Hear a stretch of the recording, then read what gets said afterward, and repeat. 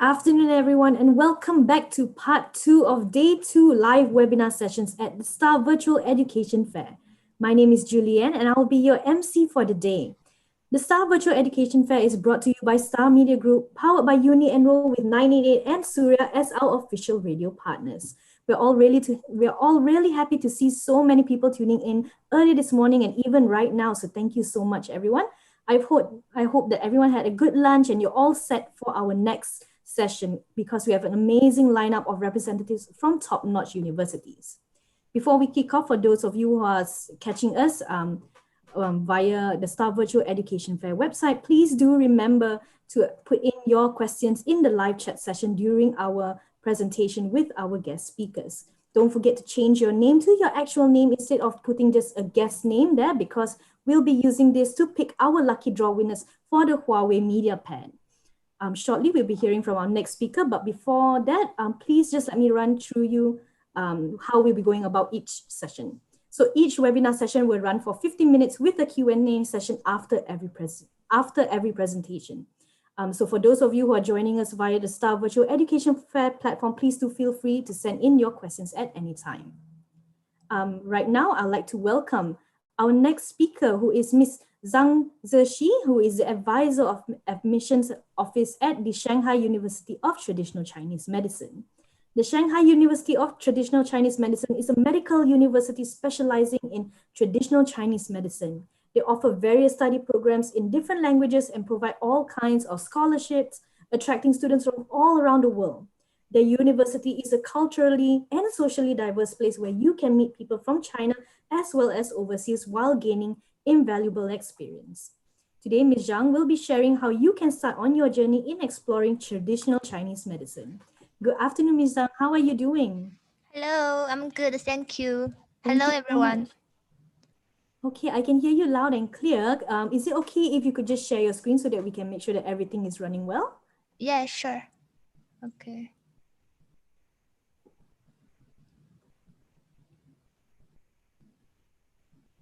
Okay, can you go to full screen mode? Okay. Excellent. I think we're all good to go. Are you ready to go? Yeah, sure. I'm Okay, ready. great. The floor is yours. Hello, everyone. This is Shanghai University of Traditional Chinese Medicine. I'm Jessie from Admissions Office. It's such a great pleasure to meet all of you on this online education fair. And I'm glad to know you are interested in traditional Chinese medicine. As we all know, TCM, short for Traditional Chinese Medicine, is rooted in Chinese wisdom and can benefit human health. So hopefully, this webinar can be a good opportunity to help you begin your journey exploring traditional Chinese medicine.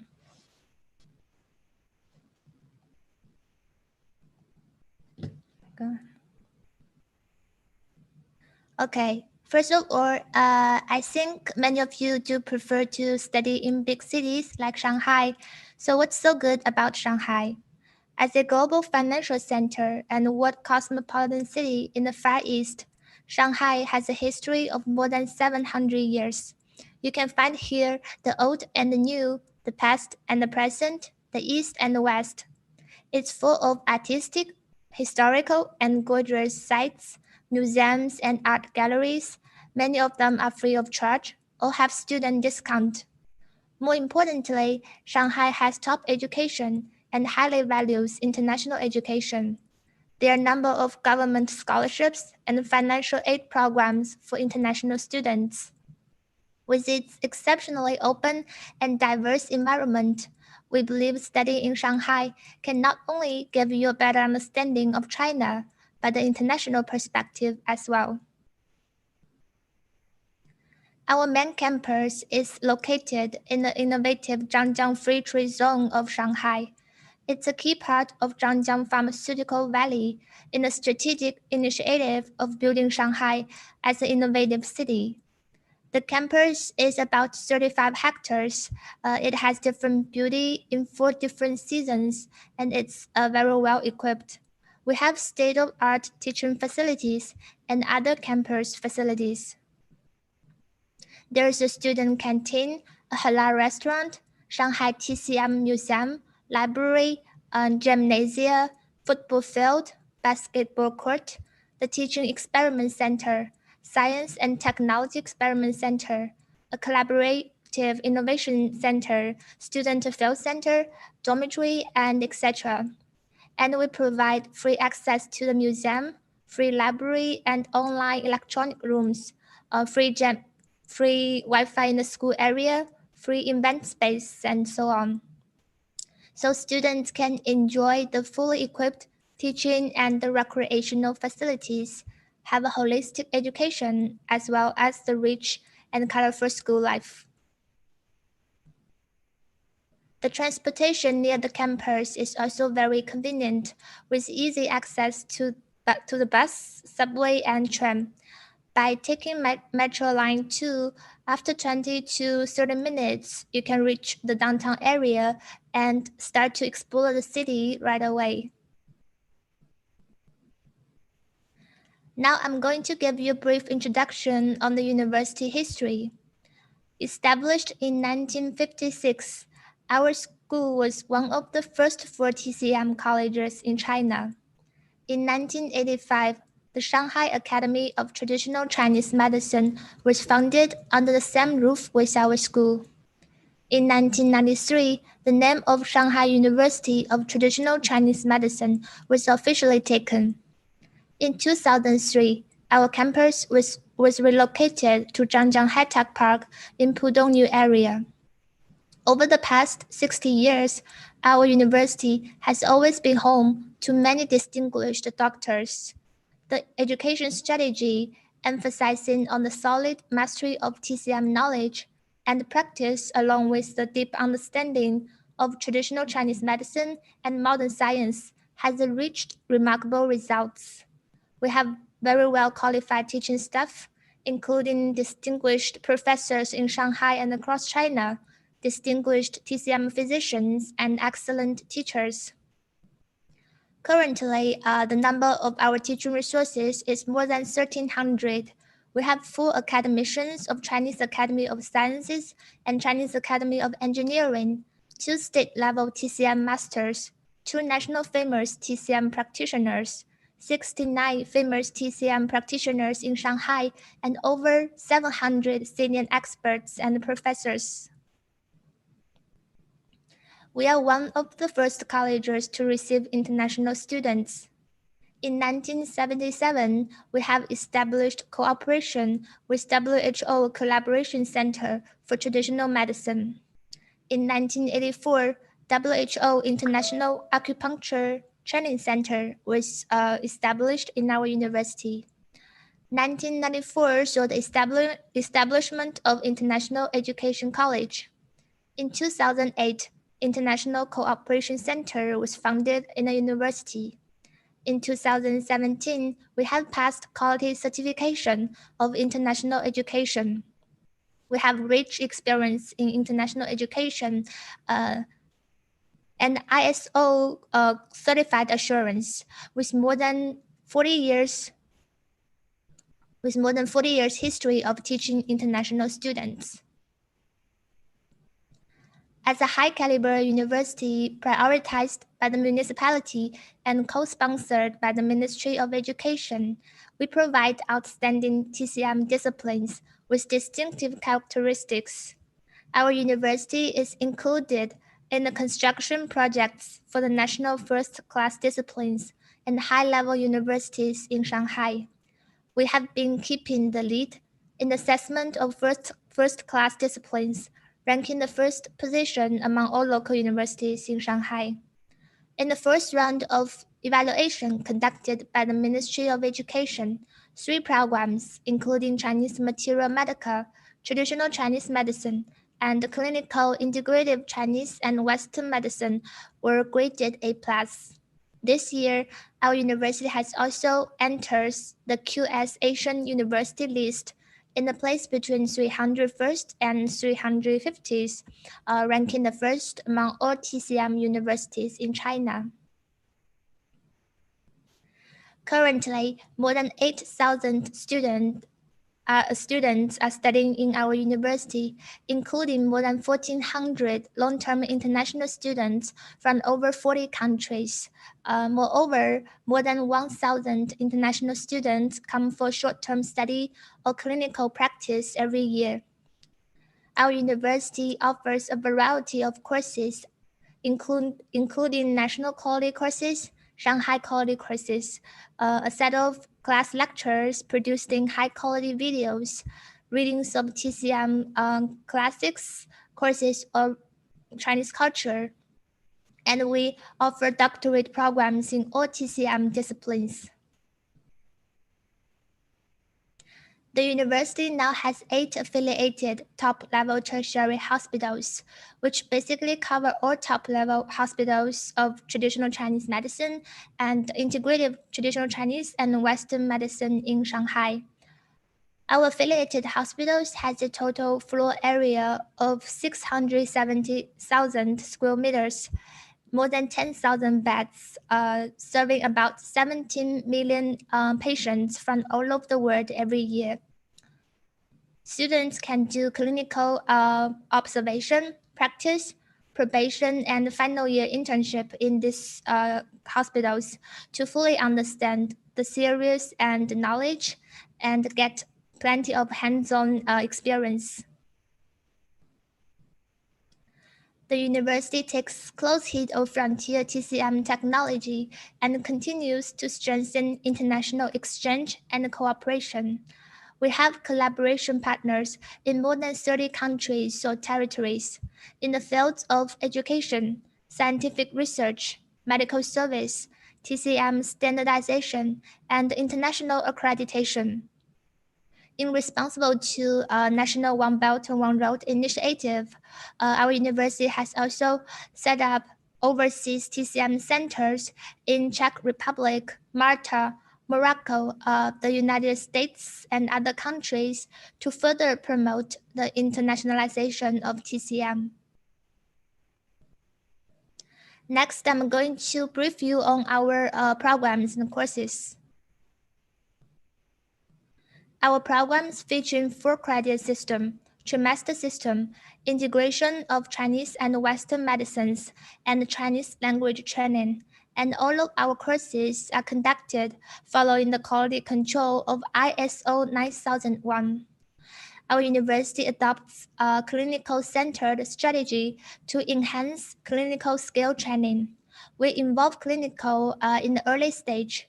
From the first academic year, the clinical studies will be arranged in the 3rd semester, usually from May to July, and students will be guided by the tutors to study patients' symptoms and signs directly to understand their experience and diseases. The clinical internships include clinical rotation, internships in selective departments, enhanced internship, mentoring or shadowing sessions, clinical review or investigation. And these programs enable students to acquire abilities in disease diagnosis and treatment. Our students are also encouraged to study Chinese language so that they can communicate with patients in Chinese, read TCM literature in Chinese, understand Chinese culture and traditional Chinese medicine better. We offer undergraduate programs in medicine and science. For 5-year undergraduate programs in medicine, we have 4 majors: traditional Chinese medicine taught in Chinese, traditional Chinese medicine acupuncture oriented, which is taught in English, acupuncture and Tuina taught in Chinese, and clinical integrative Chinese and Western medicine, which is an English taught program. For 4-year undergraduate programs in science, we have majors of Chinese material medical, nursing, food hygiene and nutrition, rehabilitation therapy, hearing and speech rehabilitation, and public service administration, which are all taught in Chinese. We also have Chinese language courses at different levels and TCM preparatory course. TCM preparatory course is for international students intending to take up professional TCM courses or interested in TCM culture by improving their Chinese language proficiency and to prepare them for the study of TCM. There are two programs of preparatory courses. Preparatory course. Program A opens for both spring and fall semester. It consists of Chinese language courses mainly and supplemented by the introductory TCM courses. Program B opens only for spring semester. It consists of the professional TCM courses mainly and supplementary Chinese language courses. The registration period for a spring term is usually from November to early January of the following year. And for fall term is usually from March to July. The school also offers various kinds of short-term training programs. We have programs on Chinese medicine, acupuncture, tuina, health cultivation, and Chinese culture, which can be taught in Japanese, Korean, English, and French. For well-known training programs, we have international acupuncture training courses. This course has been running every year since late 1970s, from the bilingual teaching of English and Chinese to the development of today. All the clinical and theoretical teaching can be conducted in English, even in French and Japanese. Shanghai Summer School TCM program is funded by the Shanghai Municipal Education Commission. And it's all conducted in English and it offers full scholarship. By participating in this program, students can have a general idea of TCM, experience Chinese culture, and make friends with students from all over the world. We also have short-term Chinese language training programs, specifically for practical Chinese, business Chinese, and general Chinese, so as to meet different needs of our students, especially those who have been living and working in Shanghai for a long time. About scholarships, one major scholarship you can apply for is Chinese government scholarship. The full scholarship covers tuition fee, accommodation fee, and medical insurance with stipends. Partial scholarship covers one or some items of the full scholarship. If you are interested in applying for this scholarship, you can contact the Chinese embassy in your home country and find out more information on their official website. The application period is usually from January to April each year. Another major scholarship is Shanghai Government Scholarship. It is funded by the Shanghai Municipal Government. Shanghai Government Scholarship has two types. Type A is only available for postgraduate applicants. It covers tuition fee, accommodation fee, and medical insurance, and it provides stipend for living on a monthly basis. For undergraduate applicants, Type B is your option. It covers tuition fee and comprehensive medical insurance. To apply for Shanghai Government Scholarship, you need to complete and submit your application on the website of Study in Shanghai, as well as the application website of our university. The application period is usually from January to June each year. The university also has many kinds of scholarships, such as encouragement scholarship, Belt and Road scholarship, and specific major scholarship for English taught students, providing grants ranging from 5,000 RMB to 14,000 RMB every academic year.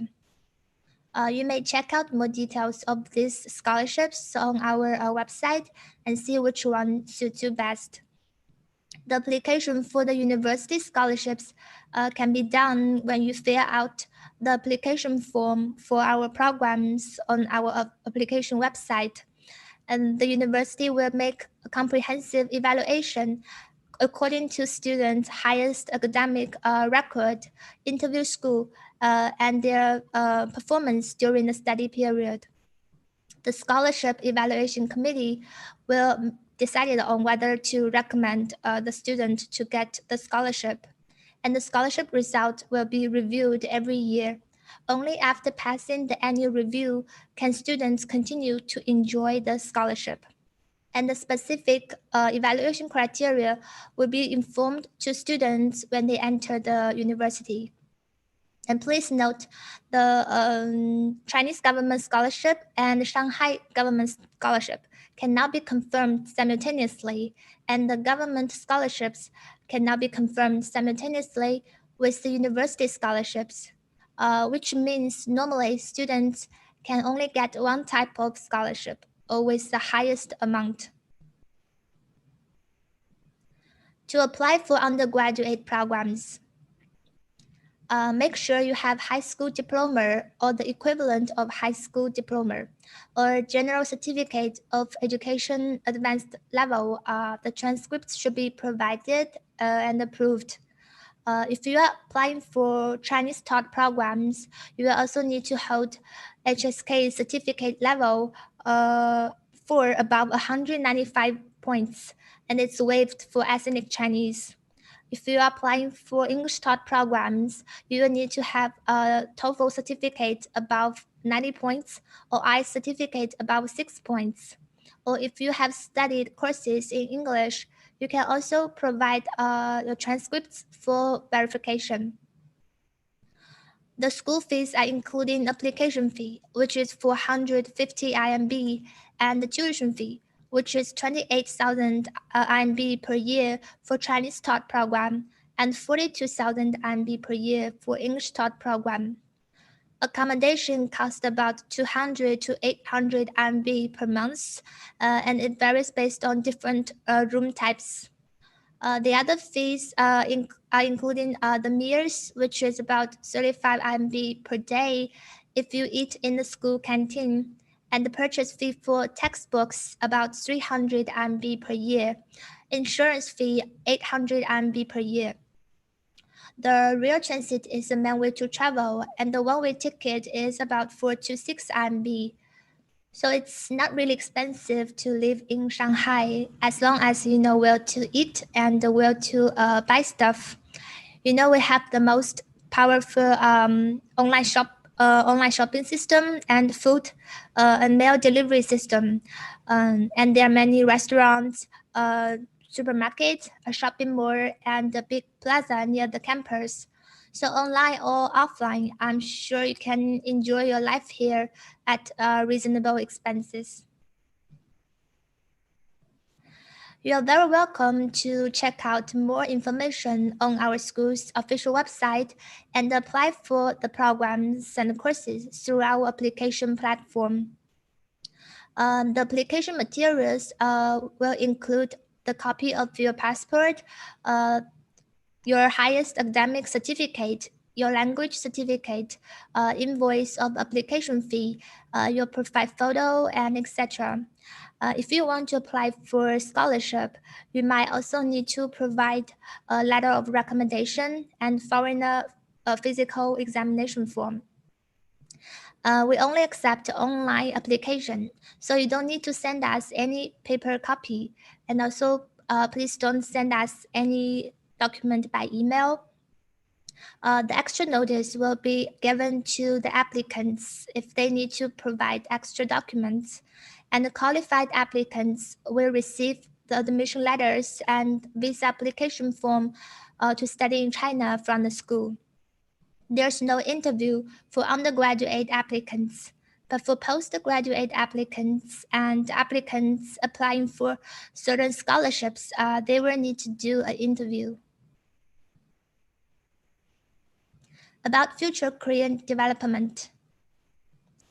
With our medical bachelor degree and 1 more year clinical training, you are entitled to sit in China National Chinese Medicine Practitioners Licensing Examination. If you are seeking job opportunities in other areas or countries, you can also use our medical degree to sit in relevant licensing examinations in Hong Kong, California, the United States, Thailand, and other European countries. The Public Service Department in Malaysia recognized the Bachelor of Medicine obtained at our university. In order to sit in China National Chinese Medicine Practitioners Licensing Examination, like I said, you need to graduate from our 5-year medical bachelor degree and continue 1-year clinical training. If you are interested in higher level study, you can also use our bachelor degree to apply for postgraduate studies in our university or worldwide. In March 2014, the Shanghai Health and Family Planning Commission issued the written reply of National Health and Family Planning Commission regarding the rights of overseas personnel to register for licensed doctors upon obtaining the licensing qualification, which is a golden opportunity for international students holding the license to practice or seek Korean in China. These are some pictures of our student life in the campus. As you can see, our students can study through different approaches like classroom lectures, group discussion, bedside teaching, simulated demonstration, social practice, and clinical training. And the teacher will highlight on the students' self-learning abilities. In addition to study, there are also various extracurricular activities you can attend.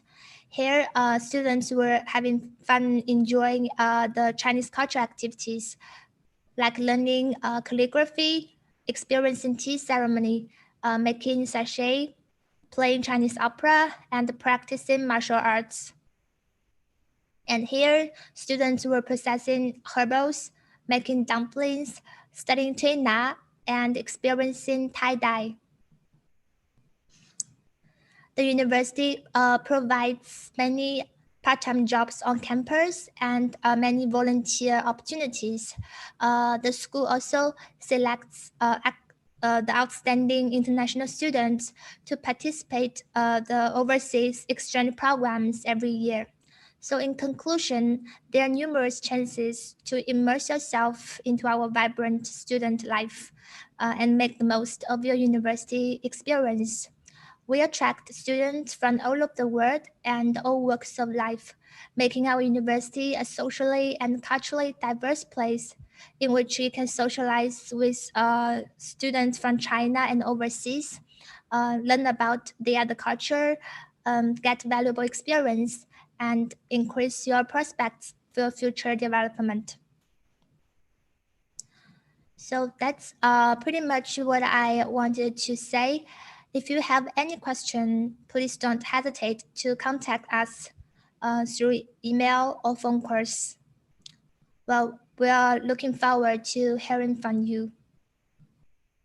And I think next we have another speaker, Li Yuanxin. She's a senior student in our university and she's from Malaysia. I'm sure you will get a lot of useful information from her sharing. So, okay.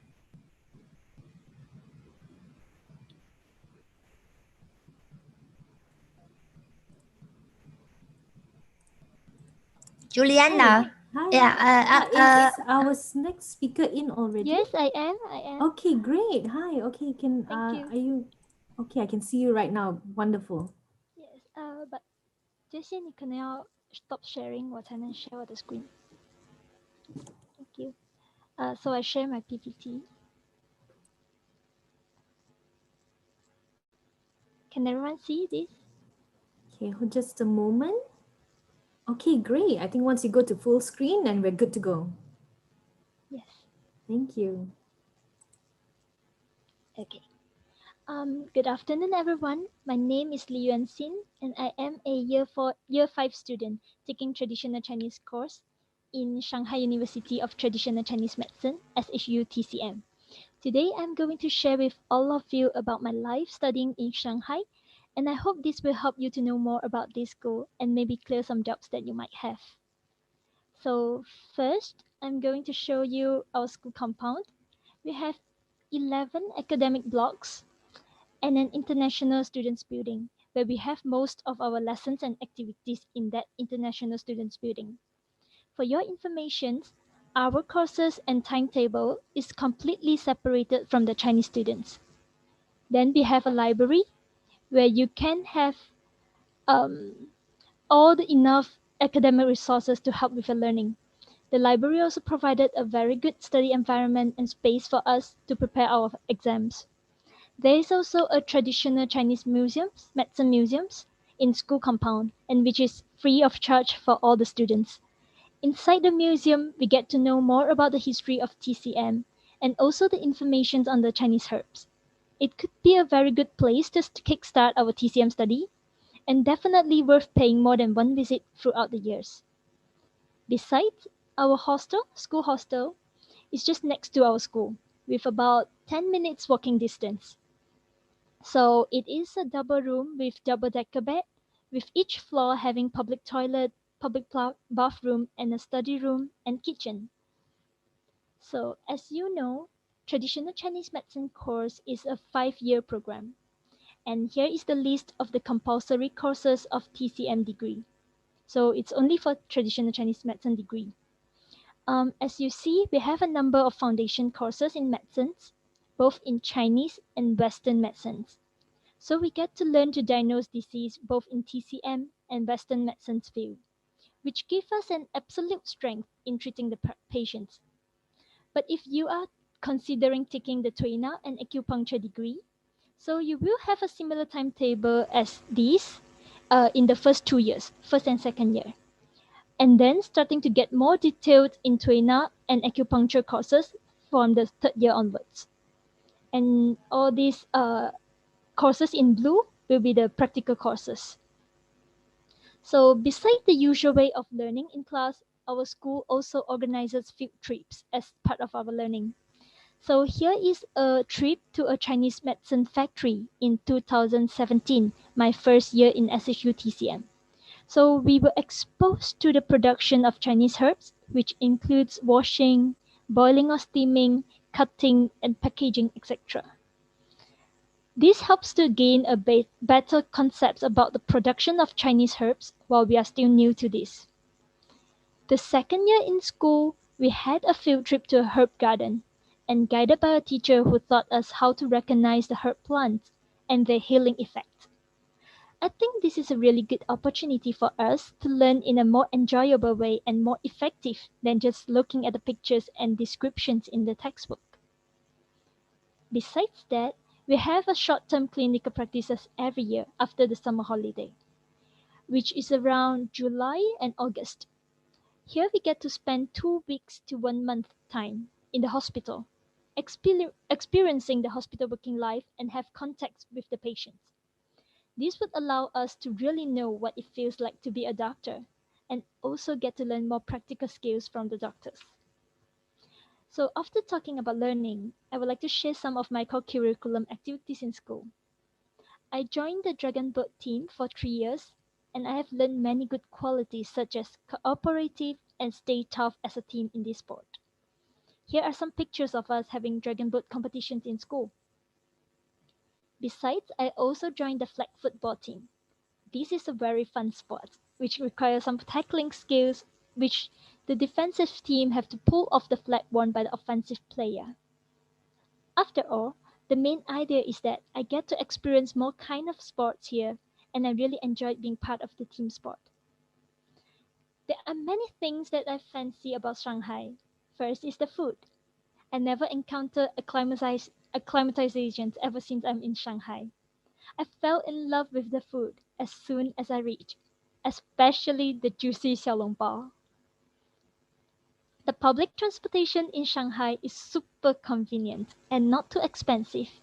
This really encouraged me to explore the city more by just wandering around. Talking about exploring Shanghai has really beautiful views as you can see in the pictures. The famous Oriental Pearl Tower, the Yu Garden, and the Bund. There are also many unknown but amazing places waiting to be discovered. By the way, with the student pass, you can get a 50% discount for many tourist attractions in China. So, I believe many of you will wonder about what happened after the 5-year study in Shanghai. So, if you plan to work in China, it is recommended for you to take a master degree, another 3 years program. And from what I know is that it is not easy for an international student to work in a public hospital in China. But you can still get a job in a private hospital or clinic instead. But if you plan to work in Malaysia TCM clinic, it is fine as long as you have a bachelor degree. And you will need to go for the ACTA seminar and get a certificate. For now, there is no need for an additional exams to get the working license in Malaysia, but things might change over the year, so you might want to pay attention to this. There are 5 TCM universities which are recognized by the Malaysia Ministry of Higher Education, which includes Shanghai TCM, our school, Beijing TCM, Nanjing TCM, Tianjin TCM, and Guangzhou TCM. So these are the 5 schools that are recognized by Malaysia Ministry. It is important to take note of this if you plan to study TCM in China. In conclusion, the university is a really great place which allows you to grow in a diverse and rather secured environment. However, how much you learn and grow really depends on how active you are and how much hard work you bear. So this is pretty much how my life is in Shanghai and SHU TCM. If there's anything that you would like to know more about the school, I'm here willing to answer. Thank you. Thank you very much, Miss Yuan Jin. Am I pronouncing your name correctly? Yes, perfect. Okay, great. Thank you so much. So can I have Miss Zhang back online as well? Hi, Yeah, thank you sure. so Hi. much. Okay, I really do appreciate you guys taking your time to actually share with us more about traditional Chinese medicine. And if you have some, we actually have some time right now to take some questions. We have quite a number of questions that have come in. So if we're okay, is it okay if we take the first question? Yeah, sure. Okay. So great. One of the questions, the common questions that people are asking is, traditional Chinese medicine actually recognized by the Malaysian Medical Council? They're asking if they can actually practice this outside of Malaysia besides China. Yeah, sure. I also have mentioned in my slides, with our medical bachelor degree, you can actually take the Chinese medicine practitioners license examination in China and also other areas and countries. And with the license, you can seek Korean in other areas and countries, Okay, that's great. including Malaysia, of course. Because those are one of the common questions that are actually coming in. The second common question is actually in regards to language. What kind of Mandarin qualification? This is from Kang Li, by the way. Thank you very much, Kang Li, for your question. What kind of Mandarin qualification should they get before enrolling into TCM courses? Is there any specific grade, or can we actually use our high school certification for Mandarin to actually qualify? For the Chinese top programs, you need to have the HSK certificate, level 4 above 195 points. But if you are ethnic Chinese in Malaysia, it's waived. So, and if you have studied Chinese in your secondary schools, it's also it can also be waived for you. Okay, great. Thank you so much. And our next question is actually from Miss Mary Chu. So Miss Mary Chu is asking, in regards to finding jobs related to traditional Chinese medicine, how much easier is it to find jobs in China as compared to jobs in Malaysia, for example? I think in China, it's easier to find a job if you are learning traditional Chinese medicine because, as you know, our country has emphasized and supported the development of traditional Chinese medicine, especially in those recent years. And there are many traditional Chinese medicine hospitals in China, and also the integrative medicines hospitals in China. And the students from Malaysia, they have the advantages in language. And so actually some Malaysia students, after they graduate, they actually start to work in some medical institutions in China. And if they go back to Malaysia, they can also easily find a job in the medical institutions. And or they even some of the students, they start to open their own clinic in Malaysia. That's great to hear, and I hope that this answers the question. Aside from that, I have another question from Mr. Victor Wong. For TCM graduates, do they have to do housemanships like medical doctors? Sorry, come again. Hi, can you hear me? Yeah, sure. Okay, great. For TCM graduates, would they actually need to do housemanships like medical doctors? Medical doctors. In China, it's not work like that. Usually here the doctors they work in the public hospitals, to treat patients. I don't know if the case, how is the case like in Malaysia? Maybe Yuan Xing, do you know more information regarding on this? Okay, for us, like now, which year 1 to year 4 courses will be theoretical, and then year 5 we will spend 1 year in the hospital, the China hospital, 1 year clinical practices. So it's similar to the housemanship, but Right. only 1 year. I see. Great. Thank you so much. I think that pretty much answers the question as well. And as you mentioned, there are 6 years to study this program. Am I right? 5 year. 5 So years. 1 to Okay. 4, 1 to 4 will be theory based, and then the 5th year, 1 year in the hospital. Okay, great. Thank you so much. The reason why I asked is because we also received a question from Gabriel Woon in terms of how many years would he have to sit for this program before he can graduate. So Gabriel, I hope that this answers your question as well. In regards to scholarship applications, I have a query from Mary as well, who's asking if there are any interviews that would be conducted for scholarship applications. Yeah, if you're applying for the government scholarships, like Chinese government scholarship and the Shanghai government scholarship, you will need to do an interview.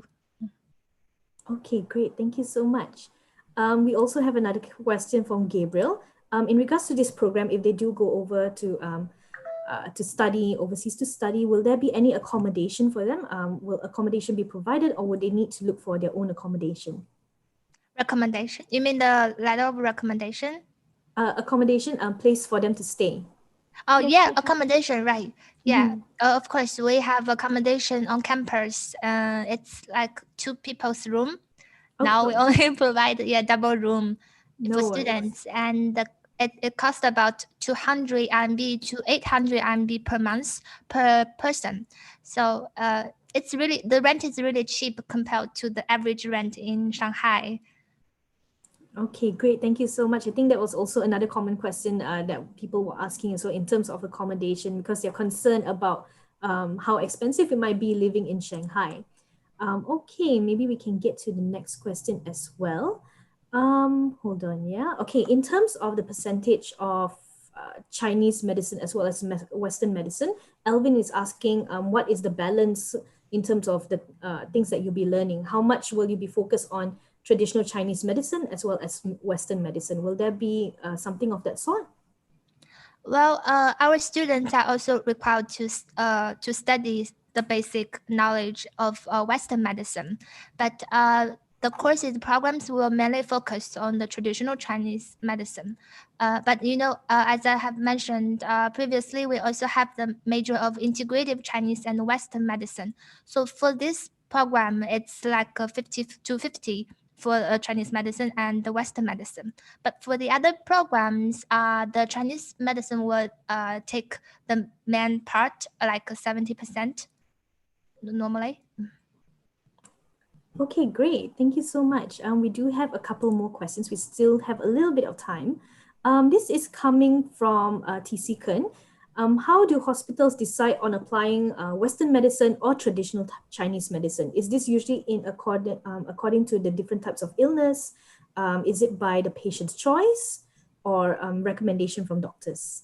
Both. Both. But firstly, like it really depends on patient's choice, because they choose to see a Western doctor or traditional Chinese medicine doctor, and then also it depends on how their diseases, and normally for some diseases we will adopt the patients will be treated by the Western medicine doctors first, and then if the TCM is more like a complementary approach for this kind of patients. Yeah. Right. Okay, great. Thank you so much. I also have another question in regards to Chinese medicine course as well from Piram. Piram is asking, would you happen to know what is the demand like, particularly in Malaysia in terms of traditional Chinese medicine? Yuanxin, can you answer this You question? mean the demand for traditional Chinese medicines? Yes, because I think one of the common question as well is inquiring if later on when they have completed their studies, when they come over back to Malaysia, what kind of job offerings do you think they might have, and whether or not TCM is something that is I see. yeah. Yes. From what I know, when you are back, it's fine. You can get a job in the traditional Chinese medicine clinics because for Mm, Malaysia there is not much like TCM hospitals. right. We are not like what is it? It is in China because in China there are like Western doctors Mhm. in hospitals, so they Right. could prescribe even Western medicines for TCM doctors because we learn both Western and TCM. But here mostly there are clinics base, and then some of them even they start up their own clinic. Their own clinic, their own Yes, traditional Chinese either medicine they clinic. either they follow and join the other clinics, or they start up a clinic themselves. And some of them even go to join as TCM teachers I in see. Malaysia. Yes, because we Okay. do have all these universities which teaching the TCM, so there is a need for the teachers too. I see. Great. Yes. Thank you so much. I think that's very, very clear as well in terms of answering the questions that came in. Another one question, this is actually coming in from Elvin. For now, due to the COVID-19 pandemic, is there any need for them to actually attend physical classes, or can they opt for online teaching and learning methods? We only Uh, sorry. yeah. Because now we couldn't go back to China. We only have online courses for now, and Okay. we will need to wait for the further notice from the school. Right. Okay. I think that is pretty much all the time that we have today. There are still some questions that we've not managed to get to, but ladies and gentlemen, once again, please do feel free to head on over to the Shanghai University virtual booth. This is where the counselors will be on standby to actually answer your questions as well. You can set up one-on-one appointments with them. You can also start a live chat to find out a little bit more if you want more advice in terms of pursuing an educational journey in traditional Chinese medicine. And with that, I'd like to thank Miss Jessie as well as Miss Yuan Jin. Thank you so much for joining us and actually for taking the time to answer our questions as well. This is definitely a very, very interesting session, and there's quite a lot of interest as well. People are curious about it, and I do hope that you'll get a lot more questions later on at your virtual booth as well. Thank you very Thank you much. so Thank you much. for your attention. Thank you. Thank you. And Okay. ladies and gentlemen, that's all the time that we have for this particular session. Once again, on behalf of Star Media Group and Uni Enrol, I'd like to thank Ms. Jessie as well as Ms. Yuan Jin from the Shanghai University of Traditional Medicine for taking their time with us today. Thank you so much, ladies and gentlemen. Thank Ladies you. and gentlemen, next up in just about 10 minutes time at 3 p.m., we will have a next session with Asia Pacific University of Technology and Innovation. There will be three back-to-back speakers from the same university, but they'll be talking about completely different items. And just so you know, Asia Pacific University of Technology and Innovation, or APU, is ranked among the top 10 private universities in Malaysia. They are where, hold on, yeah. The Asia Pacific University, APU, is among Malaysia's premier private universities, and it's where a unique fusion of technology, innovation, and creativity works effectively towards transforming students into highly competent, employable, and future-proof professionals. APU has earned an enviable reputation as an award-winning university through its achievements in winning a host of over 200 prestigious awards at international levels, both local and international levels.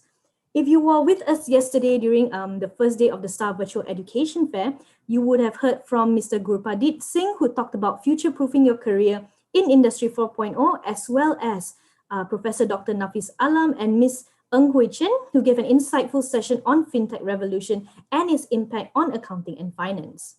Now, this just goes to show the diverse range of programs and offerings that they have in store, because later on at 3 p.m., you hear about their engineering courses, pathways to becoming a professional actuary, and what are the careers that you can pursue in design, VFX, and animation.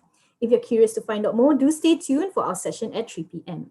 In the meantime, please do feel free to go through some of the virtual booths on the Star Virtual Education Fair website. We have an array of institutions that cater to different fields of interest. Once again, you'll be able to schedule one-on-one appointments or start a live chat with their counselors who are ready on standby to receive any questions that you might have.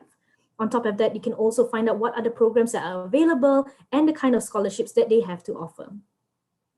We also like to thank everyone who has been tuning in to watch us. Some of them have been with us since yesterday all the way to today, and we really do thank you for taking the time. It's really great to see the questions that are coming in for our guest speakers.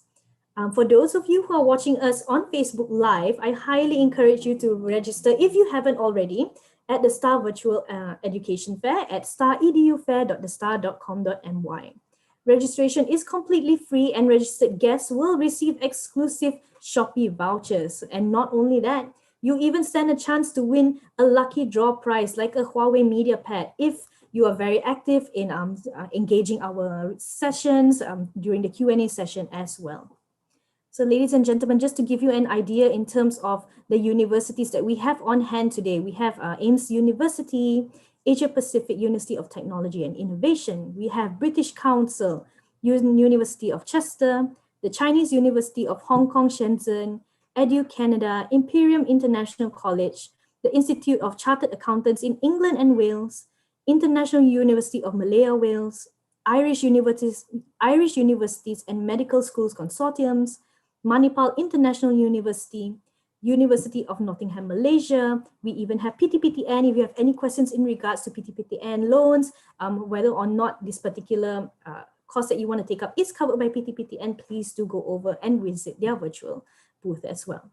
We also have RCSI and UCD Malaysia campus, University of Reading Malaysia, Saito University College, the University for Creative Careers, SCAD, Shanghai University of Traditional Chinese Medicine, from whom we just heard our speakers talk about. We also have Study Germany, who joined us again. They were also our participant from the previous installation of the Star Virtual Education Fair. Aside from that, we also have TIAS, School for Business and Society as well. So we have a number of universities, and last but not least, we also have University Malaysia Pahang, UOW Malaysia, KDU University College. So ladies and gentlemen, we have over 20 participating universities, and I'm sure you'll find the right fit to suit your educational needs. Again, next up, ladies and gentlemen, very, very shortly, we'll be hearing from our Associate Professor, Dr. Tang Ka-Peng. He is the head of school for the School of Engineering at Asia Pacific University of Technology and Innovation. And he will be sharing with you how you can engineer your future and to figure out if you have got what it takes. So do stay tuned, ladies and gentlemen. We will be beginning in about 5 minutes, but I can see that our professor is already in. So good evening, Professor. Can I have you on screen? Hi, good afternoon. Hi, good afternoon, Professor. How are you today? Yeah, I'm fine, thank you. Thank you so much for joining us. How has your day been? I hope you managed to grab some lunch a little bit earlier. Yeah, definitely. Nice and in a nice and cozy room. Okay, great. Yeah, ready to share some information on engineering programs to the students. We're really, really excited to hear. We also have some of your colleagues who will be joining us for the later sessions as well. But right. I'm sure there'll be a number of questions for you in regards to engineering. Right. So if it's okay, could I just see if you could share your screen as well so that we know that everything is smooth? Yeah, let me do that now. Sure. So can you see the screen? Okay, try to great. move. Just a moment. Yes, okay, everything's working really, really well. All right, okay. Okay, great. So just before we begin, again to everyone who's watching at home, if at any point in time you have any questions in regards to the presentation that is ongoing, please do feel free to drop them into the live chat, and be sure to change your name and let us know what your actual name is instead of using a generic guest username. This way we can also, this is how we'll be looking for our lucky draw winners, because the lucky draw winners are based on the most active participants as well. So once again, be sure to put in your questions in the live chat at any time, and we'll tackle those questions later on. In the event that we don't get to your questions in time, do not worry. Once again, head over to the virtual booth, and this is where all our counselors from participating universities will be at hand to help you. All right, ladies and gentlemen, just give us a couple more minutes and we'll be heading towards our next speaker for the day. So we have with us right now Associate Professor Dr. Tang Ka-Fei. He is the head of School of Engineering, and he'll be sharing with us about the engineering courses at APU. Okay, Professor, I think we are okay to start. Will you be all right to start today? Yes, definitely. Okay. All right. All right. Thanks, Julian. Thank you so much. Yeah. Thank you, everyone, and a very good afternoon. Thank you, the Star Education Fair, for giving me an opportunity to share with everyone some details of engineering programs available at APU. And also, more importantly, if you aspire to study engineering courses, what kind of technology skills and what kind of soft skills you will need to prepare in order to be successful in future engineering careers. So let us start by looking at some of the key technological advances that enhances human life from the past to present. I believe a lot of you has heard of this term called Industry 4.0. So what is exactly Industry 4.0? Yeah, this particular buzzword. In order to understand that better, let me just bring you through from the past to the present. So first of all, we are looking at Industry 1.0 that actually happened in the 18th century. Yeah, what is it called Industry 1.0? Because at that time, we actually have the invention of a steam engine. And because of that, a lot of the machinery, which are manually powered by animals, are now being mechanized to be powered by the steam engine. So with that, we will have the creation of trains, we have the creation of railways, that have resulted in some massive urbanization for some country, as well as the transformation from a traditional agricultural-based society to the industrial-based society. And moving on to the 19th century, and that is basically a very key development that's happening, we started to make use of electricity, oil, and gas, and also with the creation of what we call the internal combustion engine. So that would allow the machinery to be powered by electricity and allow a massive production line, assembly line to be created, like what you see in the animation below. And during that time as well, you have the creation of telephone, creation of also aeroplanes and vehicle as well. So that is actually termed one of the major industrial revolution that's happening in the 19th century. And moving on to the 20th century, with the advances in electronics and communication, we will have basically what we call computers that can be programmed and coded. And with that, we have created machinery that can be programmed to perform automated and repetitive tasks. And some of the key technology at that point in time will be a programmable logic controller, PLC, as well as robotic arm. So with that, you can see that a lot of the factories will be equipped with robotic arms, and we will be equipped with assembly lines that can be automated and create a lot of products throughout the day. And now moving on to the 21st century, which is where we are at the moment. With the advances in computing power, with the advances in artificial intelligence, as well as sensor-based technology, we started to have machineries which are smart and machinery that can communicate with each other and also can self-diagnose before the actual problem happens. So this has actually created an industry we call a smart manufacturing, as well as it has created a demand for certain key essential skills uh, for the employers, for the employees to be able to create a very successful in smart systems. So if you are a student which aspire to study engineering and technology in the 21st century, you have to master some of the key technology advancement so that you can be successful in your future career. So let's take a look at what are some of the key technology that drive Industry 4.0. So if you take a look here, there are basically 11 key technology that is actually highly important in Industry 4. So the first one is basically the artificial intelligence. Second one is big data analytics. Third is augmented reality. You also have 3D printing, we call additive manufacturing, cyber security, simulation, advanced material, autonomous robots, system integration, Internet of Things, and cloud computing. While all of these may sound alien to you, but it's actually very important for you to actually pick up one or two of these technology. Yeah, if you aspire to be engineers or a very good technologist in the future. So that is basically the technical skills that you may need to have in order for you to be successful in your engineering career when you graduate 4 to 5 years down the line. Apart from that, there is also very important soft skills that you need to have as well.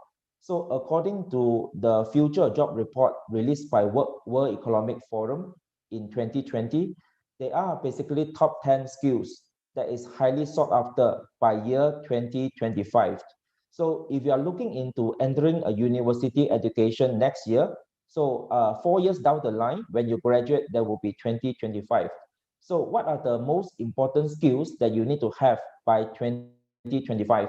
So the skills are basically divided into four main categories. The first category is what we call problem solving. Yeah. As you can see, right, in the era of Industry 4, a lot of the manual and repetitive tasks will be handled by machines. Yeah. So therefore, engineer will have to elevate themselves to be someone that design the systems, right? So therefore, they need to have a very good analytical skills, analytical thinking and innovation skills. They need to be able to solve complex problem as well by looking at what kind of solution will be feasible to solve the problem. And with that as well, they need to have a very good critical thinking skills, very good analysis skills, and also, of course, creativity, originality, and also taking initiative. And lastly, they will be able to reason the problem. They will be able to have a very good idea generation. So these are some of the problem solving skills that are required, yeah, by 2025. Apart from that as well, we also need to know that in this era, learning never stops. It's basically what we call lifelong learning. Therefore, we have to have very active learning skills and very good learning strategy in order for us to be able to keep up with the latest technology, as well as we have to have very good stress tolerance as well, because we are solving problems which does not happen before. Yeah, we are looking at new problems that surface every day due to the new advancement. Therefore, we have to have resilience, stress tolerance, and be flexible. Apart from that, one of the very key important skills that is pointed out by World Economic Forum is actually leadership and social influence. So with that, we actually means that we have to be a very good team leader and team worker. Yeah, we have to work with people. We have to communicate in order to be successful as a team. And last but not least, we also need to also have a very good technological usage and development. So that will be more on the technical skill that I mentioned just now. So some of the very important skill is that you have to have a very good design skills, programming skills. These are the very important skills that you need to have. Therefore, as you can see, right, we have covered both technical skills that is required in Industry 4, as well as the key soft skills that is required in the era of Industry 4. So in that case, what kind of study or what field of study that will prepare you for jobs of the future?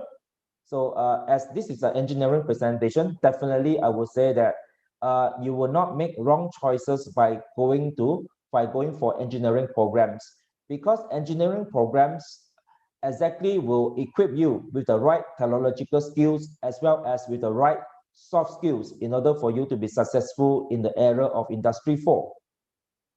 So basically, let's step back and actually describe what is basically engineering. So the term engineering is none other than the usage of mathematics and science to solve problems. So therefore, if you aspire to be an engineer in the future, you have to have good mathematics foundation and a good science foundation. So these two are the important qualities that you need to have in order for you to study engineering. And the problems that we are solving are basically day-to-day real-world problems. So engineers are problem solver. So that is also something important for you to take note. And if you look at the Board of Engineers Malaysia, the division of engineering, there are basically four categories of engineering. The first one will be chemical engineering. Second one will be mechanical engineering, civil engineering, and electrical engineering. So under the branch of chemical engineering, we actually have the subcategory of process, biochem, materials, and petroleum engineering. And under mechanical will be aerospace, automotive, manufacturing, thermal, and mechatronic. And under civil, you will have structural, environment, and transport. And under electrical will be energy, power, electronics, communications, and computer. So these are basically the subcategory of engineering that is actually grouped under the four main category. So just allow me to expand a bit on some of the chosen branch of engineering as highlighted in red here. Yeah, so we'll be looking at petroleum engineering, mechatronic engineering, electronics, telecommunications, and also computer engineering. So let's take a look at the first one, which is mechatronic engineering. So most of the time, when we heard of mechatronics engineering, we always thought that it actually consists of both mechanical and electronics, yeah, mechanical and electronics. That is in fact not true. Basically, mechatronic engineering is a degree program that integrates synergistically four major areas of engineering. The first one will be mechanical, second is electronics, control, and computer systems, as you can see in the diagram here. So mechatronic is basically is the integration of the four key areas of engineering that you see here. And the purpose of studying mechatronic engineering is it actually allows us to develop intelligent, autonomous machines, yeah, that is actually is human life. So if you look at the important element of Industry 4, one of it is autonomous robot. The second one is Internet of Things. These are some of the things that will be studied under mechatronics engineering. So basically, mechatronics engineering, I would say, will be the right program to gear any aspiring students, yeah, to be very capable engineers that can create smart systems. So if we take a look at the detailed technical competency itself, we are basically looking at four major areas and its integration. So we will actually go for some of the important mechanical engineering subjects area like static dynamics, strength of materials, fluid dynamics, and so on and so forth. We also look at some of the key electronic skills like circuits, analog and digital electronics, and also microprocessor systems. And under control and automation, students will also pick up technology like robotics, CAD/CAM, AI, artificial intelligence, sensors, and under the computing, they will also study software application, Industry 4, cloud infrastructure, and Internet of Things. As you can clearly see, a lot of these skills, right, we can actually relate to the 11 key technological skills that I mentioned earlier. So again, a student will be required to finish a group design project where student will be asked to work as a team and utilizes the four key areas in order to develop a mechatronic prototype. Apart from that, they also need to demonstrate their understanding of mechatronic system via a final year project and also via an attachment to some of the in mechatronic based companies. So next, we want to move on to computer engineering.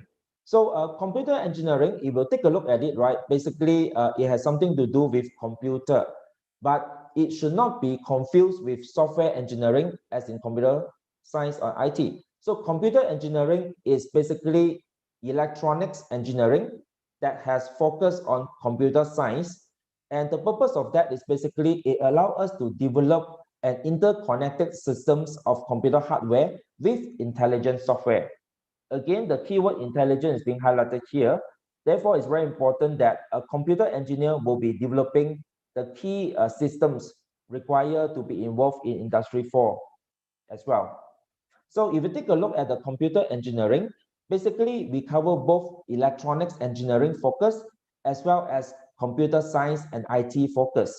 And more importantly, we look into an integration of both in order for students to create electronic system that can be programmable and can integrate the elements of intelligence in order for them to develop important hardware and softwares that actually propel system of the future. So if you take a look at the electronics side, you have the electronic like analog and digital electronics, you have VLSI, you have artificial intelligence, signal processing, as well as final year projects and also a placement. And over on the computer side, again, you can see that most of the computing area cover are the key Industry 4 area that you need to know. For example, you look at data analytics, you look at cloud computing, you look at Internet of Things, as well as emergent technology. So therefore, if you are a graduate of computer engineering, you will have the right knowledge of electronic engineering and the right usage of computer science and IT in order for you to program the electronic-based system and for you to create intelligent automated electronic systems that can propel the systems of the future. And next, we move on to electrical and electronic engineering. So although electrical and electronic engineering is a traditional engineering subject, however, it's actually very, very important because that is the discipline that concerned with the study, design, and application of equipment, device, and systems with the usage of electricity, electronics, and electromagnetism. So it's actually very important for us to realize that even though the technology has moved on to be intelligent, to be automated, you still need smart devices to power those systems, isn't it? You still need electrical system that can power and that can manage the power consumption, yeah, of those smart systems. Therefore, electrical and electronic engineers are definitely very high in demand because there's a need for us to create smart grid system. There's a need for us to create smart power supply systems that can power those manufacturing systems of the future. So if we take a look at the electrical and electronic area, again, it will divide into two major areas. The first one, of course, will be the electronic engineering that I covered earlier. The second one will be the electrical area, which is involving the machines, power electronics, how the electricity is being generated, transmitted, and distributed, and a power system analysis, high voltage engineering, switchgear protection, and also renewable energy. So the key focus here also is on renewable because, as you know, further down the line, we have increasingly focused on solar energy and all other forms of renewable energy. So that is also one of the key areas that is also gaining popularity. Next is basically telecommunication engineering.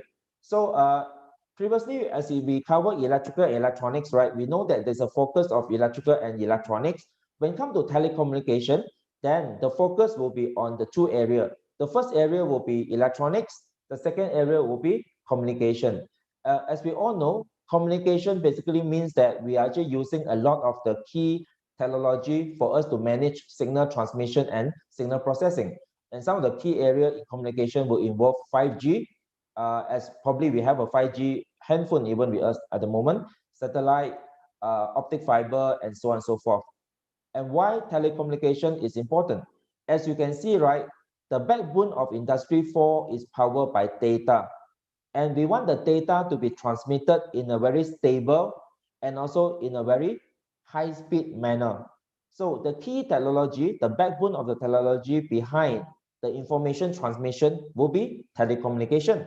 So we need a very good 5G technology. We need a very good transmission and receiving systems. Yeah, and that is basically what a telecom engineer will learn. So if you take a look at the key competency that is actually focused on telecom, again, the electronic focus will always be there, as well as the key focus on telecommunication area. For example, will be like the signal processing, optical communication, microwave, satellite, Internet of Things, and also cloud infrastructure. So as you can see, right, even for telecom engineering, it's also very important to focus on the usage of sensors, the use of cloud computing, and also intelligent networking in order for the students to master those skills, for them to develop a very good communication systems that can power the future machinery. And last but not least will be petroleum engineering. You might ask me, yeah, so far I have covered those engineering areas which are relevant to Industry 4. How petroleum engineering will be useful? So if you take a look at the situation now, we are still relying on fossil power at the moment. Yeah, we are still relying on the fossil based energy sources like oil and gas. And it's being forecasted that for 100 years down the line, we will still rely on fossil because the advancement of electric vehicle and so on and so forth will still be on a transition phase. So therefore, it's still very important and it's still high in demand for expert in terms of exploration and also production of oil and gas. Yeah. So that is exactly what the petroleum engineering is focusing on. So if you take a look at petroleum engineering, again, we will focus on all the relevant engineering technology that have something to do with the exploration and production of oil and gas. So some of the key areas that we're looking at will be definitely the geology, rock and SOx property, safety, reservoir, formation evaluation, well logging, and so on and so forth. As well as we are looking at also some of the major software that the petroleum engineer should learn as well. Yeah, as in engineering design, as in other area as well. So these are just some of the areas that I intend to cover, and that is basically the programs that we offer at Asia Pacific University of Technology and Innovation. So at APU, the School of Engineering actually offer 5 degree programs covering the area that I described just now.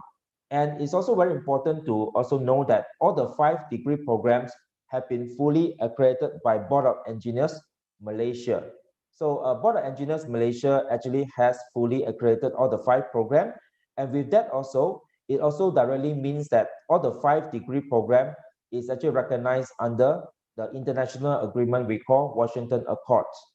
So what is that? What is Washington Accord?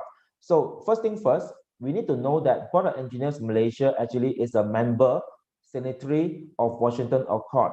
Washington Accord is an international agreement that is consists of 21 signatory country, and the country will consist of the major industrial nations like USA, UK, Australia, Japan, Korea, Singapore, China, India, Canada, and many more.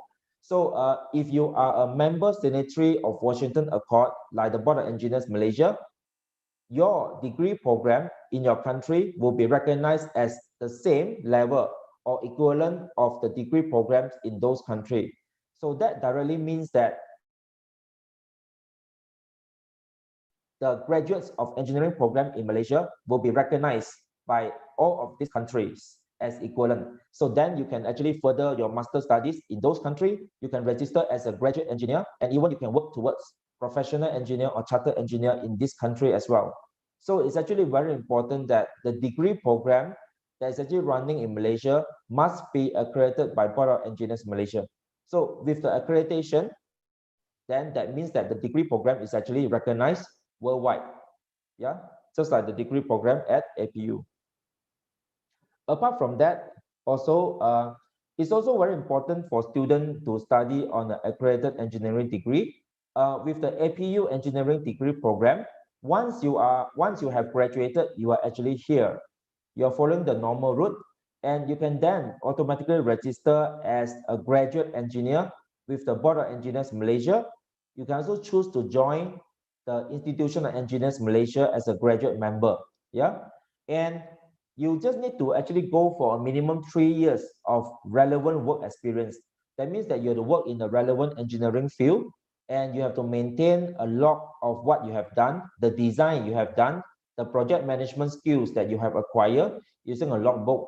And after you have fulfilled the minimum 3 years of working experience, you can then apply to actually attend a professional interview with the Institute of Engineers Malaysia, and for you to become a IEM corporate member, and that will allow you to actually apply to become a professional engineer, which carry the title IR in Malaysia, and that is actually given by the Board of Engineers Malaysia.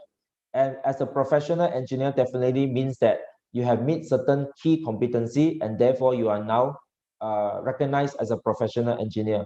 So very similar to chartered accountant and so on and so forth, yeah, in Malaysia. Apart from that as well, if you do not want to go through the IEM route, you can also complete a 60 hours of training, and you can also apply for competency examination directly with Board of Engineers Malaysia, and then become a professional engineer. So that is basically the route that you will need to go through if you actually intend to become professional engineer in Malaysia. And the route will be the easiest if you are on an accredited engineering degree, such as the one that we offer at APU. So if you actually study with other universities which are not recognized, normally you will be required to do a master's before you can then go through the pathway. Okay.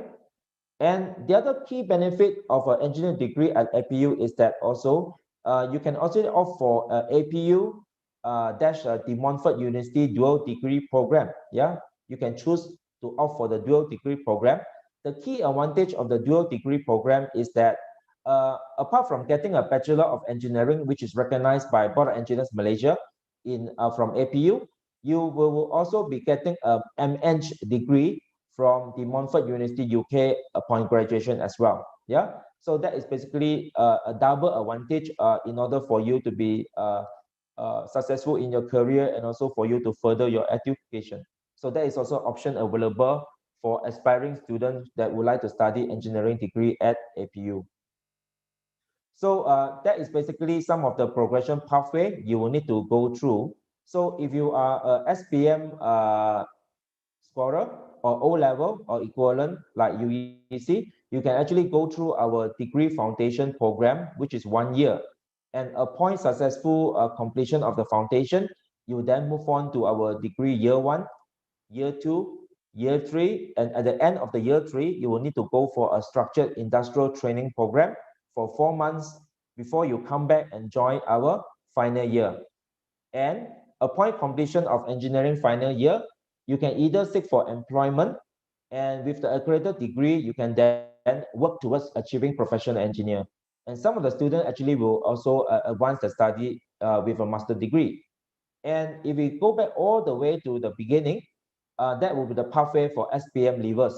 Apart from that, you can also choose to study in our diploma in electrical and electronic engineering, which takes about 2.5 years. And with that, you can directly progress to year 2 of our engineering degree program and proceed to move forward to complete your degree. And if you are a STPM, A-level or UEC scorer, you can directly move to a degree year 1 and then proceed to complete your degree.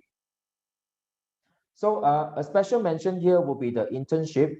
Internship or industrial placement is actually very important for engineering students. And it actually happens when you finish your year 3 before the starting of your year 4. So when you finish your year 3, you will be placed with a company and you will be asked to go through certain engineering design tasks for 4 months before you come back to join year 4. And it's actually very important for students to go through the placement, and it's actually compulsory. It's because, right, you can actually, using the placement, you can actually start to appreciate what is it like to work as an engineer. Yeah, what is the kind of the complex problem solving skills you will need to acquire. And if you are a student of APU, there is actually no worry for you to seek for placement, because at the moment there are more than 250 companies registered with the School of Engineering, and you can then apply to those companies going through an interview process. And if your qualification meet the requirement, you will then be taken on as an intern students with this company.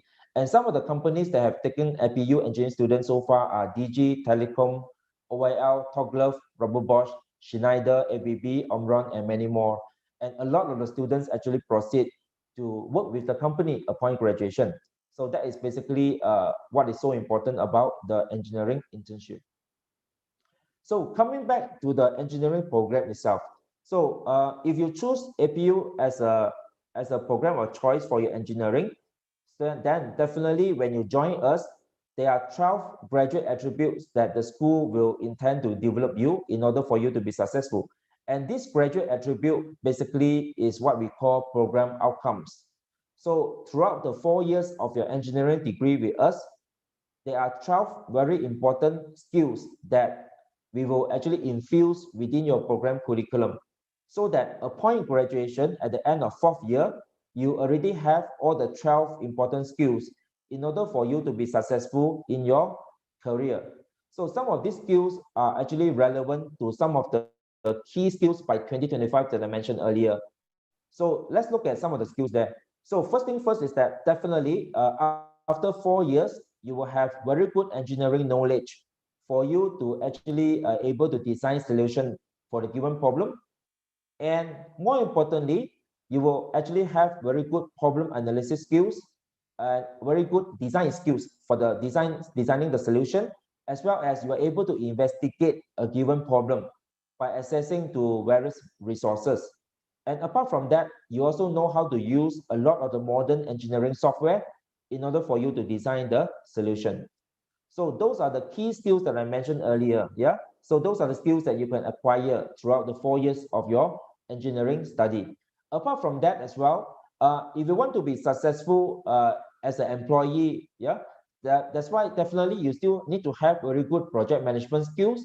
You need to have some sort of financial awareness such that the product that you develop will not be too costly, will be viable financially in order to manufacture.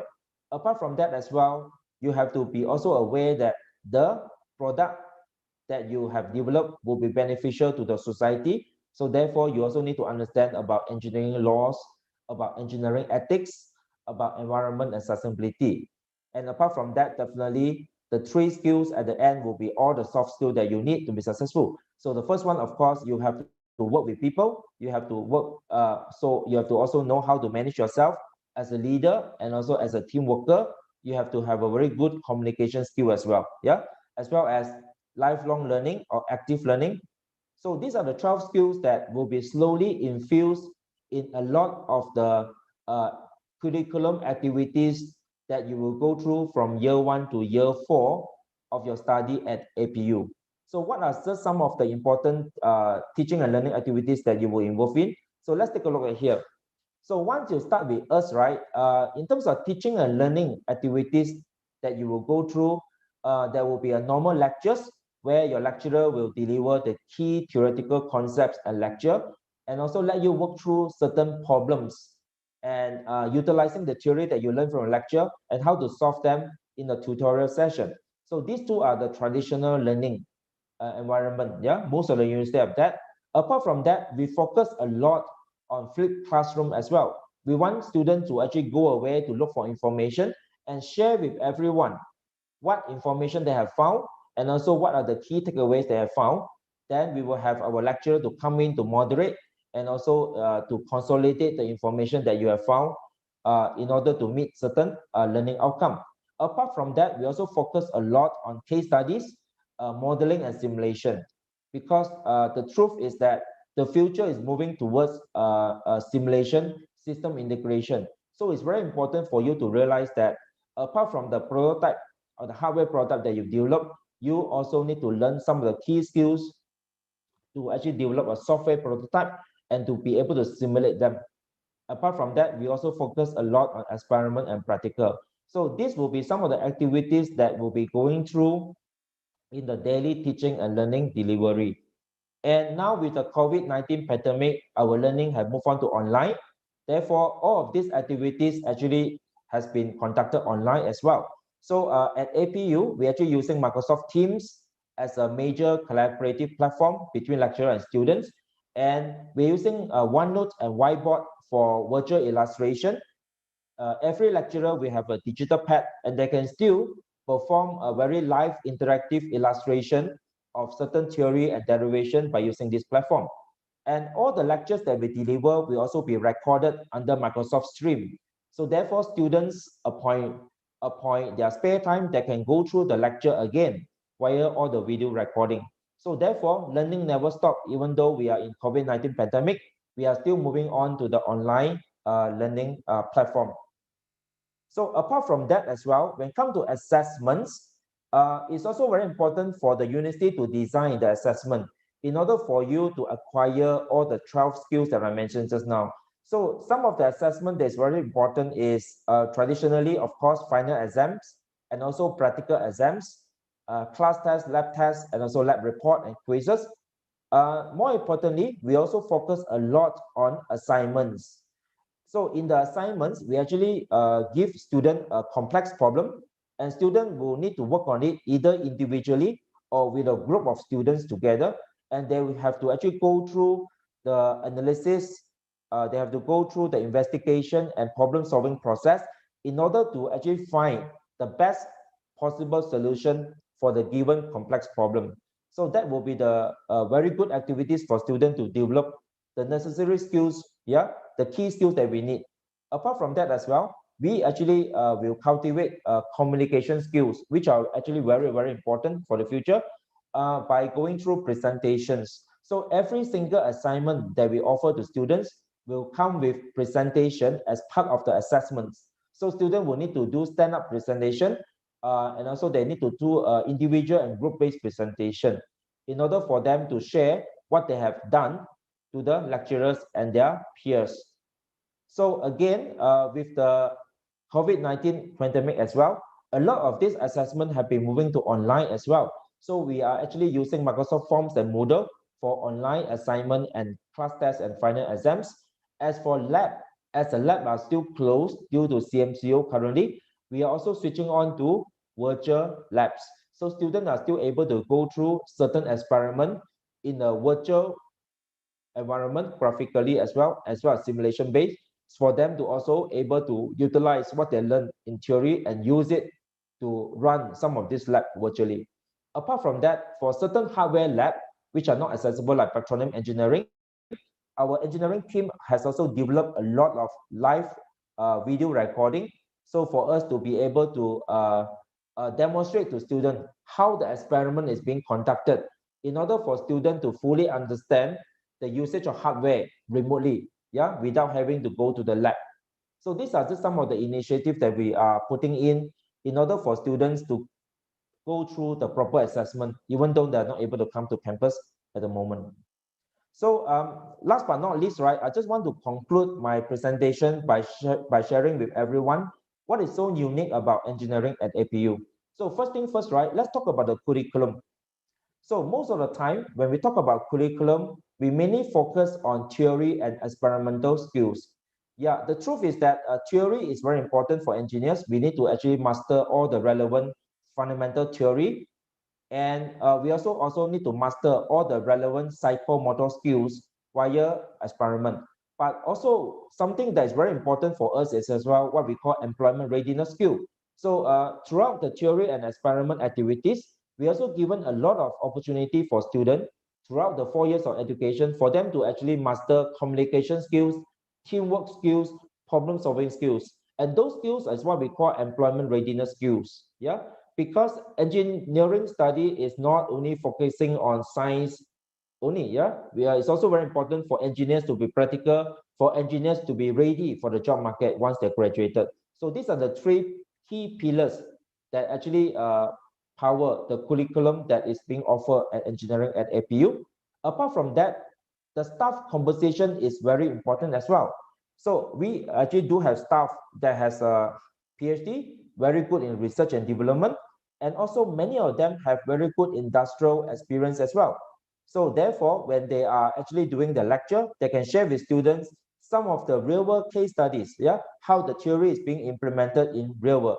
And many of our staff are either professional engineers and chartered engineer as well. So that actually means that the staff is actually from the industry and they are actually more than qualified for the teaching and learning of the relevant engineering subjects.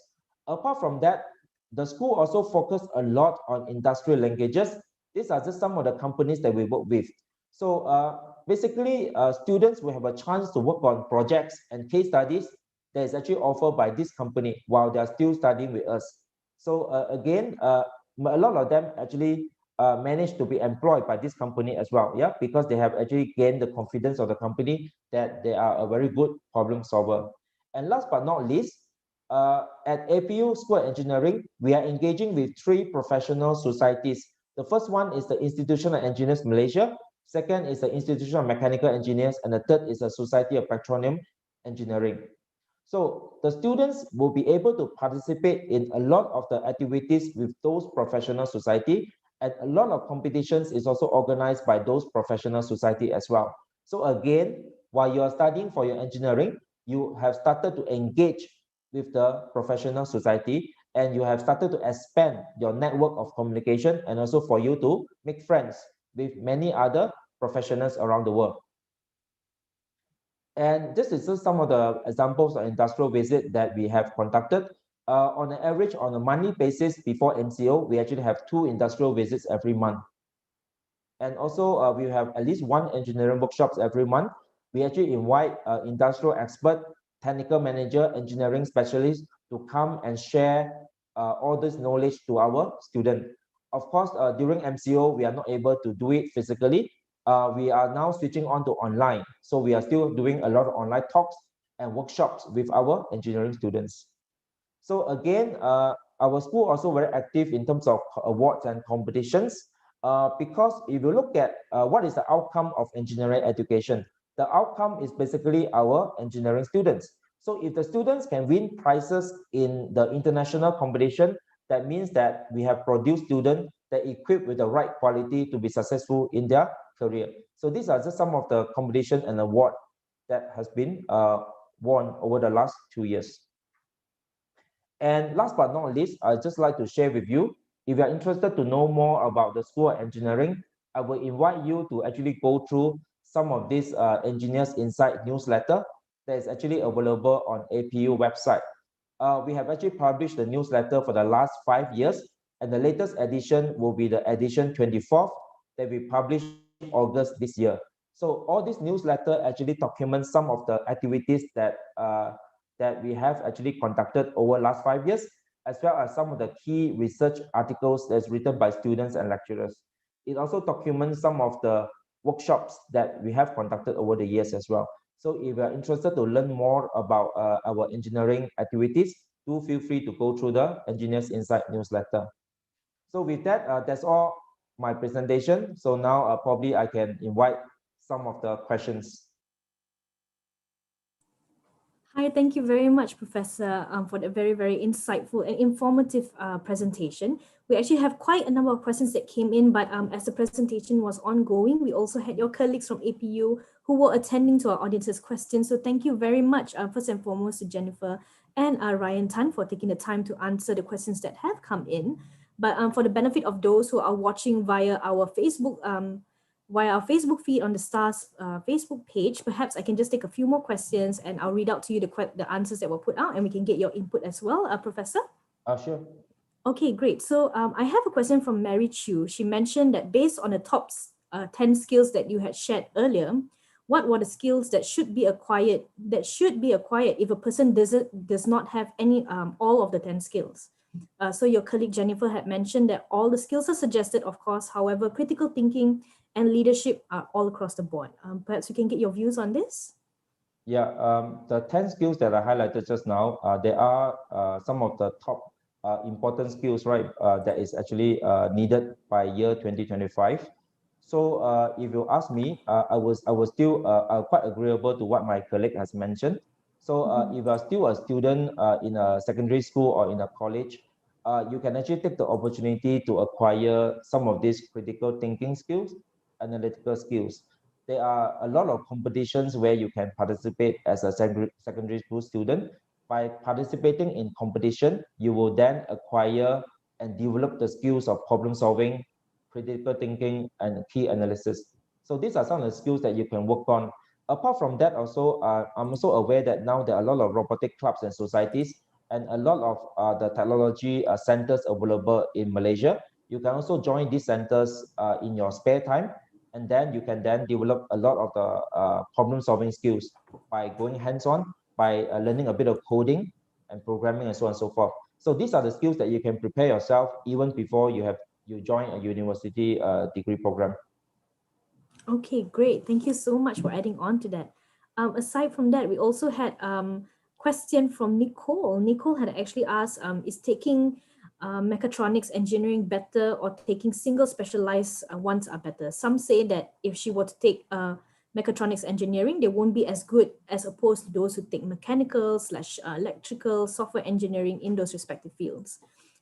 So in terms of job opportunities, she mentioned that it said that employers prefer those within the mechanical, electrical, software engineering as compared to those in mechatronics, as they can do whatever a mechatronics engineer does and better as well, as they are specialized in it. So just to add on in terms of the answer that came in is that Nicole, they replied that the future is actually automation.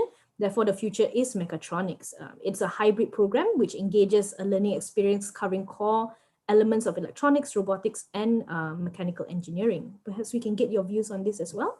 Yeah, I think this is one of the most common questions, right? Most of the parents and students, they were taught that mechatronic engineering is half-cooked, like you're learning a bit of here and there. Right. But it's not true. Mechatronic engineering is a new branch of engineering that combine synergistically. So basically, they actually take the important elements of electronics, computer, control, and mechanical. And the key focus of mechatronic system is to develop intelligent, autonomous system. So it's quite right for my colleague to say that with mechatronic engineering, you're actually looking at automation, you're actually looking at developing all this intelligent system that's very important for the area industry 4. So if you are a graduate of mechanical engineering, you can't actually work on the mechatronic system because you are lacking electronics, you are lacking key programming skills. Yeah. And if you're an electrical student, then you are lacking the mechanical and the electronic aspect. So by a graduate of single engineering degree program, you will not have the integration skills that you need as a mechatronic students. Right. Yeah. And in terms of employment, I will tell you that our graduates are actually flying off the shelf before even they are graduated. As you can see, like the Malaysian government has recently focused on Industry 4. They actually launched an Industry Forward scheme in order to help our small and medium enterprise to go for automation, to go for adopting the Industry 4 systems. So therefore, there is a very high demand of graduates that have the right skills and knowledge in mechatronics. So therefore, this is the best time now for students to study mechatronics. If you do not study mechatronic, you go for mechanical, you will lose out. You will lose out definitely. This is my advice to the students and parents. Thank you so much for your input as well. We also have another question from Yi Seong Chua, who's asking which courses have the most required subjects or skills for IR 4.0. So again, your colleague has also mentioned once again that mechatronics, data analytics, AI, IoT, cybersecurity are leading the way in IR 4.0. Could we get your thoughts on this as well? Okay, so in terms of engineering degree program, there are three programs that are Industry 4 focused. The first one will be mechatronic engineering. The mechatronic is actually really in the center of Industry 4. The other one will be computer engineering and also telecommunication engineering. So all the three degree program, student will actually learn some of the key aspects of Industry 4 that is necessary for them to be successful. So these are the three degree programs Great. I would like to mention. All right. Another question that we have, which has already been answered, but of course, we'd love to get your views on this as well. This is coming from Victor. He mentioned that lately AI is taking over a lot of mechanical and electrical engineers. Will this discipline still be relevant in the future in this case? So your colleague had mentioned that AI cannot actually take over mechanical components. AI will only be able to enhance mechanical, and with AI and robotics, that will be called mechatronics once again. And she also gave an example of how Tesla cars are a great example of how mechatronics and AI are combined. So a lot of people actually say that with Industry 4, robots will be replacing human and so on and so forth. That is actually not true because a lot of automated system, they only help us to replace the manual human labor with Right. intelligent robotic systems or automated systems. However, we still need designer of the systems. We still need engineers that is able to service the systems. So therefore, in order for us to be successful, we have to then elevate ourselves to a higher skill that we are now the designer of the system. We are now able to troubleshoot and maintain the systems. Right. So if we are left behind, then definitely, we are not adequately prepared for the jobs of the future. Great. Thank you so much. Another question came in from Victor as well in regards to petroleum engineering. It is, of course, a very competitive market out there in terms of the universities that are offering these kind of courses. What are the market employability of your PE graduates? Jennifer had also mentioned that APU employability has always been above 95% on graduation, and that's really great. And she also shared how, based on the latest grade traces study by the Ministry of Higher Education, APU's employability is actually 100%. So very well done and congratulations on that. Yeah. Thank you. So Okay. definitely, petroleum engineering, all the students have found employment because we need to realize that not only they can work with oil and gas company, they can also work with chemical-based company as well. A lot of chemical process company. So definitely, employment is there. Definitely, it's more than 95%. Okay, So great. yeah, basically, I just want to summarize that even with Industry 4, engineers are highly in demand. So now is the best time to study engineering. Okay, great. I'm sure because we still have quite a number of questions that are coming in, but you have an amazing team who has actually gotten to most of the questions already. So with that, I think just to, perhaps if you'd like to do a quick summary for our guests watching at home, and then we can wrap up, Professor. Okay, thanks, Julian. Okay, great. Okay, so my advice for any aspiring student that would like to study engineering is you have to know, self-assess your current interest. If you have a very good interest in mathematics and science, then you have the right starting point to actually explore engineering. And please do not worry of the choice of engineering degree program.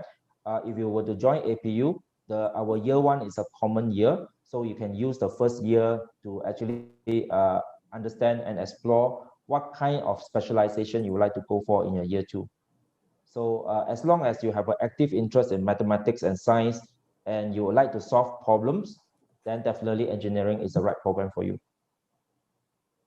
Okay, great. Thank you so much, Professor. And thank you very much also to Jennifer and Ryan, who have taken the time to actually answer the questions from our participants in the live chat as well. And with that, I'd like to thank Associate Professor Dr. Tang Ka-fei for the time that you've given us and also for giving us a very, very concise and a comprehensive overview on engineering at APU. On behalf of STAR and Uni Enrol, thank you very much, Professor, for your time and for sharing. And also to Jennifer and Ryan. Ladies and gentlemen, if you do have any more questions, please do feel free to visit their virtual booth. This is where they'll have their counselors on standby as well to take any of the questions that you might have in regards to the engineering course as well. Thank you very much, Professor. Thank you. Goodbye. Have Thank a good you. day. Thank you too. Thank you. All right, ladies and gentlemen, again, as I just mentioned, you just heard from Associate Professor Dr. Tang Ka-fei. He is the head of School of Engineering at Asia Pacific University of Technology and Innovation, and he just shared with us how you can engineer your future. And really, do you have what it takes to tackle IR 4.0? So, ladies and gentlemen, if you are interested in engineering, we'd love to find out more. If you're part of the live chat, you can actually see they have a very, very knowledgeable team behind the scenes who can actually answer any questions that you might have in regards to engineering. So once again, please do feel free to head on over to the virtual booth at staredufair.thestar.com.my with all of your questions. Over there, you'll also be able to browse other courses that they have for you. If you're interested in something else, there'll be something for everyone, I'm very, very sure. And also you can check out some of the scholarships that they have to offer as well. And again, that's where you can schedule one-on-one appointments or even start a live chat session with any of the representatives at APU. Ladies and gentlemen, we have another 10 minutes before we hear from our very next representatives from APU. But aside from that, we have a ton of other amazing universities here at the STAR Virtual Education Fair that cater to different fields of interest. So do visit their virtual booths and to see which course might interest you a lot better. Aside from that, maybe I can just give you a little recap in terms of the speakers that we had with us earlier today. We had a ton of interesting topics from amazing speakers from top-notch universities. So earlier today, we had with us Miss Eleanor Rao from the Chinese University of Hong Kong, Shenzhen. She had shared with us how you can go about with undergraduate admissions at the Chinese University of Hong Kong. At 11 a.m. earlier, we also heard from Miss Ava Lai, who is a program advisor at TIAS Business School, and she talked about how you can develop your career in the Netherlands. Following that, we also had Mr. Seamus Mayhew. He was the recruitment director at the Irish Universities and Medical Schools Consortium, and he brought us through how you can actually apply to medical schools in Ireland. And just before we heard from Professor Tang, we also had with us Miss Jessie. She was the advisor of admissions office, and she brought us through how you can actually start your journey in exploring traditional Chinese medicine. So you can see through the wide range of diverse topics that we have, there will be something for everyone, whether you're into medicine, whether you're into engineering, whether you're into arts and science, there's something for everyone as well. So in a very, very short while, we'll actually be hearing from Mr. Ong Lee Ki and Miss Karen Chua. They are the program leader and lecturer at the School of Mathematics, Actuarial and Quantitative Studies at APU as well. And what they'll be carrying us through is actually the career pathways and global recognition as an actuary as a topic. So be sure to tune in. I also saw a number of people who are already asking questions in regards to profession as an actuary in the live chat earlier. So please do stay tuned for that. We'll be starting in about 10 minutes time at 4 p.m. In the meantime, ladies and gentlemen, for those of you who are joining us and watching us via Facebook Live, please be sure to register if you haven't already. We have another 3 more sessions. So if you haven't registered, do register. And this is where you can actually join us on the Star Virtual Fair, Star Virtual Education Fair website, where you can join our live chat. In the event that you have any questions, we have a live chat that is ongoing. Just put in your questions over there and we will get to your queries after the presentation. And also for those of you who are very, very active in the live chat as well, we actually have some very interesting prizes up for grabs, which is through our lucky draw. It will be a Huawei MediaPad. We only have 3 of those up for grabs, ladies and gentlemen. So the more active you are in asking questions during our session, the higher the chances that you have in winning a prize. Aside from that, be sure for those of you who are actually in the live chat, I do notice that you do not customize your name.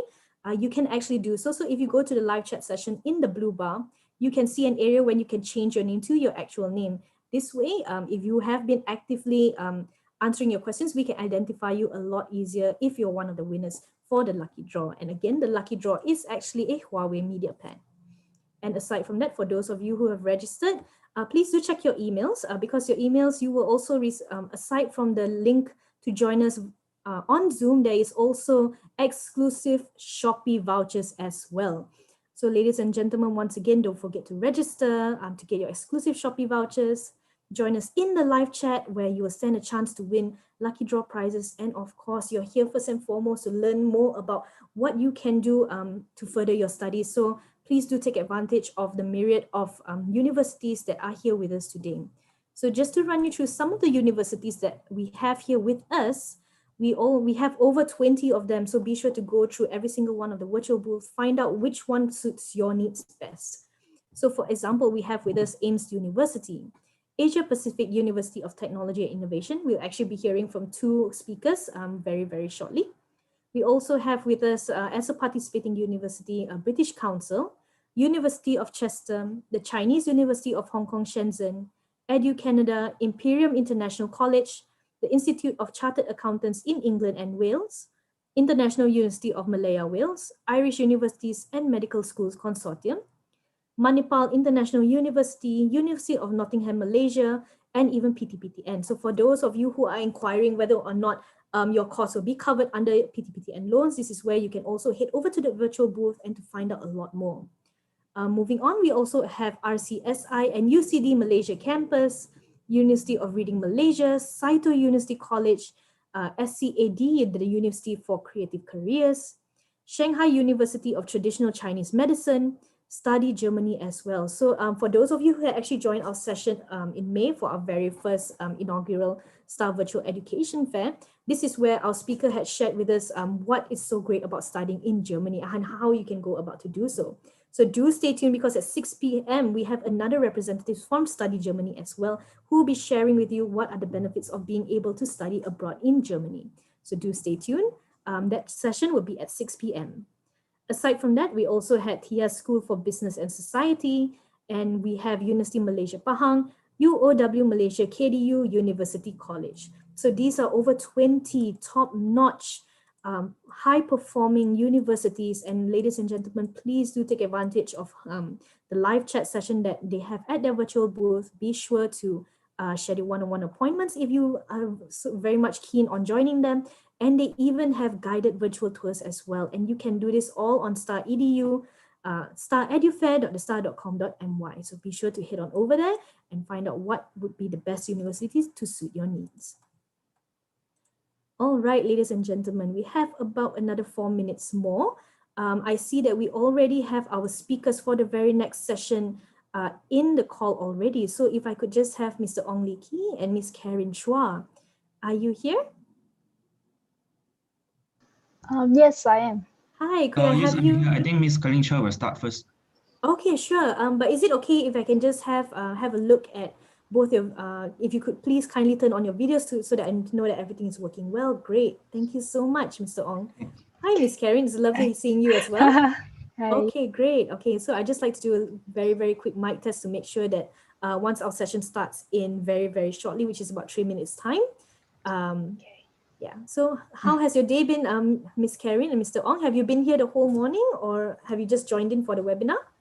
Just join for the webinar. Okay, great. Thank you so much. And what Yeah, me about too. yourself, Mr. Ong? Okay, great. Thank you. Will you also be part of the counselors later on for the virtual chats?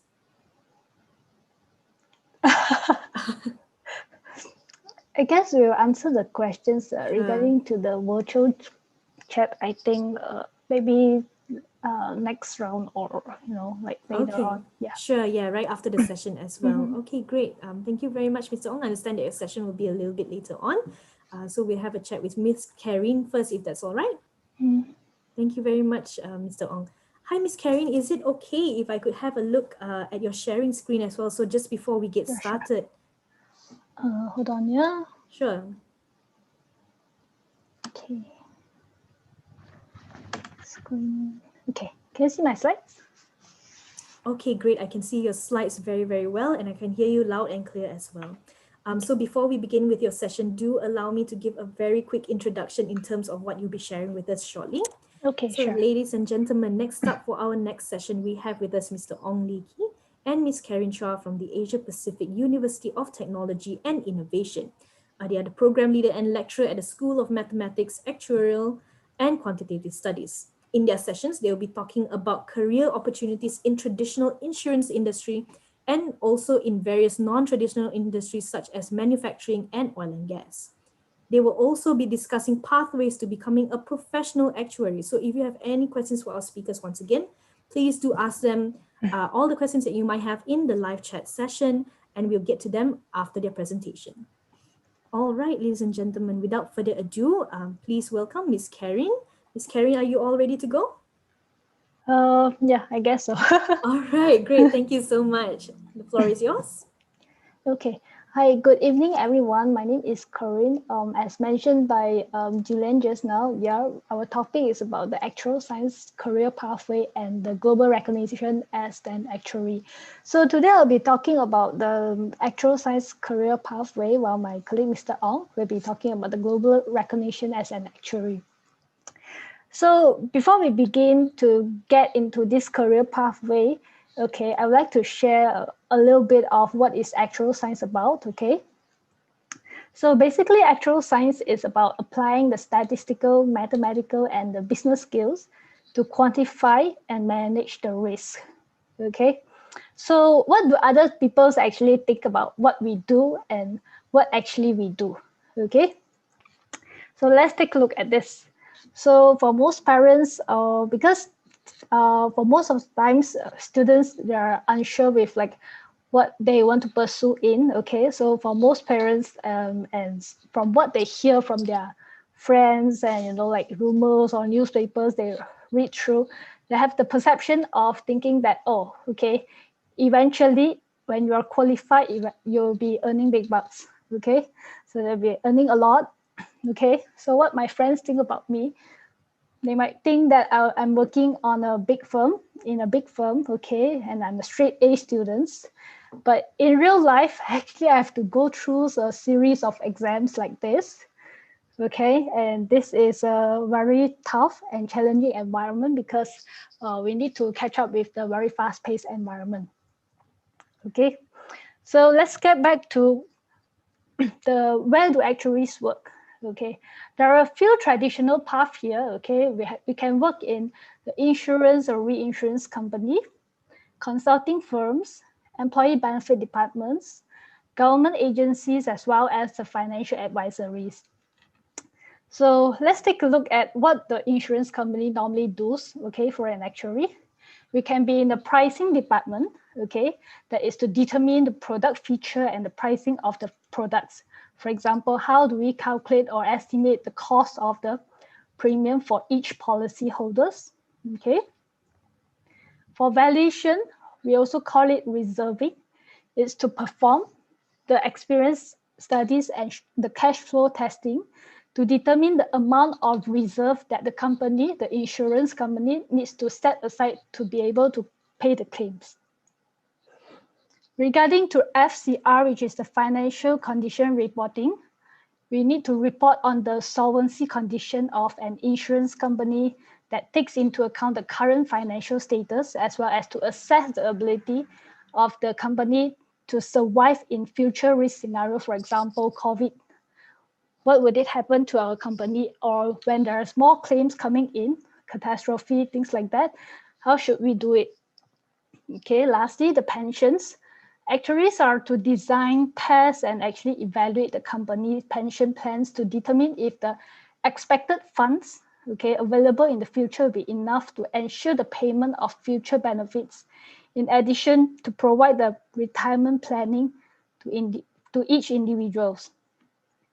Okay, let's get back to next, consulting. Okay, so consulting firms, their major roles are to advise on the insurance or reinsurance companies on the pricing and valuation matters, and advise employers on the design and management of their pension plans, for example.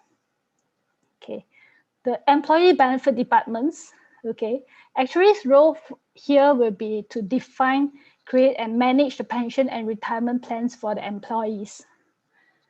Regarding to the government agencies, actuaries would be to operate the retirement and insurance programs. And lastly, for the financial advisories, actuaries are to provide the financial planning and guidance to each individual.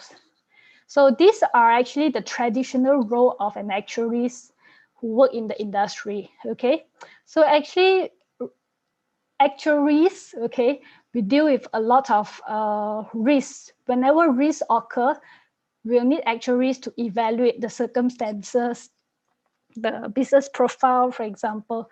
So it's not only applying to the insurance industry itself, okay? So there are more varieties, okay? For non-traditional path, actuaries can be working in the financial services like the banking, okay? The senior management in the wealth management and financial planning, the enterprise risk management, the environmental costs, energy, technology, and e-commerce. Okay, so for banking industry, actuaries can actually help the banks and financial service companies with their portfolio management, capital management, and risk analysis. Whereas for this ERM, okay, actually are to provide the tools, techniques, and perspective to manage the operational risk at the corporate level. Okay. So for the investment and fund management, actuaries will be focusing on the asset risk for asset managers, and also contribute in areas such as like hedging strategy, derivative structurings, and so on. And the wealth management and financial planning, actuaries will be contributing the skills and expertise to the wealth management firms and individuals instead of to the insurance company itself. So there's two more, okay. The health and retirement financing, actuaries are to offer the advice on aspects of social insurance, including funding levels on population projections, okay. And lastly, the senior management, actuaries are to provide the broad business and management oversight for an organization for most of the senior management to decide on whether they want to go onto this project or not. Okay, regarding to the environmental, energy, and the technology, okay, actuaries can actually apply their finance techniques and practice to the environmental issues, okay, where the business analytics, data analytics actually can work on the predictive analytics, predictive modeling, and the data mining side. Okay, so, well, okay. There are actually a few criteria to secure a job, okay. The first and foremost is, of course, the actuarial exams. You will need to go through, pass a series of actuarial exams, just like the ACCA.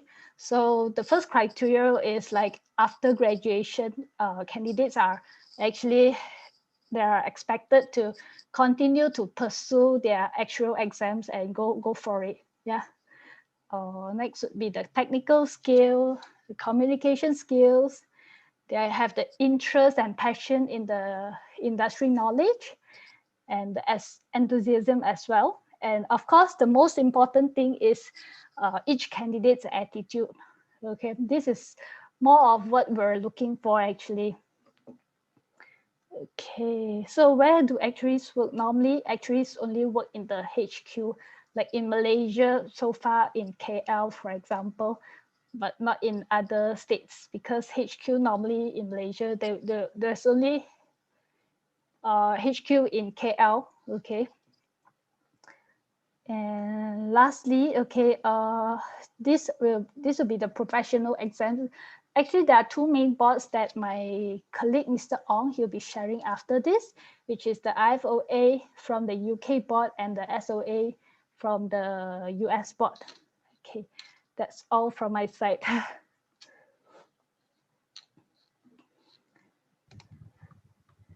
Yeah, any questions? Thank you very much, Ms. Karen Chua. Actually, we do have a couple of questions, and I can already see that Ryan and Jennifer are helping to actually answer the questions over there, but perhaps we can also get your input as well. So somewhat Bei Ching Seong has just asked, from the definition of actuarial science shared, it seems to have the same definition with data science. How do you actually choose between studying data science and actuarial science?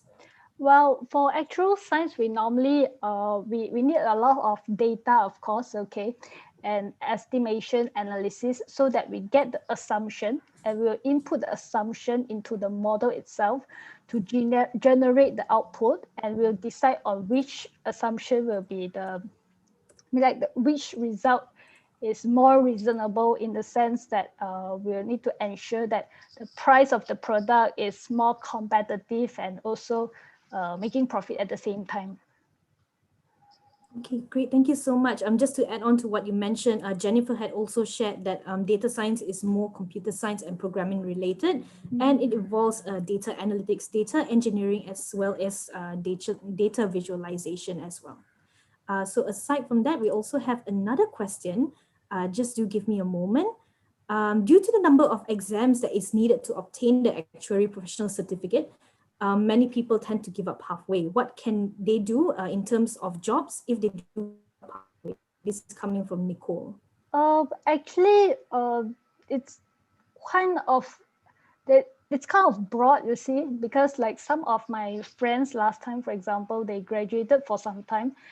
After they have a few years of working experience in the industry, in this actual science or the insurance companies itself, so they decided to change their path into finance. So they will pursue the CFA exams, for example, or the risk management side, or they go into the banking side for the investment department, things like that, you know. So it's kind of broad actually. They won't be stuck into just the insurance company itself. I see. Thank you very much. I do hope that that answers Nicole's question. Aside from that, Kang Lee inquired if graduate for actuaries are able to take CFA exams, and Ryan had answered that they are advised to take exams from IFOA or SOA to pursue a career in actuary field. Is there anything that you'd like to add on to this? Actually, it's not just that. I mean, like, we are not limited to just the SOA and the IFOA board. If some people, after they achieve the certain level, like the associate or fellowship level, they like to learn more and explore more. That's called the passion and enthusiasm. Okay, so they can consider taking up the CFA exam as well. So yeah. Thank you very much. We also have another question from Andy. Any exemptions from FIA and SOA after the degree? Well, for this, I think Mr. Ong later he will share more about this. Okay, great. Yeah. So do hang on. As Ms. Karen mentioned, they will be addressing this later on. So do give me a moment. We have another question just right here. Just a moment because I'm going through, yeah. All right, this is coming from Victor. To join the Actuary Science course for SPM candidates, is it a must that they score well in both maths and science? I would say yes for maths for sure. Yeah, because we'll definitely need quite a lot of like the calculus, the probability, the statistics knowledge in a deeper side of it when you go into the university level. Yep. Thank you very much. I hope that answers his question. We have another question from Nicole that has just come in.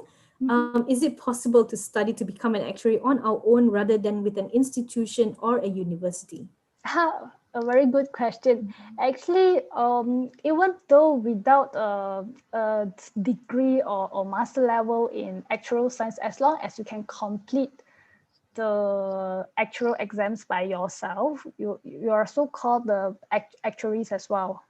So it's not like you have to study in actual science, but maybe you can study in finance, economics, or statistics, but taking the exam by yourself. Okay, great. Thank you very much, Ms. Karine. I think that's all the questions that have come in for your session. So thank you once again for sharing with us, and thank you to Jennifer and Ryan who have been answering all these questions that are coming in from our guests.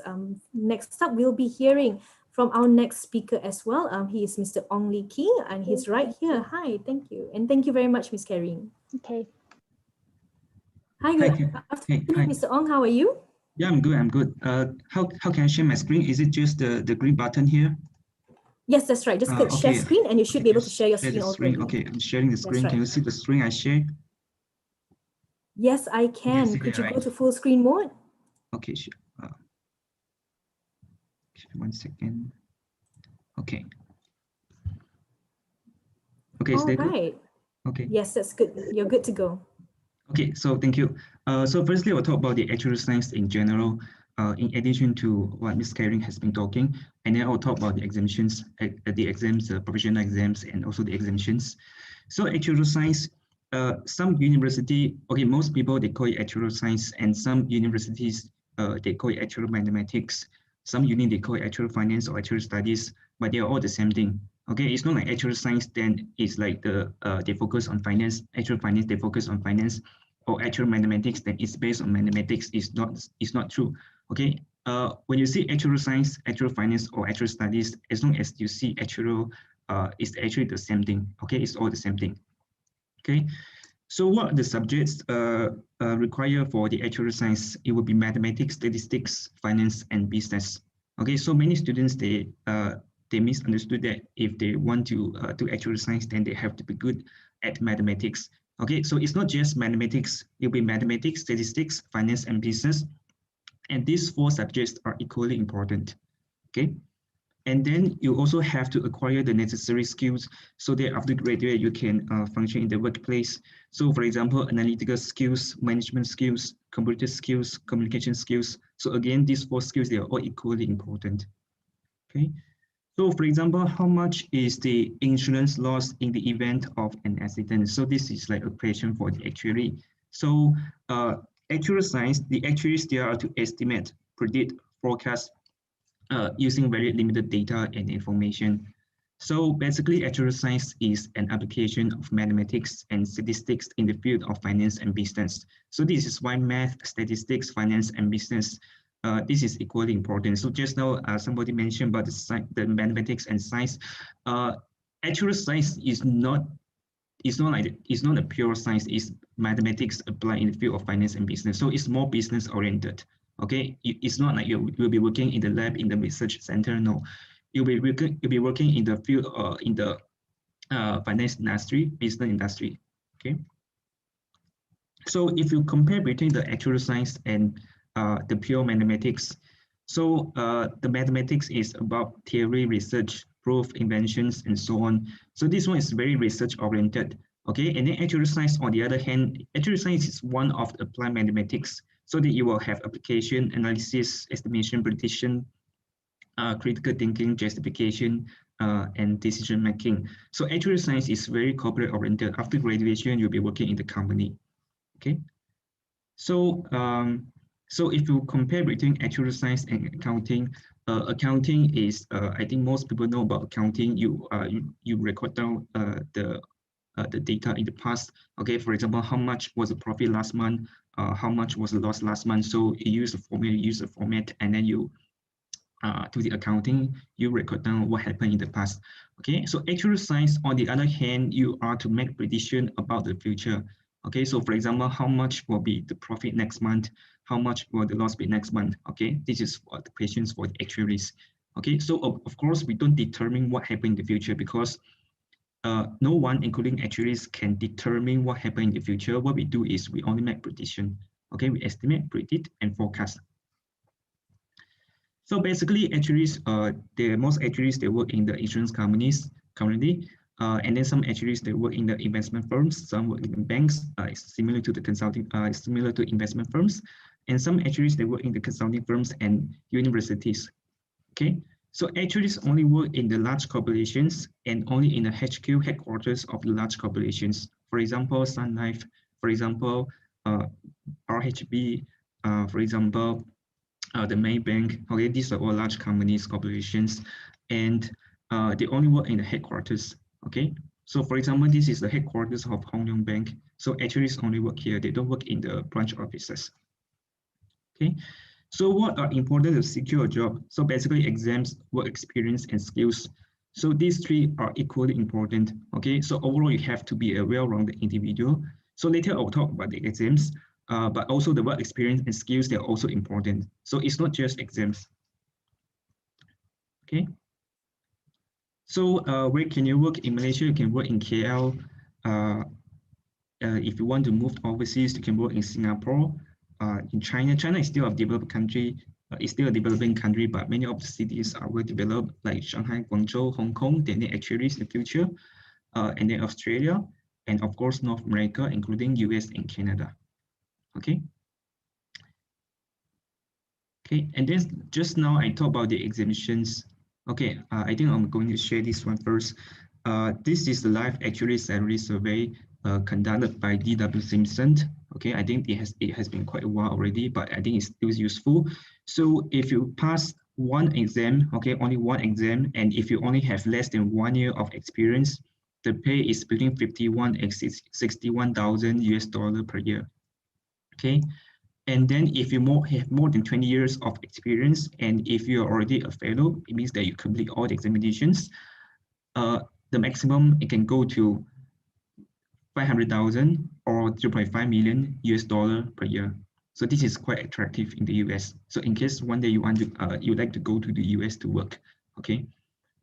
This is for your information, okay? So, and then I will go to the next one, okay?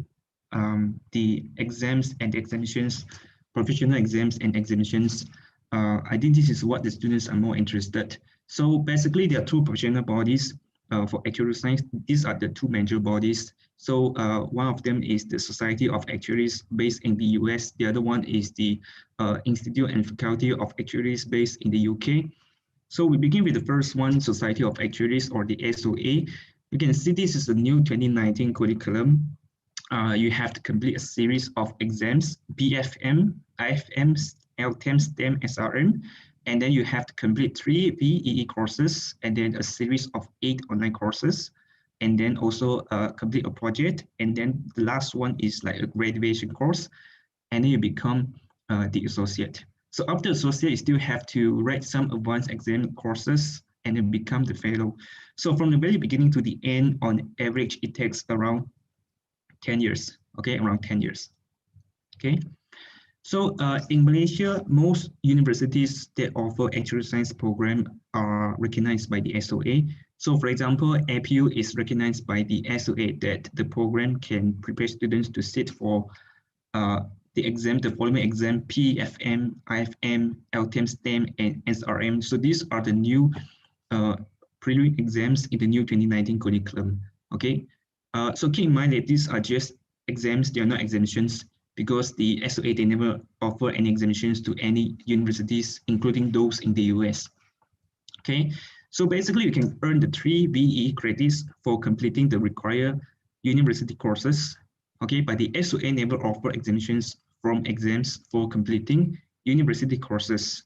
Okay, so it means that you can earn the VE credits, but you still have to write exams PFM until SRM. And then also we have to complete the FFP modules and also a project in order to become the associate. Okay, so this is the SOA. The other one, IFOA, on the other hand, IFOA offer exemptions to some universities. So we first look at the structure, the exam structure. This is the new 2019 curriculum. So you can see the part A, there are CS12, CM12, and CB123, and then part B, you have CP123. So basically part A is more theoretical, and then part B is more practical. So P means practice or practical, and then you have to complete these 10 examinations. Actually, we call it subjects, not exams. You have to complete these 10 subjects, and then you have to gain some experience and skills, and then become the associate. So after associate, you still have to write some advanced exams, you gain further experience and skills, and then become the fellow. Okay, so you can see the subject in red. Okay, these are the possible examinations that the students can be eligible for. So it depends, in Malaysia, it depends on the university that you attend. For example, students at Harry Ward, APU, and Sunway can be eligible for maximum exemptions from CS12, CM12, and CB12. Okay, and in addition, students at Harry Ward and APU can be eligible for block exemption. Okay, so what is the difference between block exemption and what is the subject by subject exemption? Okay, so for block exemption, okay, so basically there are two types of the IFOA accreditation. The first one, which is the highest one, it is the full accreditation with block exemption. The other one is the accreditation with only subject by subject examinations. Okay, so we begin with the first one. So how do we achieve examinations? How to get examinations? So for example, at RPU, you will have to complete more than 30 modules during the 3-year studies. But we only use the result of the 17 relevant modules to determine the exemptions. So these are the 17 modules. So how do you get the exemptions? You can see that if you attend 40 or above in each module, okay, in each of these 17 modules, and then if you attend a weighted average of 65 or above, okay, using the result of these 17 modules, then you will get the block exemption from CS12, CM12, and CB12. Okay, it means that we use the average, okay, of all these modules to determine exemption. Okay, so this is called block exemption. And then what is subject by subject exemptions? You can see the first cluster, if you get 65 or above, then you get CS1. The second cluster, you get 65 or above, you get CS2, and so on. So this is subject by subject exemptions. So now you can, I think you are clear about the advantages of having the block exemption, because we cannot expect students to know everything, okay, to be good at everything. Some students, for example, the academics is their weakness. So for example, for the last one, academics, the student only achieved, for example, 50 or 55, okay, but it's fine, it doesn't matter. As long as the average, okay, the overall is more than 65, then the students will get exemptions from all these 6 subjects, okay, CS12, CM12, and CB12. So this is the advantage of the block exemption, okay. So now you may have a question. For example, at IPU, the students will be covered by the agreement with the block exemption. It means that you can be eligible for the block exemption. And what if you cannot achieve 65 or above? Then what happened? Okay, if you don't have 65 or above, I mean the overall is not 65 or above, maybe just like 60, 61, 62, for example. Okay, then you cannot be eligible for block exemption. Okay, you don't have block exemption. Okay, and if this is the case, we will use the second one, subject by subject exemptions calculations, to determine exemptions. Okay, it means that firstly, we will use the block exemption calculation to determine the exemptions. Okay, and if you cannot be eligible for the block exemption, we will use subject by subject exemptions calculations. Okay, it means that at least to get something. Okay, at least to get some exemptions. Okay. And then what are the advantages of the examinations? So basically, on average, you need to spend around 4 to 6 months to prepare for one exam. And then, for example, you can see this is a study manual, the ASM study manual, one of the study manuals for one of the actual science exams, LTM offered by the SOA. This study manual has more than 1,800 pages, and there are 75 chapters. Okay, so this is quite heavy, and 4 to 6 months, I think this is equivalent to 1 to 2 semesters. Okay, and this is just for just one exam. Okay, and then the passing rates for actual exams are pretty low. So for example, the passing rate for one of the easiest SOA exam, FM, FM is financial mathematics, it is less than 50%. So you can see that this is a result published by the SOA. This is the February 2018 sitting for exam FM. The pass mark is 70, okay? N is the number of candidates. This is around 2,200. And then number of passing is 1,071, okay? So the percentage passing is 47.9%. So this is around 48%. So it means that 100 students go to write the exam, only around 48 of them managed to pass. Okay, so this is less than half. Okay, and lastly, you need to purchase study manual, which costs around $250 to prepare for one exam. And also the exam fees are pretty high because they're in dollar or pounds. So for example, so you can see these are the I4 exams, and you can see the exam fees, for example, for CM12 and CS12, for each of the subject, the fees are £290. So this is like around 1,500 ringgit. And if you fail the exam, you have to pay again. Okay. So you can see that with the examinations, you not only you can save the time, okay, not only you can save the cost, you can also save the time. Because nowadays the company, they prefer well-rounded individuals. So they want you to pass exams or obtain the examinations. And also they want you to have some relevant skills and experience. So again, exams, experience and skills, these three are equally important. So it's not just exams. So if you come back to the structure again, you can see if you can achieve the maximum examinations, CS12, CM12, and CB12, okay, this is already more than enough. Okay, this is already more than enough. If you write and pass more exams without the relevant skills and experience, then you would be overqualified.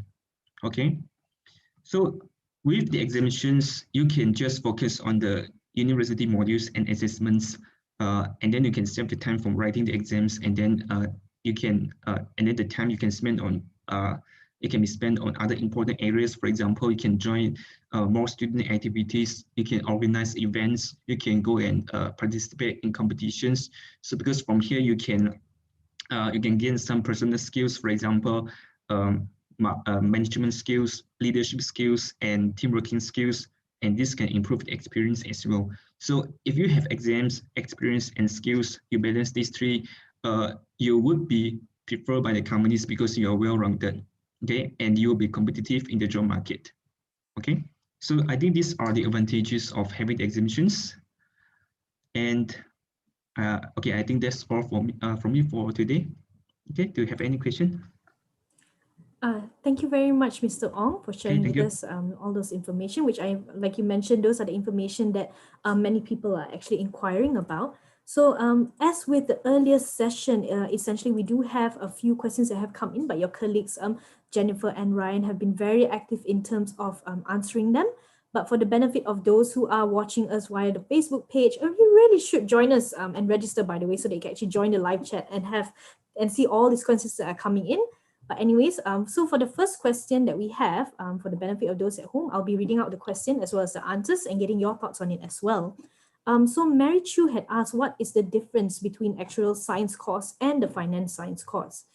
So Jennifer had answered that both of them deal with numbers, but financial experts deal with financial information and business planning, while actuaries deal with risk analysis. Maybe you'd like to add on a little bit more in terms of how they actually differ? You mean the difference between actuarial science and what? Finance.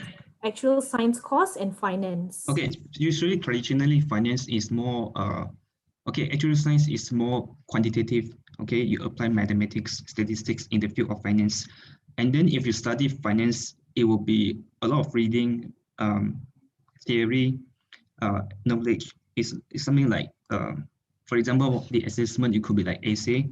Okay, you have to know about the finance. For example, what is the call option? What is the bond option? What are the purpose of this? How to invest in this? What are the laws? What are the regulations? So this is finance. And then, for example, to understand the stock market, how it works, how it's function, how to regulate this kind of thing. So actuarial science, on the other hand, it's more about the analysis. Okay, for example, how to price the call option. Okay, how to find the price. Okay, or how to find the correct price of the call option. How to find the correct price of the stock to determine whether the stock is undervalued or overvalued. So actuarial science is application of mathematics in the field of finance.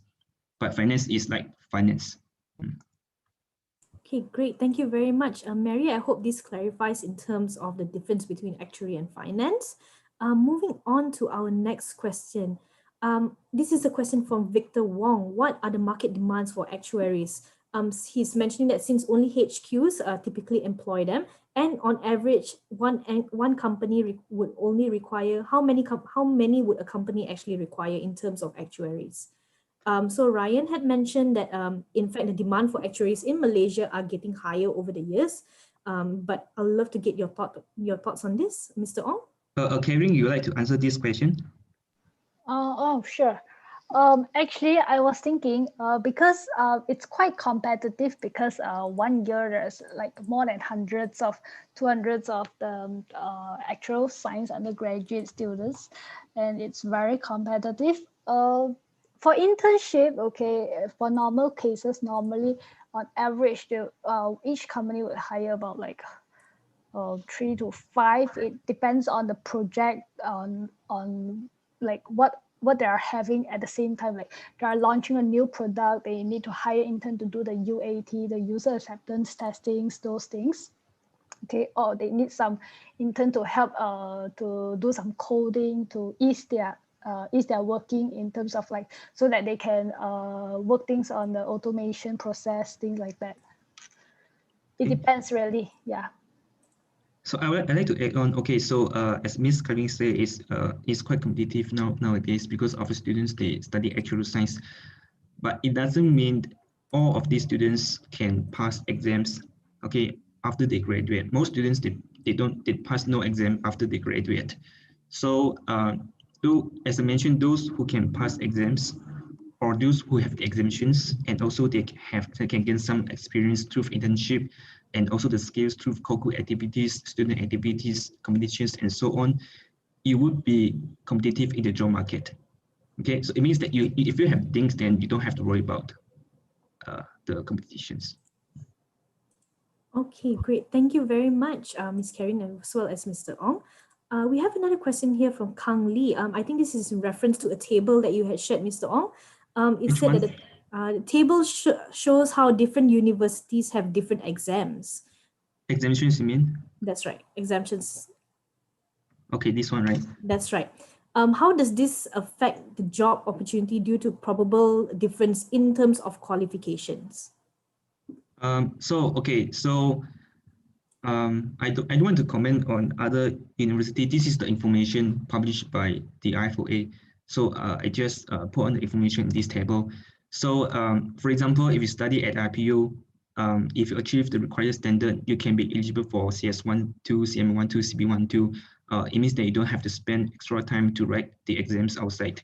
But if you attend a university that does not have examinations or on a few examinations, then you will have to write the exam. Okay, but it doesn't mean you will fail the exam, but it will. I think for some students, it will be difficult for them to manage the time, and then so if you have the examinations, it will be easier for you and it will be faster for you to achieve the associate and finally the fellowship. So if you write exam and if you pass exams, for example, let's say at the university you have CM1, CB1, and CB2 examinations, and you pass the rest like CS12 and CM2, at the end you still have 6, and then those who have examinations also 6 exams, then it will be the same thing. It will be the same. Okay, great. Thank you so much. I have a question from Chu Ping. She mentioned that she heard that APU is among the top in Asia for actuarial science studies. Is this due to the exemptions that you have? Yes, we are recognized by the IFOA that we can we actually have the full exemption. The full accreditation with the broad exemption, because actually currently in Asia, not many universities they have the full accreditation with broad exemption. So I can give you a few names. One of the university is NTU from Singapore. The other one is the University of Hong Kong from China. And then we are one of them. We have the full accreditation with broad exemption. So I think currently there's one more university joined the list is from the India, but I think just a few, like one from India and then one from Singapore, one from China, and then in Malaysia we have Hero and IPU. Okay. Great, thank you so much. Okay, moving on to the next question. Let me have a look. What are the IGCSE that students need to pass in order to study computer engineering? Computer engineering? Oh, so sorry. Oh, so this was a previous question, my mistake. So sorry, from CHK, what is the cost of studying for actuarial courses in APU, and how many years would the course take? Okay, it takes 3 years. Okay, let me share you with the slide. Okay. Yes, please.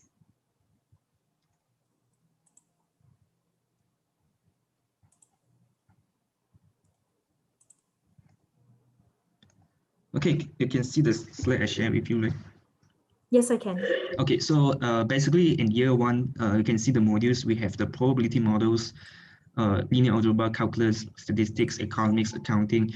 So these are just the general modules. So basically in year 1, you learn everything. As I mentioned, the 4 subjects, we have mathematics, statistics, finance, and business. So we have learned all these 4. And then, okay, including our programming. And then we move to year 2, you'll begin to apply what you have learned in year 1 in the field of finance. So this is why you can see we have financial mathematics, financial management, the mathematics of financial derivatives, financial economics, and so on is all finance modules.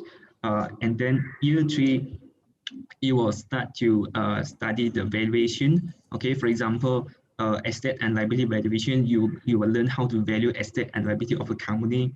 And then you have option and bond valuation.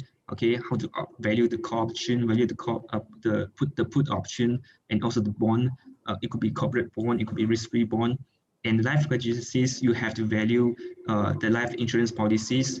Okay, risk theory, you will have general insurance policies. Pension and retirement plans, you will have the valuation of the plans, the retirement plans, for example, EPF. Okay, how much should the contribution be so that there will be sufficient fund after they retire, something like that. Right. Great. Thank you so much. And also just to add on to that, because hold on a moment. Yeah, because CHK also inquired. Hold on a moment. Yeah. Yeah, sure. Okay, around 80,000. Okay, CHK inquired also in terms of what is the cost of studying, and Jennifer has very, very kindly helped to put in the rough numbers as well, just for everyone who might be interested. So the cost of studying for an actual course in APU would be 80,000 for 3 years bachelor degree. So she also have given us a breakdown. So for year 1, it is 25,400 ringgit. For year 2 is 25,800 ringgit, and for year 3 is 26,800 ringgit, which is a ballpark figure of 78,000. So for those of you who are interested, this is actually the ballpark figure in terms of taking up an actuarial course in APU. Okay, so we offer the most affordable, fully accredited actuarial science program with full examination in the world. So we can compare to other universities. Our tuition is the cheapest and is the most affordable with the examinations, number of examinations, we have maximum examinations, but we don't increase the tuition. So our tuition is almost the same as in the past a few years ago. Even though after we got examinations from the IFOA, we still maintain the tuition because I really want to make we want to make the program affordable to everyone. It's not like you can pay, you can afford, and you can enjoy the examinations. So I think this is not healthy. Right. So this is open to everyone. Okay, thank you so much, Mr. Ong, for the insight. Aside from that, we've also got another question. Can you just give me a moment? Because the questions are still coming in right now. Is there a university ranking for ranking information available for APU? You mean the ranking, overall ranking, or? For Just in terms of actual science. That's right. Where For does actual science. APU stand? That's right. Okay, there's no ranking for actual science. Okay, no. Okay, No, thank you so much. there's no such ranking. There's no such thing. It's not just Okay. APU. There's no such ranking for Okay, actual science. thank you. CHK had also inquired what are the academic prerequisites to attend APU actual courses successfully. Ryan has mentioned that they are required to obtain credit in mathematics at SPM or O level to enroll for actual studies program. Is this right? I think this is right. This is the entry requirement, and this is all standard.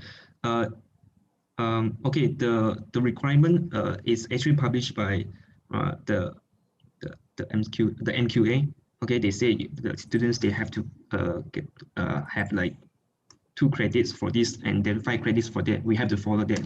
But this is the minimum requirement. And then every time the students, they apply to APU, we will take a look. So I will see whether the students have the credit or at least a B in mathematics.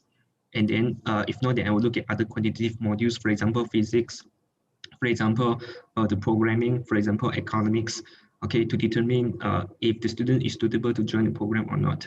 So if I'm not satisfied, then I will contact the student and to discuss more about the opportunity to see whether the students is whether it's suitable or not. Okay, great. Thank you so much. I think that's pretty much all the questions that we have so far. I do see people typing, but the questions are not coming in yet. But I think for now we are good to go in terms of the questions. Mr. Ong and Ms. Karen, would there be anything, any last comments that you'd like to say before we end this presentation? Karen, you have anything to say? Not at the moment. All right, no worries. Thank you so much for your time, Ms. Karen and Mr. Ong, for the very, very insightful session. Ladies and gentlemen, you just heard from Mr. Ong Lee Kee and Ms. Karen Chua in regards to career pathways and global recognition as an actuary. We do have some questions that are coming in. Is it okay? I'm so sorry. One question just came in. Sure. Okay. Are students with average mathematics results encouraged to take an actual degree? Okay. So basically, as I mentioned, as I said, okay, I think it's not here.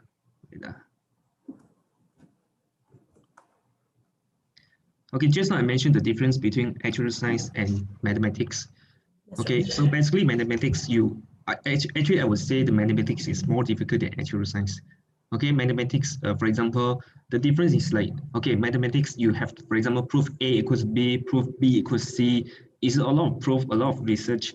Actual science, on the other hand, is the application of the mathematical, for example, the formula developed by mathematicians. So if you're not really good at mathematics, it doesn't mean that you cannot do actual science. So again, it's not just mathematics, okay? It's mathematics, statistics, finance, and business. Some of the students, they find, okay, they like statistics, not mathematics. Like myself, I like statistics, I don't like mathematics, okay? And I would say my math skills is just average, okay? But I have good interest in finance and business, and at the same time, I'm good at mathematics, okay? So this could be like complement of the mathematics, so it's fine, okay? It's fine as long as you're not so bad at mathematics, okay? Just the average one is fine, okay? Because actual science is not all about mathematics, okay? Okay, great. Thank you so much, Mr. Ong and Ms. Karen, for your time and for actually answering that very last question. I also like to shout out to Jennifer and Ryan in the live chat right now, who are still actually answering a few questions. Thank you so much for attending to our audience's questions. Ladies and gentlemen, if you do have any other questions, you can always email them at info@apu.edu.my. And again, I'd like to thank Mr. Ong Lee Kee and Ms. Karen Chua from APU for taking the time to be here with us today and for their very, very insightful session. Thank you very much, Mr. Ong. Okay, thank you. Thank you. All right, ladies and gentlemen, you just heard from Mr. Ong Lee Kee and Ms. Karen Chua from APU. So they had shared with us different career pathways and global recognition as an actuary.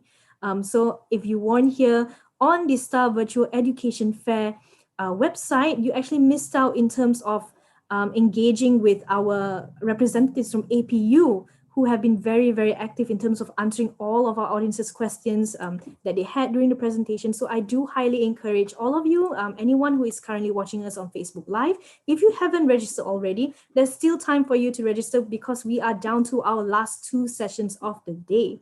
We'll be hearing from our next speaker in about 15 minutes time. So while you're here, if you haven't registered already, once again, please do make sure that you register. If you haven't already, once you've registered, you'll actually be given a link to join us on Zoom, as well as you also be able to engage with us through our live chat session at the Star Virtual Education Fair at staredufair.thestar.com.my. Not only that, once you've registered, and if you're active enough within the live chat sessions where we see you asking a lot of questions, you will stand a chance to win a Huawei MediaPad. That's right, we have lucky draw prizes up for grabs. And once again, if you're very, very active in the group chat, in the live chat session, that's where we'll actually be picking out a winner from the participants. And in light of that, I also like to point out that the live chat session, you will be able to put in your actual name.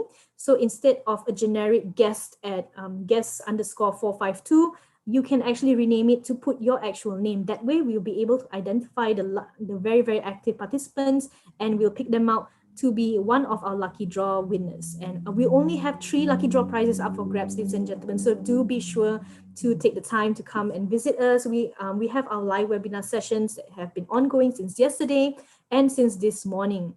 And like I mentioned before, we are down to our last 2 webinar session. The next one will be beginning at 5 p.m. And you'll hear from another representative from the Asia Pacific, from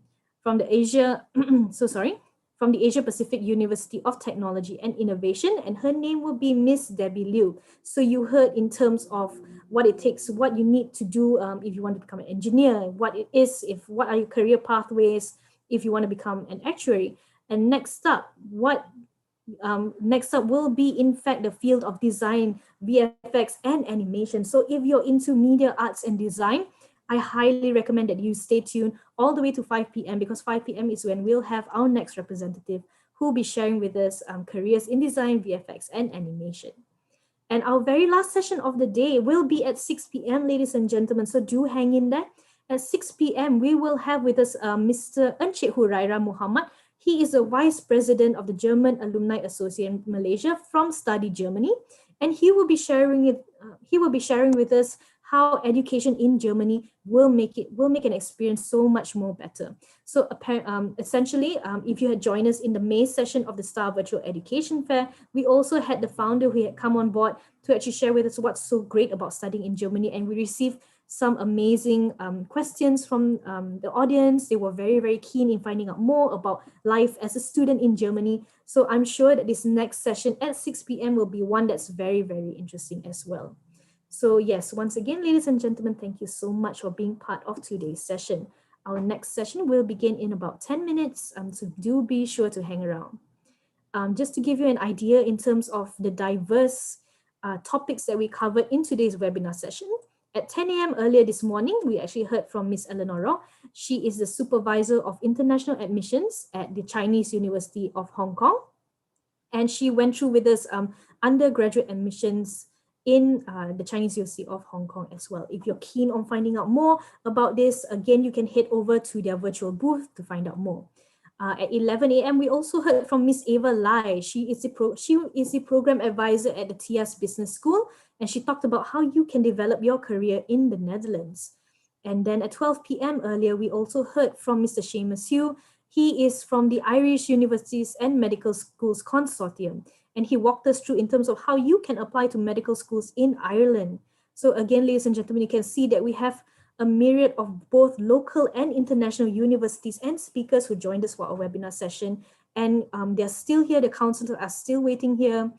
You can schedule one-on-one appointments, check out the programs that they have, what are the type of scholarships that they have to offer, all on the Star Virtual Education Fair platform at staredufair.thestar.com.my. So do be sure to head on over there if it's something that you might be interested in. And moving on, at 2 p.m., we also had with us Miss Jessie. She was the advisor of admissions office, and she talked about how you can actually start your journey in exploring traditional Chinese medicine at the Shanghai University of Traditional Chinese Medicine. At 3 p.m., we also heard from Associate Professor Dr. Tang Ka-fei. He was the head of school at the School of Engineering at Asia Pacific University of Technology and Innovation. He walked us through the engineering course and to find out what it is that you have to have if you want to engineer your future. So ladies and gentlemen, please do stay tuned because we do have another representative from the Asia Pacific University of Technology and Innovation very, very shortly. So once again, if you have not yet registered, if you're catching us via Facebook, please do register at the Star at the staredufair.thestar.com.my. That way you will actually get exclusive Shopee vouchers. And I do have someone who's asking how to join Zoom. Please do register. I see I will have someone to actually send you a link to join the Zoom call as well. But what you're watching on the virtual education fair is the same as what you're watching on Zoom. So you can actually stay tuned to the platform at the Star Virtual Education Fair platform as well.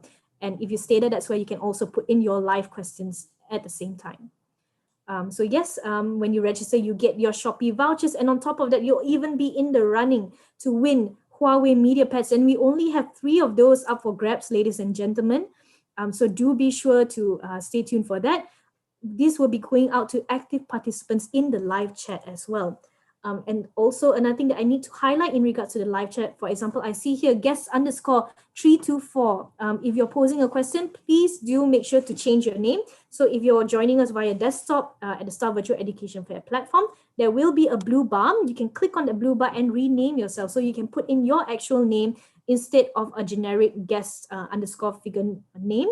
And that way, this is what we'll be using to actually draw the names of the lucky draw winners as well. So this is also going out to guest 042. Do make sure that you change your name. So I see a question in terms of how you can change your name. If you're on desktop, you can see a blue bar at the bottom. If you click on that, you will see an option that says change name, and that's where you can change your name. So if you can, I'm just helping out the guests right now in terms of the live chat session. Great. All right. Aside from that, once you have registered, you'll also be able to join the virtual booths as well. At the virtual booth, not only will you be able to schedule one-on-one appointments with the counselors, you'll also be able to start a live chat sessions because they are currently on standby, ready to answer any of your questions that you might have about any of the programs that they have on offer. And aside from that, they also have virtual tours. So do be sure to sign up for that if you're keen on finding out how the campus looks like, how beautiful some campuses are.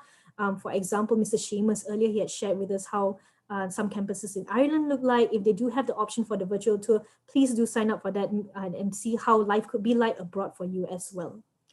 Aside from that, for those of you who are asking how to join Zoom, the webinar that you're watching on the Star Virtual Education Fair platform is the exact same thing as a Zoom webinar that's being broadcast right now. So again, there is no need to join the Zoom broadcast, Myra.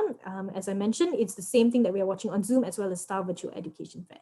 So it's all right for you to actually stay on there. That's why you can also put in your questions as well. All right, ladies and gentlemen, we are about 5 minutes away from our next speaker. And just to give her a very quick introduction, once again, we'll be hearing from Miss Debbie Liu. Miss Debbie Liu, she is the Associate Head of School for the School of Media Arts and Design at the Asia Pacific University of Technology and Innovation. And she will be sharing with us careers in design, VFX, and animation. All right, Miss Debbie, can I have a look at you, please? Could you turn on your video and unmute yourself? Hi. Hi, Julian. Hi, Miss Debbie. Sure, no worries. Turn this on. Did you see me? Yes, I can. So very, very nice to see you. Thank you so much for joining us here today. Yeah, no problem. Okay, we are very, very excited to actually hear from you in a very short while. Yeah, I've been seeing my colleagues give their sessions, I think, since 3 o'clock in the afternoon. Right. Thank you so much for being with us since 3 p.m. It's actually great hearing from so many representatives from APU. It really does show how diverse the programs are, the programs that you have on offer. And I'm sure that your topic in terms of media arts and design will be something that'll be very, very interesting for a lot of people here, because we heard from the financial side, engineering, actual science side. So maybe it's time for a little bit more media arts and design skewed topics as well. So we are definitely looking forward to that. So you've been here since 3 p.m. How have you found the session so far? You've been very energetic. Thank you so much. All our speakers have been really, really great, and it's a lot of fun hearing from them. It's really good to get their insights as well. I'm really looking forward to your session as well. Miss Debbie, I think I couldn't really hear you. Could I just get a mic test from you once again, please? No, I can't actually hear you right now. Hi, Miss Debbie. No, unfortunately, I can't. Is there any issue with your mic right now?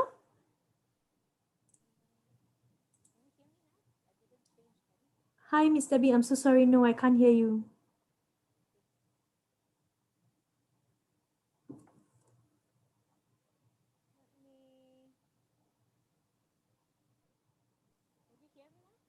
Very, very faintly. It's actually really soft right now. Is there any issue with the headset that you're currently using? I could hear you earlier, but right now it's gotten really soft.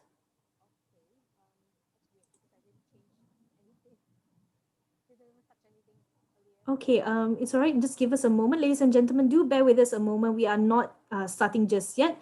The next session will be at 4 p.m. So do give us some time while we sort out this technical issue. Do give us a moment, yeah? Miss Debbie, were you using the headphones earlier?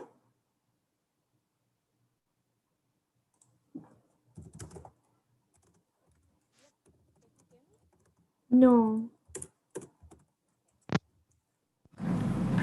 Okay, great. I could hear you. There was some rustling earlier.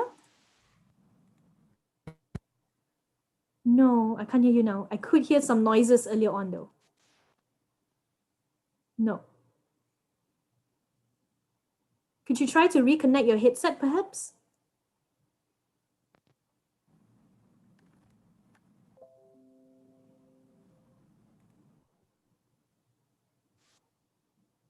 No.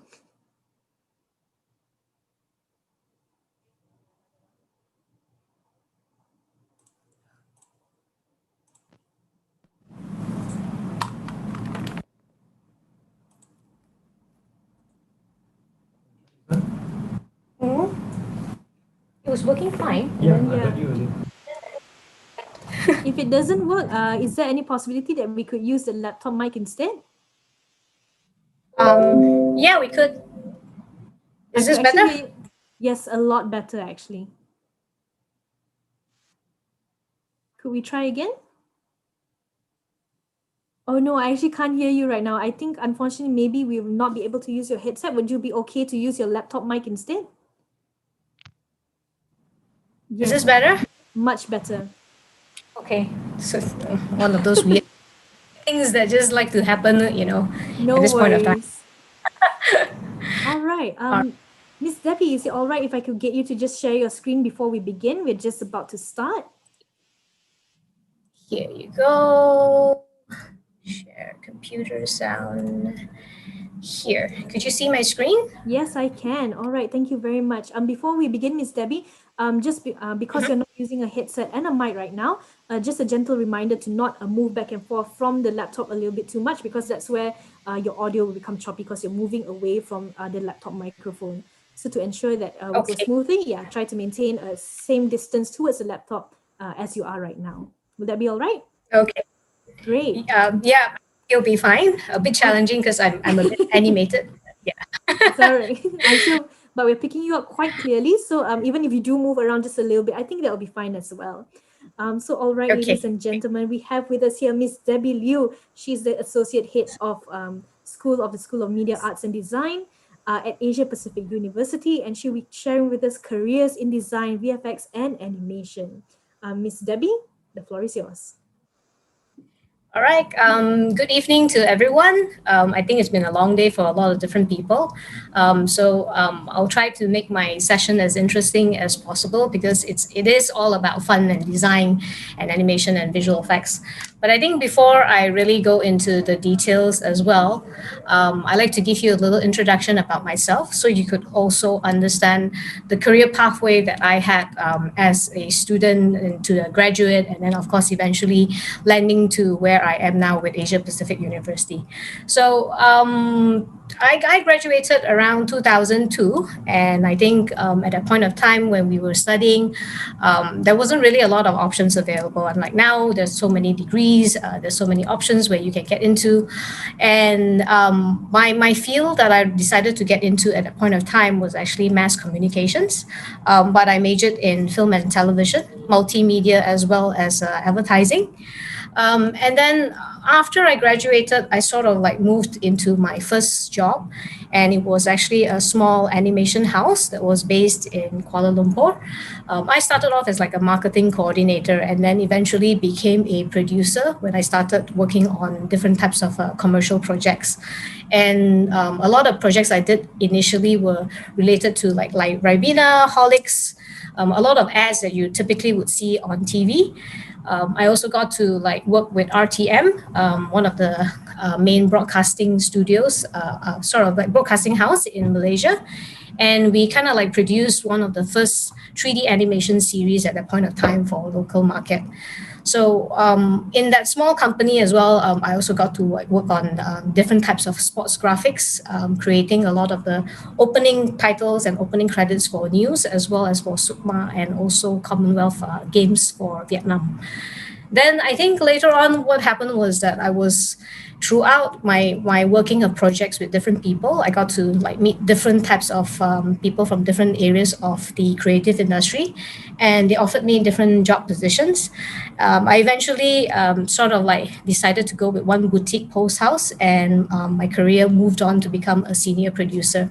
So in that post house, I was doing a lot more international markets, a lot of international projects, mainly with Indonesia as well as China and as well as Dubai as well. And a lot of it was actually focused on the high-end commercials, creating more realistic kind of animations as well. And eventually, those areas of animation and realistic stuff is now more commonly known as visual effects. I went into education industry by chance because I was kind of like looking for a career change after being in a couple of years in the post-production and commercial industry. So I went into teaching for a short while, became a faculty manager for the design school there. And then another opportunity sort of like came along. So I got to join a Hollywood feature film studio that was based in Cyberjaya. And during my time with them, I took care of the animation department as an assistant manager, and also helped out a little bit with the education line there. I moved back into education industry to set up a new school, which is now where I am now with Asia Pacific University, of course, with the main intention and goal to help produce young designers for the creative industry. So I think one of the things that I really wanted to share about my history, about moving from one point to another part of my career, is that why did I decided to sort of like choose to study design field in the first instance? And I think a lot of times people wonder, why would someone want to get into a industry that seems all about just about fun and may not necessarily know exactly what we do in that industry at all. But to be honest, I think one of the reasons why I got into this industry is mainly because of curiosity.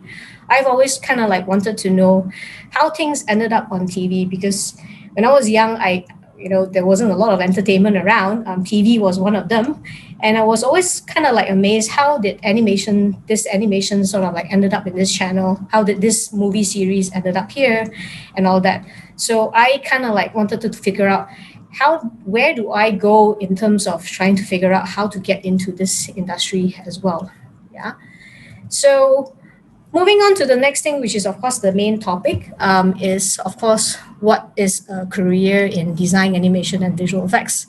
I think first and foremost is also for you to define actually what is a career. And for a career, most people would think that, it's kind of like a job that you get, by the time you're graduated. You find work, you find a place where you can, get some steady income, whether it's a full-time job or a part-time job. It could be considered as an occupation. It could just be a position that you could get either momentarily or a full-time basis. But at the end of the day, your career is also a combination of all these things that you see here. It also requires trained skills. So for you to be able to be successful in moving and to become promoted from one aspect of your career to another, you kind of have to have the whole combination as well. And that also includes having passion in a lot of things that you want to do. Because if you can remember back of how my career moves on from one small animation house to a boutique, and then eventually tried something different, and then going back into a Hollywood studio. So that was sort of like a stepping stone career for myself throughout my 20 years of working as well. Yeah. So of course, going into the design career, there's so many things that I actually want to share, and because of the very limited time, I think there's only so much I could squeeze in during this 40 minutes. But one of the main things that for you to know that if you are considering this as an option of your career is for you to also understand what the creative industry is like. A lot of people know what the business industry is. A lot of people might know what is the engineering industry is. The actual and maths, I'm not great at them, but I'm also trying to understand what that industry is about. And I think a lot of people also may not realize that the creative industry is an industry that has been around for a very long time, but just that people are not aware of exactly what is comprised in this industry. Yeah. So I wanted to show you that this is the very broad picture of what is in the creative industry. There is the design, and of course there is the arts part. And you would see that we have media, we have functional creations, we have cultural heritage, and we also have the arts, which is something that people are a little bit more accustomed to, where you get to see paintings, performing arts, crafts, antiques. And then, of course, coming to what we are a little bit more used to now is, of course, the media side. Things that you get to watch on your TV, things that you get to watch on Netflix, and even things that you get to watch even on your phone, things that you get to play on your phone, and so on and so forth. Yeah, so I'm going to dive deep a little bit from moving from a very broad picture of the industry, going into a little bit more detail. And you can see that the media industry is related to the entertainment in industry entirely. And in this nature where everything is moving so quick and fast paced, where work is of course extremely stressful, the entertainment industry itself is one of the main core areas of design, animation, and visual effects. So we produce a lot of fun things so that people will be able to relieve their stress and enjoy life a little bit more instead of always constantly working. So in other words, this career is about working, making fun things for other people just as much as making fun things for ourselves as well. Yeah, so it's really very interconnected in that way. And if you can see the entertainment here that I have shown you, it is again broken down into different sectors. So we have the film and audio video production, that has to do a lot now with video online streaming, also a lot to do with animation. We also still have broadcasting. So we have RTM, we still have TV3, we still have NTV7, where they still have to do their news reporting. Some of you probably would have seen BBC's documentary channels. Then we have lifestyle series where we get to see food bloggers talk about the different foods that they get to try out from one country to another country, how food is being made. And of course, more importantly, is awareness reach outs.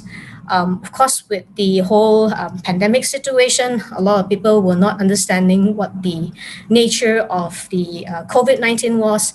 And the awareness reach out is also one of the important area where design comes into play so that people, the audience, will be able to understand the cause and the nature of the event as well.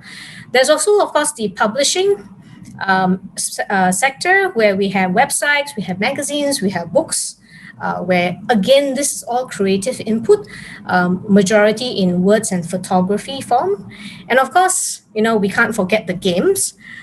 We have mobile games, we have tablet games, we have games that is curated specifically for kids, especially for educational games.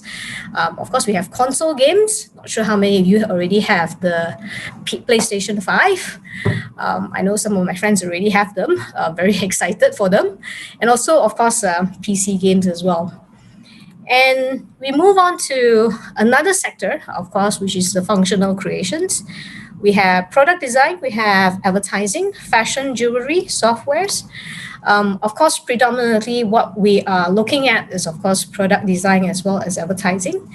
And product design, to be honest, is pretty much everything that you have at home, from your chair, from your tables, from your mouse, from your phone, from your tablets, from your aircon, from your fans, even to your kettle. All these are all actually things that have been designed with a purpose and with an intention in mind.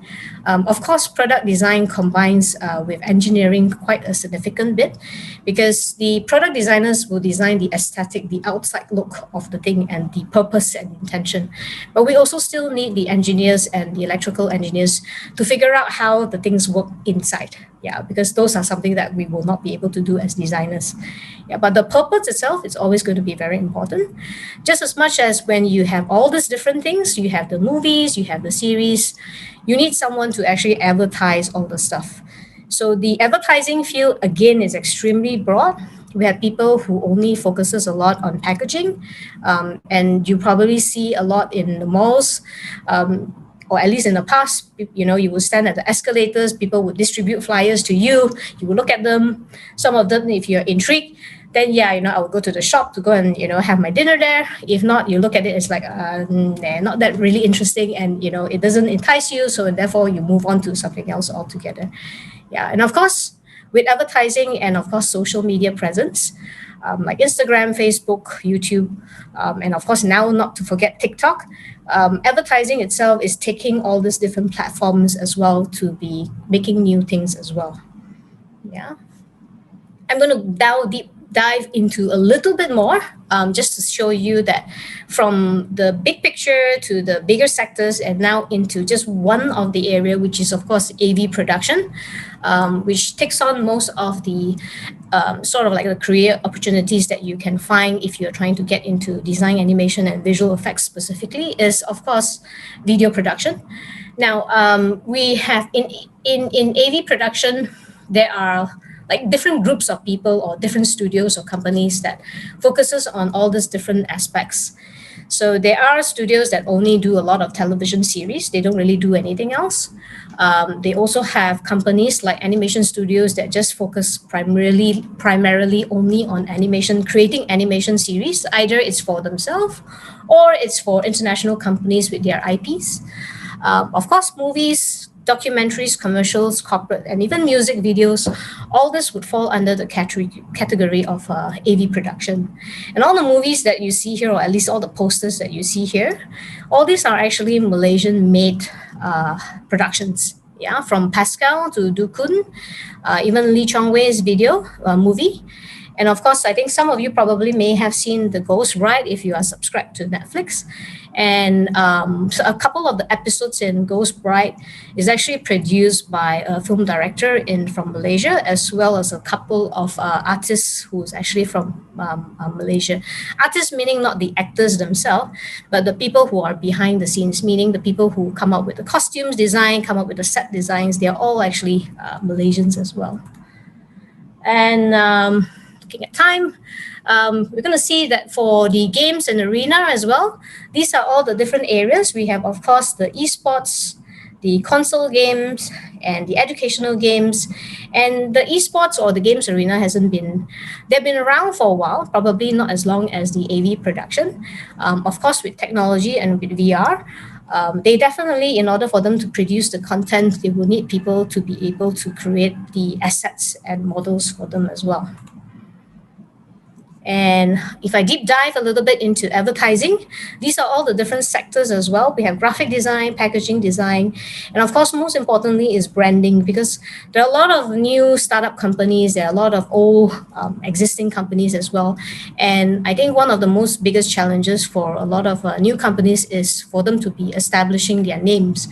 And this is where advertising comes in, where you have a group of people who will specifically focus on different campaigns, creating events, that you will be able to see in the malls, creating posters, creating even social media ads that you will see them coming up quite frequently in all your social media apps. And of course, all that in the end is, of course, to lead you towards buying something, purchasing either their services or even buying their products. Of course, online shopping is growing, and you can also see that within the online shopping itself, there's also going to be a lot of different ways to attract you so that you are able to go and buy their stuff. For industrial design, now this one focuses a little bit more on the practical creations of things that you will actually get to see physical items, whereas the other previous ones, most of it was all mainly on digital stuff, meaning you will eventually see them on your TV, or you will eventually see them inside your computer or even your mobile phones. But for industrial design, a lot of the design creations are something that is going to be physical, so things that you will be able to be used, that either you can use it with your hand or either you can drive, things like automotive designs. Of course, interior design also falls under part of industrial designs. And one of the growing sectors for industrial design is actually what we call sustainable design. And sustainable design is pretty much looking at using new resources to be able to create new products without even damaging the environment. Like, for example, like plastic has been around for a long time. It was a wonderful creation long time ago, but we know now that plastic is causing a lot of harm to the environment.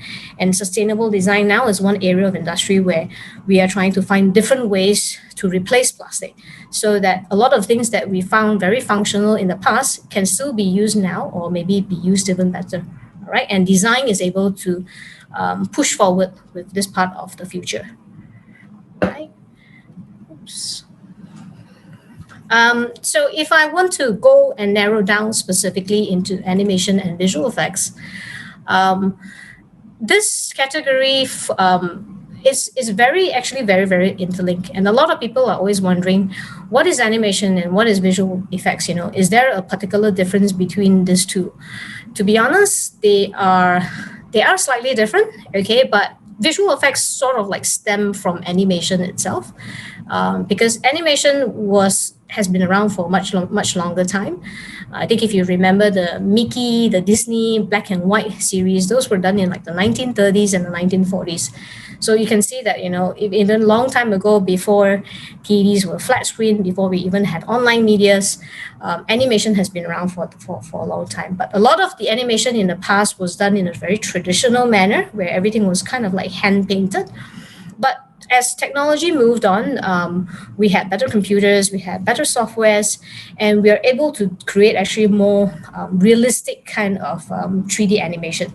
And with that, we are able to combine with live action, which is mainly shooting live videos, and then we can actually combine them together. So all the different fields that I talked about earlier, all these different areas or this sort of like products or outcomes, they require a lot of animation and visual effects. Some of it is probably a bit more noticeable, and then some of it is probably not very noticeable to you. And actually, good visual effects are not noticeable to most people. So unless you know what is happening behind the scenes, then you realize that there's actually a lot of skills being placed into there to make it pretty much invincible to you. I'll move on to just quickly sharing with you. This is an overview of how the industry is sort of like connected. And a lot of times, even though we may start with one item or one product that we want to promote, it can actually branch out to all these other different people. And in each of this different section here, there are different job careers in each of these different sections as well. Yeah. Here, again, is very specific to industrial design. Even though the designers are sitting in this area, okay, they also have the engineers, and we also have the management and financial sector that is sort of like part of everything within the design world or the creative industry. And here are just some images just to show you how industrial design and even the media or the AV production actually comes into play. And of course, with products that are being created and they needed to be advertised, they needed to be put on shelves. But for this Tron movie here, the concept or the ideation itself stems from originally a storyline. It's an idea for a story. It's an idea that is meant for storytelling, meant for movies. But during the entire production process, they also realized that they needed someone to actually create the costumes, very unique costumes specifically for them to be able to use in this movie. And from there, they actually require special product designers to actually make this stuff so that they could actually make this costume happen for the movie itself. Now, I'm going to share a little bit of case study with you for a project that I used to work on a long time ago. And this was a commercial that was actually produced for Proton Gen 2. When they first sort of like came out with the car, nobody had an idea how the car actually looked like. And of course, the film director who had this job, his task was, of course, to try to think of a most awesome commercial in order to, advertise for this product. But they didn't want a typical kind of car commercial where, you could just feature the nice cars and, all the different parts and whatnot. So they wanted a little bit of storytelling behind it. And the director decided to work together with the studio to come up with this concept. So I'll first show you what the final product looks like in terms of the final commercial, and then I'll just quickly run through with you what process was actually undertaken in order to achieve this project. Right. Check audio.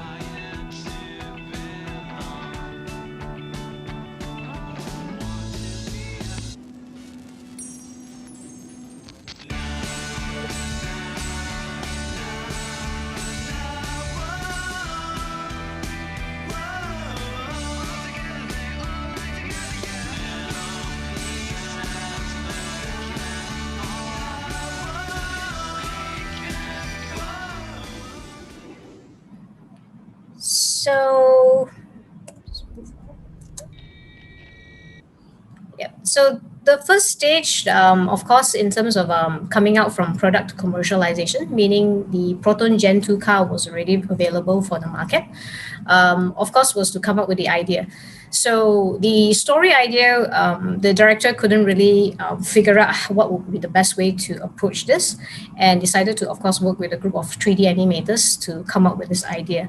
Now, it was very difficult to script it out because they wanted to feature like all the highlight points of the new Lotus technology going into the car, certain parts of the bike going into the car, and even certain glass materials and even their new speaker system. So we know that at that point of time, we needed to work like with different parts of the car and sort of like try to make a story out of it. And because it was difficult to visualize, the 3D team have to actually come up with what we call a pre-visualization stage. So a pre-visualization stage is pretty much piecing different rough 3D objects together that we could find to try to craft out the story flow as entirely as what we would see in the commercial.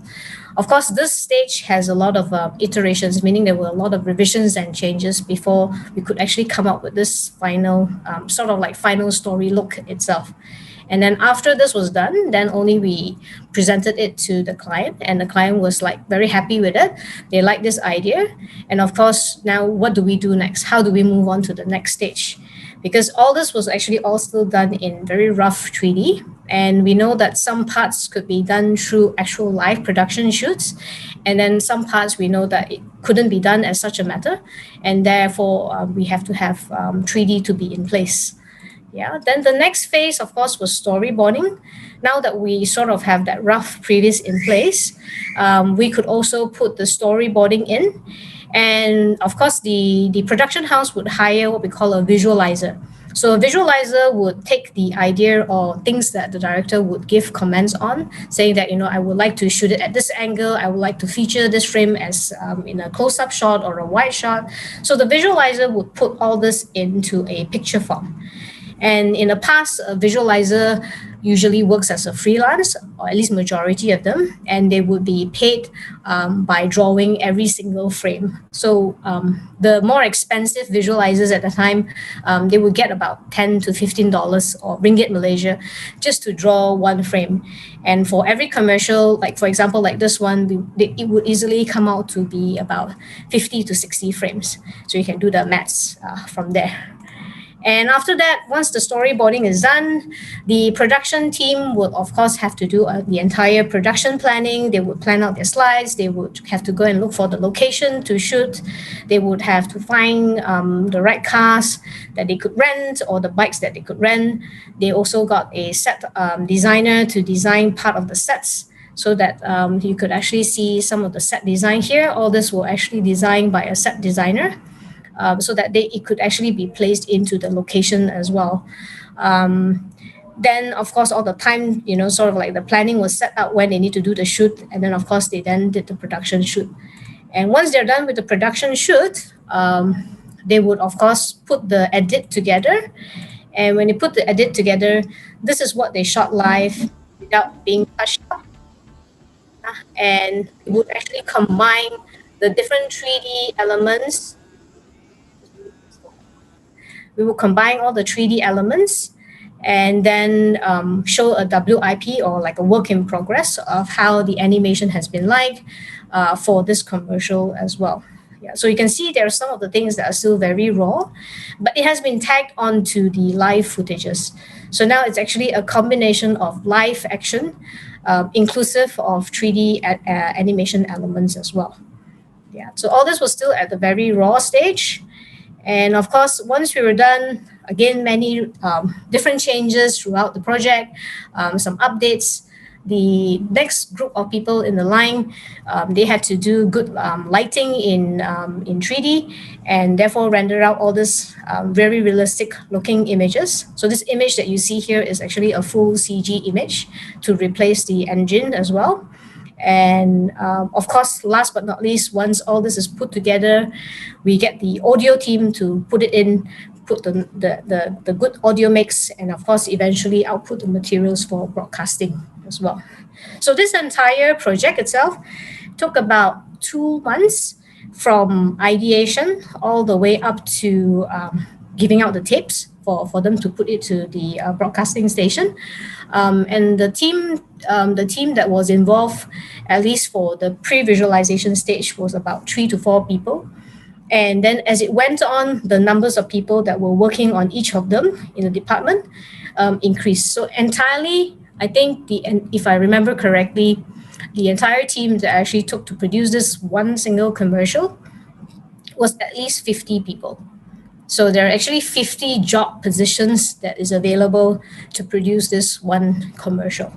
All right, so this is considered a medium extensive kind of a project for commercials. And of course, if you can imagine, when it comes to the movies, where it's much longer play, and you can see all the long ending title credits, you can see that there are just hundreds and hundreds of people names there. And that actually shows you how much job opportunities there are within the animation and design field. So I'll move on to the next phase, looking at time. What type of job positions or work positions are available for you to build a career in design, animation, and visual effects? So there are what we call a few categories. We call the hands-on creative jobs, means creative jobs that you actually literally need hand skill set, meaning you need to use the mouse or the Wacom tablets.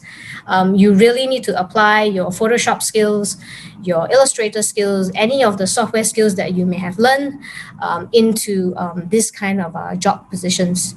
So a lot of the ones that you see in yellow that I have highlighted here, these are what we call sort of like entry-level jobs that you can start off with, or most graduates will start off with when they actually get into the industry. And then the remaining ones are sort of like their next step in their job promotion, where from an animator, then they can become a more experienced visual effects artist. Now, one of the reasons is because the skill set that you may picked up from either the college or the university that you are at, there's only so much that we could squeeze in during that 2 or 3 years time period that you have. But the skill sets that the industry is requiring are, of course, a much higher level, and they do understand that it takes time for someone who is new in the industry to build those skill sets. So a lot of times, what they're looking at is seeing what the fundamentals you have in terms of the different software skills, but they also want to see how are you able to translate a lot of the software skills that you have picked up into their own softwares, because some companies have their own proprietary softwares that you will not be able to learn from any universities or any colleges, but the overall software navigations and all that is pretty much similar. So it's knowing how to transfer that knowledge over into their company, so to speak. And of course, if you are, I would say if you are someone who likes this field, but then you are slightly doubting whether you have the design capabilities or the skill sets to create awesome work or not, you can actually get into the creative management jobs, which is pretty much what I was doing a lot during my time in the creative industry. So although I know the basics of animation, 3D, even though the softwares are obsolete now, but the idea and the production process has never really changed from either one company to another. Sure, certain things like the softwares and all that might be different, the flow might be different, but essentially when you produce any creative projects, they all sort of like have somewhat similar structures. And these are all sort of creative management jobs that eventually even artists will want to get into. For example, like an animation director, meaning they no longer work a lot on creating the shots itself or creating the animation work by their hand themselves, but they're more like supervising and telling the juniors or the new graduates who have just joined into the industry how they should be working with different jobs. So as you go on in your career, you are doing a lot more hands-on work or running the ground, so to speak. But then as you move on, then you will end up towards more management jobs. And when you have more management jobs, you get to actually overview or oversee a lot more different types of projects as well. If we look specifically into the animation and visual effects industry, all right, even in this industry, they have their different groups or they have their different stages. And depending on the size of the studio, some studios have very clear-cut sort of like a factory production line for different departments. So for example, like this one, we have pre-production and we also have production, things that you need to prepare a lot before you can actually get into doing the project itself. So a lot of experimentations, a lot of testings is all done here, including of setting up how the 3D model looks like, adding skin, adding clothes to the 3D model itself. Riggers are someone who is quite technical, where they add bone structures into the model so that it can be moved in a 3D environment. Preppers are what we call BG preppers, are background preppers, people who actually prepare a lot of the footage so that it's ready for the next scene. And we also have the match movers who are doing a lot of technical work that a lot of people don't realize until they get into the industry themselves. Yeah, but these are just some of the job positions that are also readily available. And of course, for production, meaning people who will take all this pre-pro work and putting it into the working production itself. Animators, we have technical animators who focuses a lot more on muscles. We have effects artists who do a lot of dynamic simulations. And to be in an effect artist, to be honest, you do need maths and physics actually to be able to do this because there's some calculations that is involved. And of course, we have also lighting, people who are very good at seeing how light works, meaning how to set up actual lights within a 3D environment. And the compositors are people who would actually piece all the different assets together or different elements together. So what skills do you need to be successful in any design career? I would say this is actually the 4 key ingredients that you want to have and you want to build along the way when you are about to study or about to venture into any design courses. First and foremost, of course, having passion for the work that you want to do. Again, because a lot of the aspects of work itself for entertainment, it can be quite stressful. A lot of times the passion of seeing the things that you have put in so much effort come into a product where a lot of people enjoy watching, a lot of people enjoy playing, that's actually where you will get a lot of your satisfaction. And if you have your passion in creating all this, even though no matter how stressful your job is, you'll be able to still push forward for it.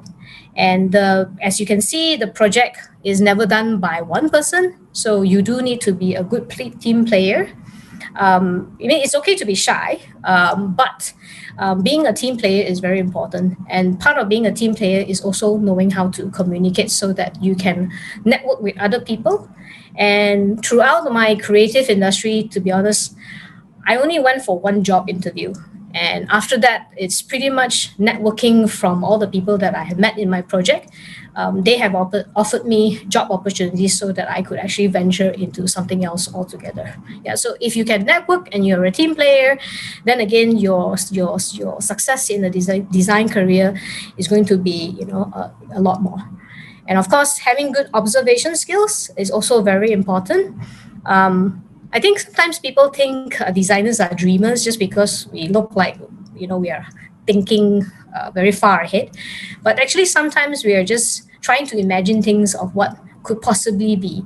We're trying to play with a lot of different ideas that we may have in our mind. Sometimes we see them in our dreams. Sometimes we see them around us. Sometimes we just see, people are doing something and we're trying to play a story out from whatever that we have just watched. And that is all part of observational skills. The more you have, the more ideas will come and the more solutions will also come when you actually face with different problems. And of course, the most important bit is having a portfolio. And a portfolio is somewhat like a resume. You still need a resume if you want to apply for any job careers in the design field. But apart from the resume, they definitely want to see your portfolio. And portfolio is basically a combination of the different works that you have done, either from your university time or even during any competitions that you may have joined or any of your personal projects, because they want to see what kind of skill sets that you may have currently and how you can actually be adapting to their companies as well. So different, depending on the type of jobs that you're applying for eventually, you will have to create sort of like different types of portfolio for those job applications. Right, so I'm just going to finish off with what type of skills do I need if I want to get into this field. All right, so a lot of people might think that design is only for the talented, but actually design is literally for anyone. You can actually study design as long, like I said, you have a passion for it, you have the interest for it, because the difference between art and design is that design is a skill. So with any skill, it can be trained, it can be groomed. But for art, of course, having talent is one of the main core ingredients, because you need art to be in order to be very expressive and to be very unique. Having talent and adding, of course, skill, that will definitely give you an advantage. But even if you think you don't have talent, but it's something that you want, you really want to get into the media industry, or you want to get into to create all this beautiful stuff, then definitely this is an area that you can really consider. Because for good design is all about sending the same message to everyone, meaning you are creating things that you want a lot of people to be able to appreciate, not just only for like a small group of people. And people would think that design thinking, maybe, it's all fluff, things that, maybe we just think and then we create stuff. But the true nature of design or studying design, there is a process. And the design thinking is actually a framework that we use in order to be able to let you guys know that you do have to come up with ideas first, but there are different steps that you need to take, just like in any other fields. You need to do prototyping, you still need to do testing, you need to be able to figure out if there are any problems with the area that you have designed. Even a lot of the movies that you see, there are so many different revisions that have been done over and over again. but all you see is the final outcome. You don't see what happens behind it. And that is the most interesting part about being in the career of the design field. Yeah. Skill sets these are practical skill sets. Of course, with design skill sets, you should have at least the ability to draw. You don't have to be a fantastic drawer unless it's a field that you want to be in. You will try marker renderings. You will go with digital illustrations. You will do mock-ups, meaning creating samples. You will do prototyping if you are into industrial design. And of course, if you are going into animation, visual effects, you definitely have to know what are the skill sets that is required to do video production. But if you look at this chart here, although these are all the skill sets, these are sort of like the tools, pretty much like the toolbox, like the hammer, the screwdrivers that you need to know how to use. But what we're looking at in the design career is actually your ability to communicate, knowing how to pitch your ideas, knowing how to sell your ideas, knowing how to problem solve when you look at a video project and you see that there are different things going wrong with it, and how do you actually resolve them. So visual effects is in play is mainly to also problem solve a lot of the visual things that are messed up when they do in production shoot to a certain extent. And of course, collaboration and being software savvy is also an important step, but it's not as important, to be honest, as communication and problem solving. So the pathways that we offer at APU, of course, is aligned with some of the areas of the industry, the creative industry that I talked about. And if you are someone who is looking forward for the SPM results or IGCSE qualifications, you can consider going into our foundation program that has a design pathway, or also consider going into a diploma in design and media, which will lead you to the 4 degrees that you can consider when you want to further your studies as well. And if you are coming in or waiting for your results for your STPM, UEC, A-level, or any pre-U qualifications, okay, you can also consider our courses in animation, digital advertising, industrial design, as well as visual effects. Okay, so this is a snapshot of how our school looks like, all the different things that the students have been doing. So we have lab classes, we have rooms, studio rooms, where we have a lot of discussions. The students will have to present a lot of their ideas, and the lecturers would be brainstorming with them, telling them that these are things that we need to, amend. And of course, we have 3D, 2D designs. We have our own green screen studio as well. We have a workshop for furniture. We do have our 3D printing machines as well. And also this is a clay studio. And these are the main softwares that we are teaching most of our students. Adobe being, of course, our most used software. We probably use it more than we use Microsoft Office. And of course, these are all different types of 3D softwares and 2D as well.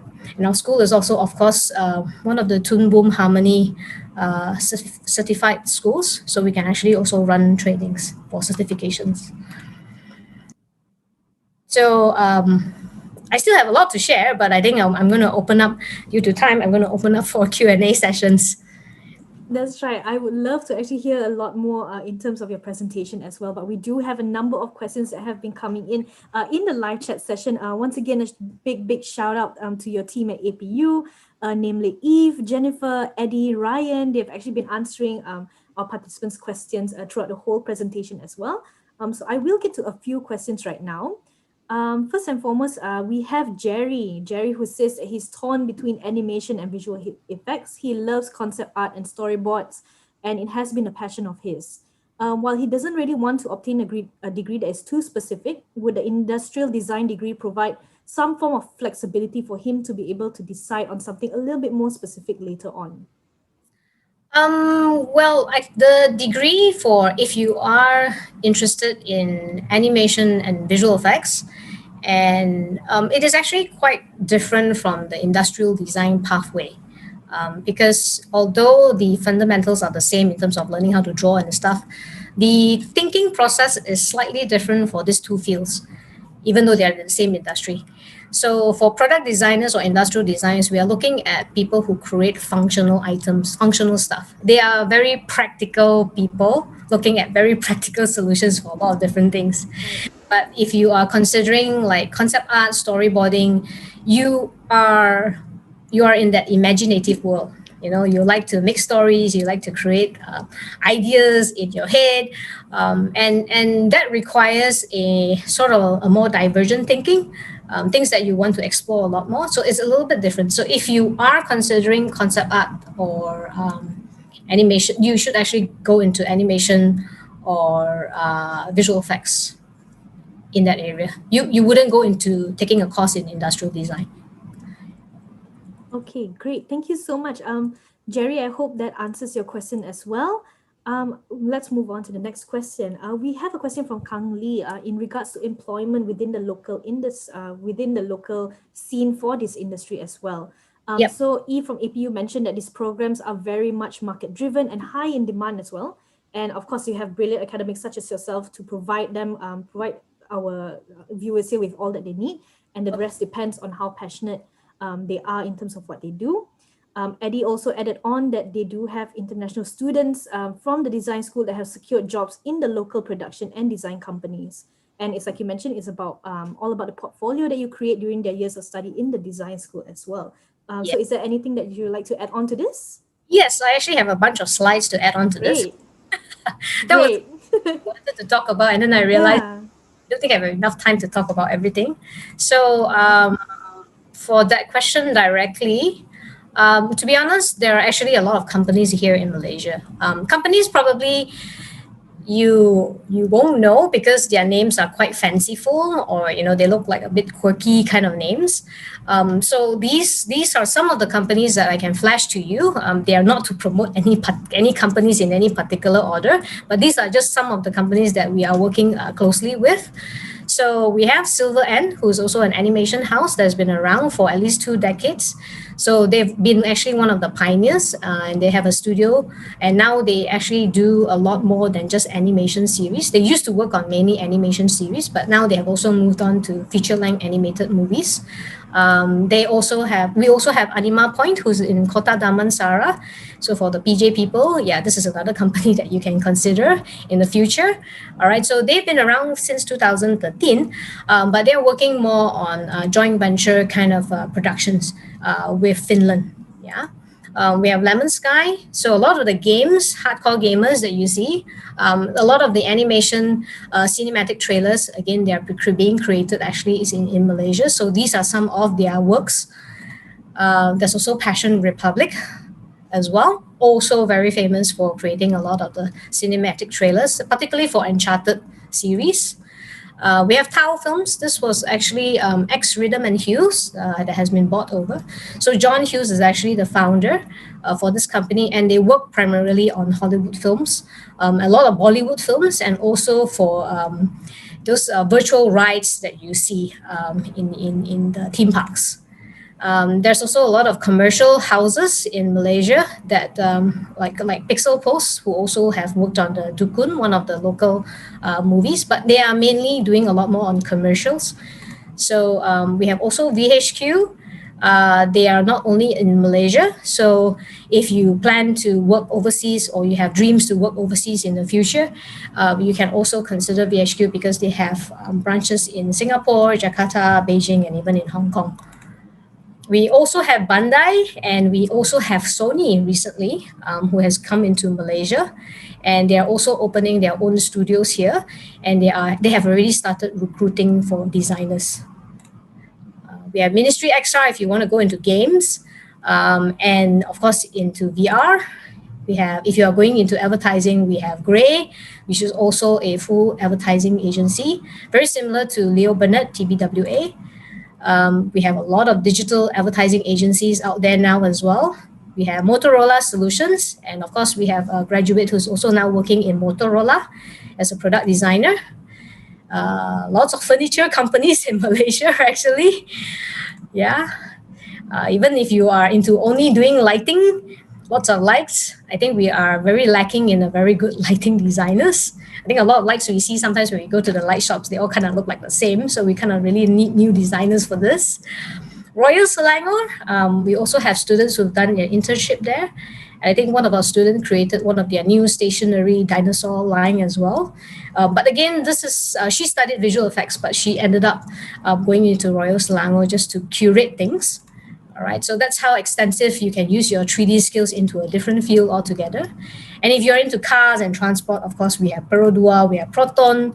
And if you are, environmentalist and you want to go into sustainable works, we also have companies like Less Print Work, who focuses a lot on sustainable designs.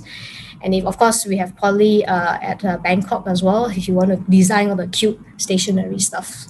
And there's really a lot of companies in Malaysia. These are just a small section. There are so many new companies that have been formed, and I to be honest, I can't even really catch up with most of them. But these are all the old timers, I would call them. All right, that they've been around for a long time, that you could actually consider going into joining these companies if you want to get into this career. That's right. I have heard of Reservoir as well as Think Tank. These are all hats in the industry, and even one of the directors actually came up with a feature film, Guang, if I'm not mistaken. So yeah, it's pretty amazing.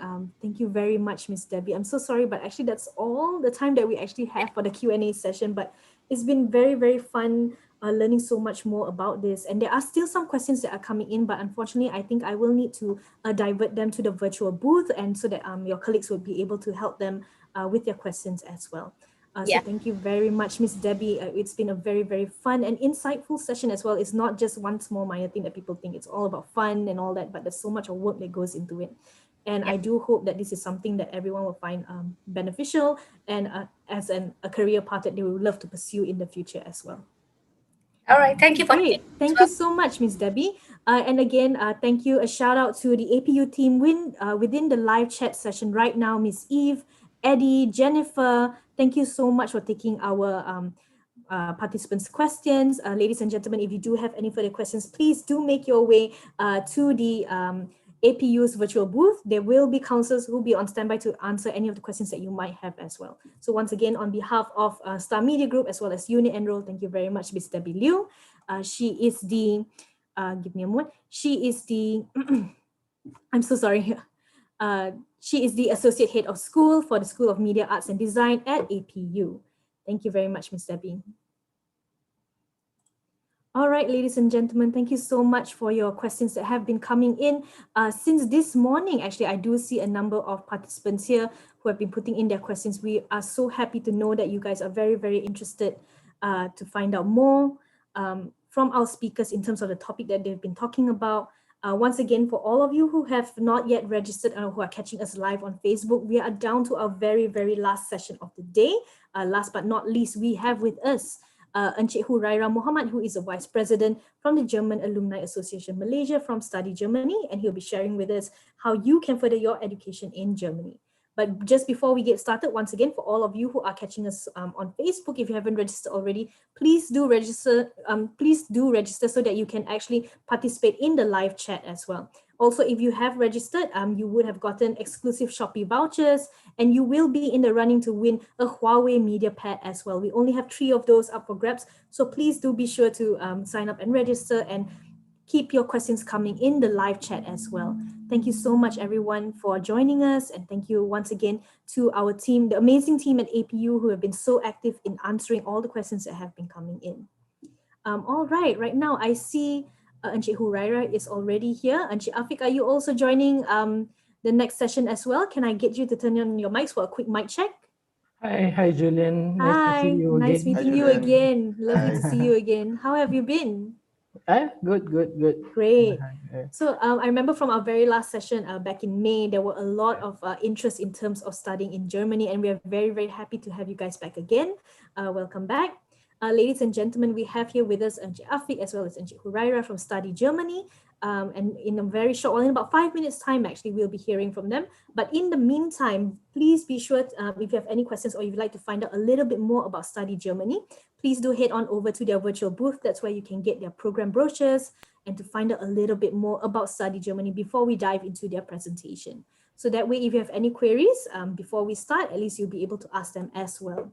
So thank you very much, ladies and gentlemen. Once again, we are down to the very, very last presentation of the day. It's been an amazing time with everyone here, and we love having your questions come in once again. So please do be sure to stay on. We'll be starting in another 5 minutes as well. So just to run through in terms of the different topics that we covered earlier on, we had at 10 a.m. earlier today, Ms. Eleanor Rao, who is a supervisor of international admissions from the Chinese University of Hong Kong. At 11 a.m., we had Ms. Ava Lai, who was a program advisor at TIAS Business School, and she talked about how you can develop your career in the Netherlands. We even had Mr. Seamus Mahue. He was from the Irish Universities and Medical Schools Consortium, and he taught us about how you can apply to medical schools in Ireland. At 2 p.m., we had Ms. Jessie, who was the advisor of admissions office at Shanghai University of Traditional Chinese Medicine. And of course, we had our speakers from APU, Associate Professor Dr. Tang Ka-fei. He was the head of the School of Engineering. We had Mr. Ong Li Ki and Ms. Karen Chua. They were the program leaders and lecturers for the School of Mathematics, Actual and Quantitative Studies. And you just heard from Ms. Debbie Liu, who was the Associate Head of School for School of Media Arts and Design. So you can tell that from the various topics that we have a myriad of speakers and institutions, and it's not confined to just local institutions as well, but also international institutions. And I must say, these are top-notch universities, ladies and gentlemen, and you have at your fingertips from the comfort of your own home, the opportunity to actually discover what will be the next step for you, the next best step for you in your educational journey so far. All right, ladies and gentlemen, before we begin, once again, if you have not registered, please, it's not too late for you to register to join our live chat at the Star Virtual Education Fair platform. You can put in your questions for our speakers after their presentation, and we'll get to them later on. Last but not least, when you do register, you also stand a chance to be in the running to win some lucky draw prizes, and that is a Huawei MediaPad. And this will actually go to those most active participants in the live chat as well. So for those of you who are putting in your questions, if you have any questions for our speakers in a moment, please do be sure to actually change your name. Right now, for example, if you actually put in a question in the live chat without changing your name, all I would see is actually just guess at underscore a random combination of numbers. And this would be difficult for us to identify you if you are one of the winners of the lucky draw as well. So don't forget, be sure to change your name. If you're not sure how to change your name, on the desktop version of the Star Virtual Education Fair live chat session, there is a blue bar. Simply click on it and there is an option for you to change your name as well. So don't forget to change your name, and of course, keep the questions coming as well. We are down to the very last session. And here with us today, we have Encik Afiq Aiman as well as Mr. Huraira, and they are from Study Germany. So right now, what they'll be sharing with us is how you can make how much your education matters and how being in Germany can help to make it even better as well. So without further ado, can I please welcome Encik Afiq Aiman as well as Encik Huraira. Hi, good afternoon, Julian, and good afternoon, everyone. Thank you for having me here, and thank you for spending your Sunday with us. Yeah, I hope I think we're the last one, but yeah, last but not least. Last but not least, definitely not least. Thank you very much. So yeah, as the name Study Germany implies, yeah, we are basically a one-stop center for education in Germany, where we actually consult and prepare students to go to Germany. And yeah, a lot of people have been wondering also with the current pandemic that we have, whether it is risky or studying in Germany is possible at all. I would say that yeah, Germany is very much alive, and studying in Germany is very much a possibility right now. So okay, without further ado, I will like to invite Afiq Aiman first to share with you the slides, and yeah, we'll take it from there. Okay, Aiman, Okay, please. thank you, Mr. Huraira.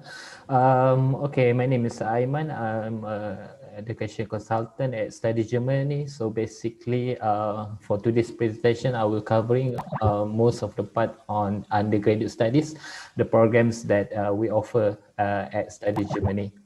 Okay, since we are the last session, I think I can share to you one of our videos. So let's refresh ourselves by watching these videos.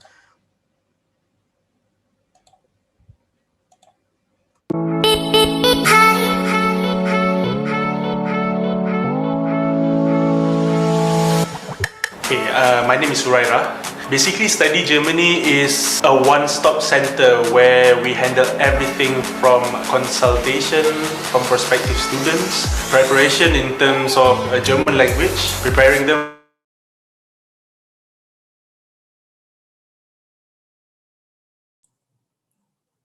Encik Afiq or Encik Huraira, maybe you would need to restart the video again if you're having any. Get the visas on what to do in Germany, through their accommodation, and of course to the study choices. Basically, we handle everything.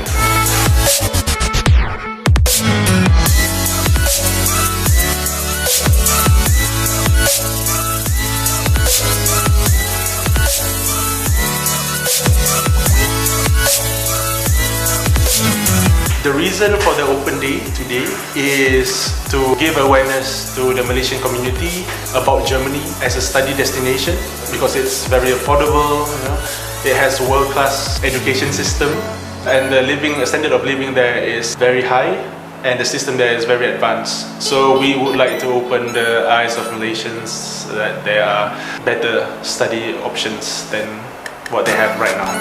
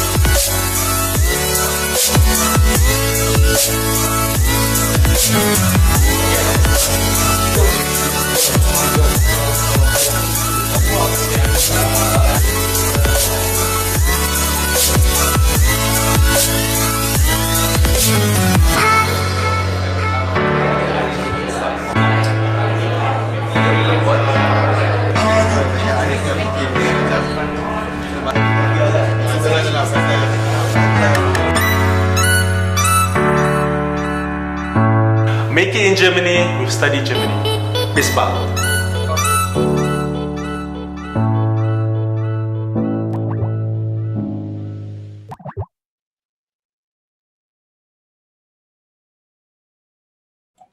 Okay, thank you for watching the video. Basically, it explains in general about what we do and who are we.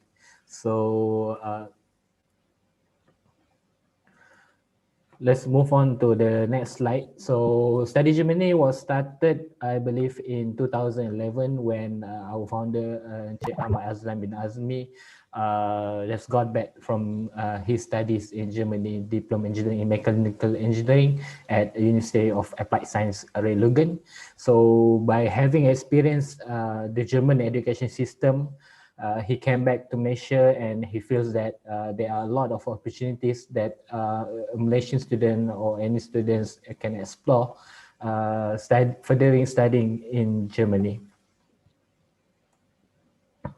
So among the reason why students preferably to go to Germany is, of course, one of the things, the main reason is because of the free education system, where during a bachelor's degree at any public university in Germany, you don't need to pay for the tuition fees. So basically all the subjects will be free, and there's only a minimal amount of a semester fee that need to be paid.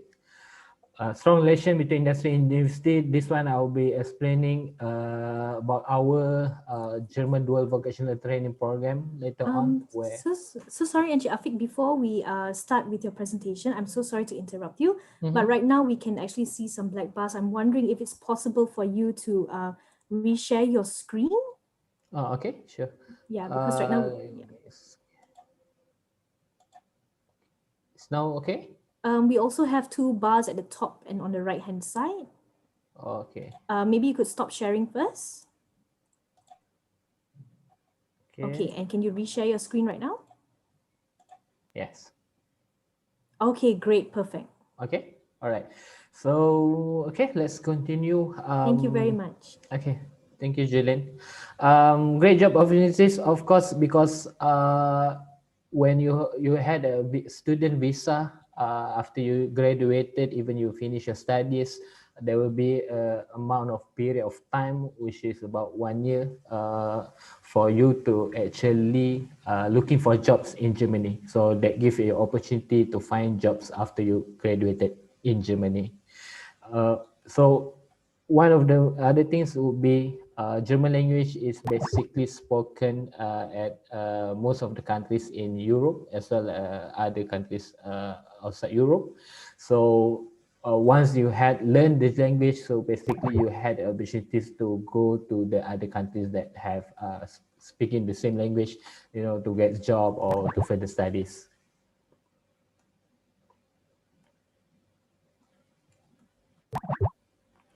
Okay, so these are the main programs that we have at Study Germany. We have a freshman program, which is a foundation program that enables a student to pursue bachelor's degree in Germany.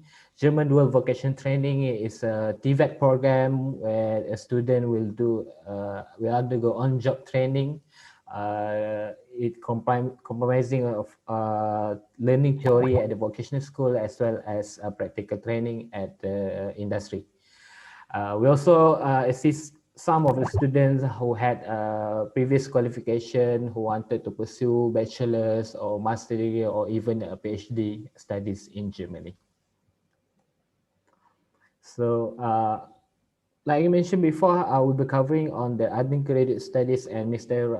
Raira will next will cover on more on part on the postgrad studies. So undergraduate studies, what we have is the freshman and German dual vocational training Ausbildung. So I'll go first on the freshman program. So what is the freshman program? Freshman program is actually a foundation program conducted at Freshman Institute Aachen, Germany. So it is a 10 months program. The course started in October each year and finished the August the following year. It comes with a German or English track. What is the difference between German and English track? The German track, you learn the medium instruction of the courses will be in German, while the English track will be in English. It's a fast track program if you compare to any other PU program that enables you to pursue bachelor's degree in Germany, such as STPM or A level. Okay, most of it STPM or A level would take about 2 years, but this freshman program is only take 10 months to finish. For industry training in Germany, for engineering students, when they want to further study bachelor's in Germany, one of the requirement would be they completed a pre-internship before they enroll to the first year of degree. So what the freshmen did is that they embed the pre-internship period in their syllabus program.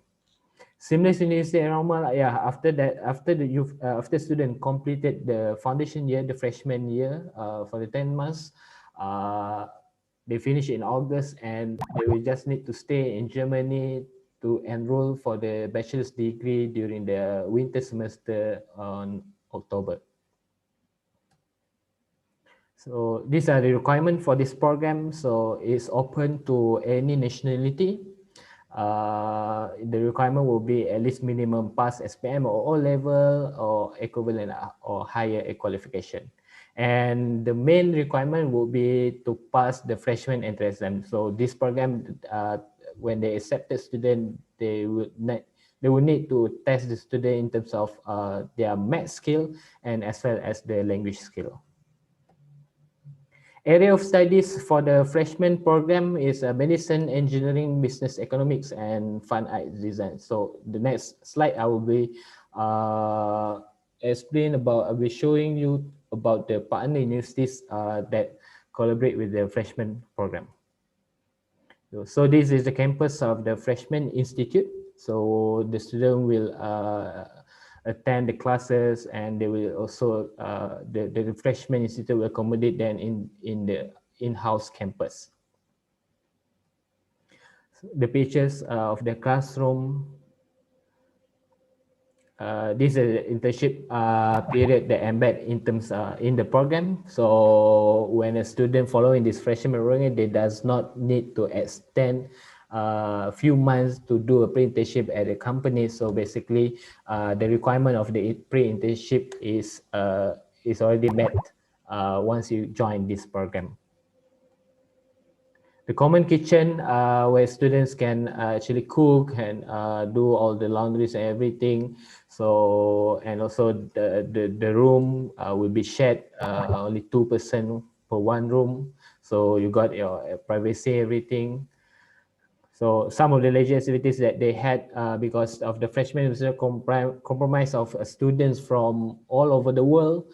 So whenever they got like an events and everything, you know, you guys can change all the stories from your country, you know, change the culture, you know, showing them our Malaysian culture perhaps and get to know about their culture.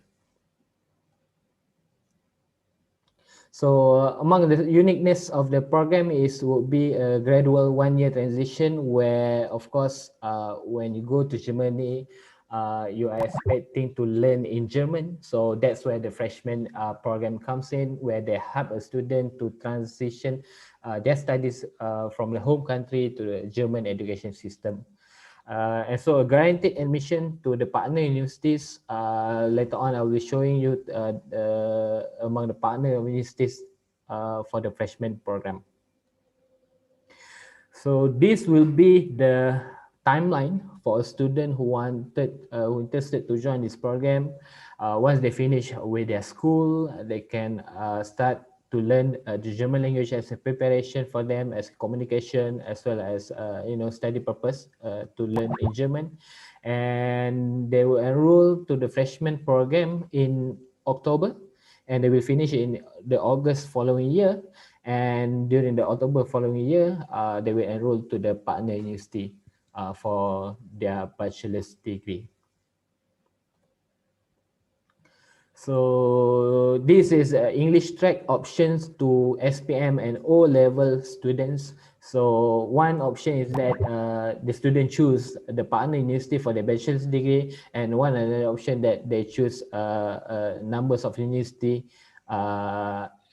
in outside of partner university, non-partner university. Okay, so these are the list of the university and courses for the partner university for English track. So if you can see here, FARCN and University of Lisbon, mostly on engineering, University UDE offering computer engineering as well. We also, this is some of the pictures of the university, UDE, Lisbon, University of Applied Science Aachen, where they got same place of the Freshman Institute. These are other two universities, South Westphalia University of Applied Science for business courses, and SRH Ham for supply chain courses. And we also have art courses that are offered by one of the private universities named HBK Essen. Okay, so HBK Essen offer two areas of studies in fine arts and as well as design.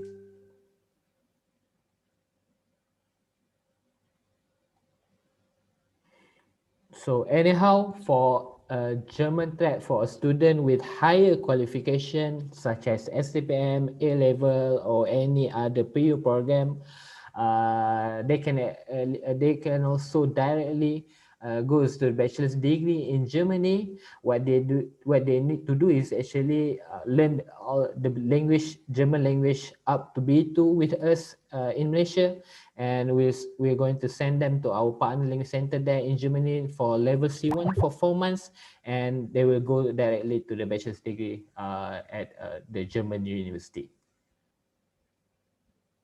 So I think it covers most of the necessary information on the freshman program. So for the school leavers, O level, I believe you guys have completed your IGCSE or other exams last November. So this is a good chance for you to start learning German language and pursuing bachelor's degree in Germany, following the fast track program, which is the freshman program. So next, I will explain about the German Dual Vocational Training Program. So this program is actually an on-job training program. It's equivalent as advanced diploma.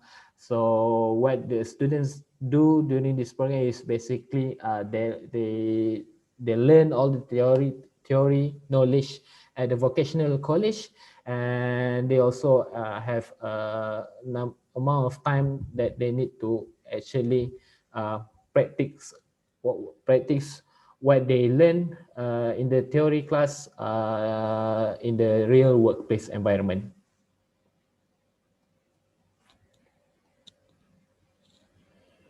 So yeah, 70% of the time will be at the private sector with the companies. They're training from the supervisor from the companies, and then they learn about how in the real life workplace environment with the other employees as well. So at the same time, so they need to attend the class at the vocational college. So it's a 3 years program. From this program, during the 3 years, a student will receive a monthly allowance because they are considered an employee to that particular company. This program actually involve over 350 apprenticeship over most of the profession in Germany were covering this program. So this program is considered as one of the common education system in Germany, where students they finish high school, what they do, the local German, they would go for this company, you know, just to get an income for themselves, to save up some money before they furthering higher level of studies. So some of the benefits of joining this program, the future job opportunities awaits because you have been placed within the company for 3 years, so the chances of you getting the permanent job afterwards will be high. So it's a good investment if you wanted to actually secure a job in Germany. Okay, some of the value added, improve the economic livelihood of B40 and 40 groups. So this is based on the situation that we had where our students is actually comes from, I think, a low income family. So he opted to study in Germany under this German dual vocational training program. So what he did was actually helping his family in terms of the financial, because he received quite a lot of allowance that can actually save up some of the allowance and then transfer it to Malaysia, and it helps in terms of the financial of the family. Okay. The courses for the German dual vocational training, we have hotel management, tourism and hospitality, nursing, and also technical courses.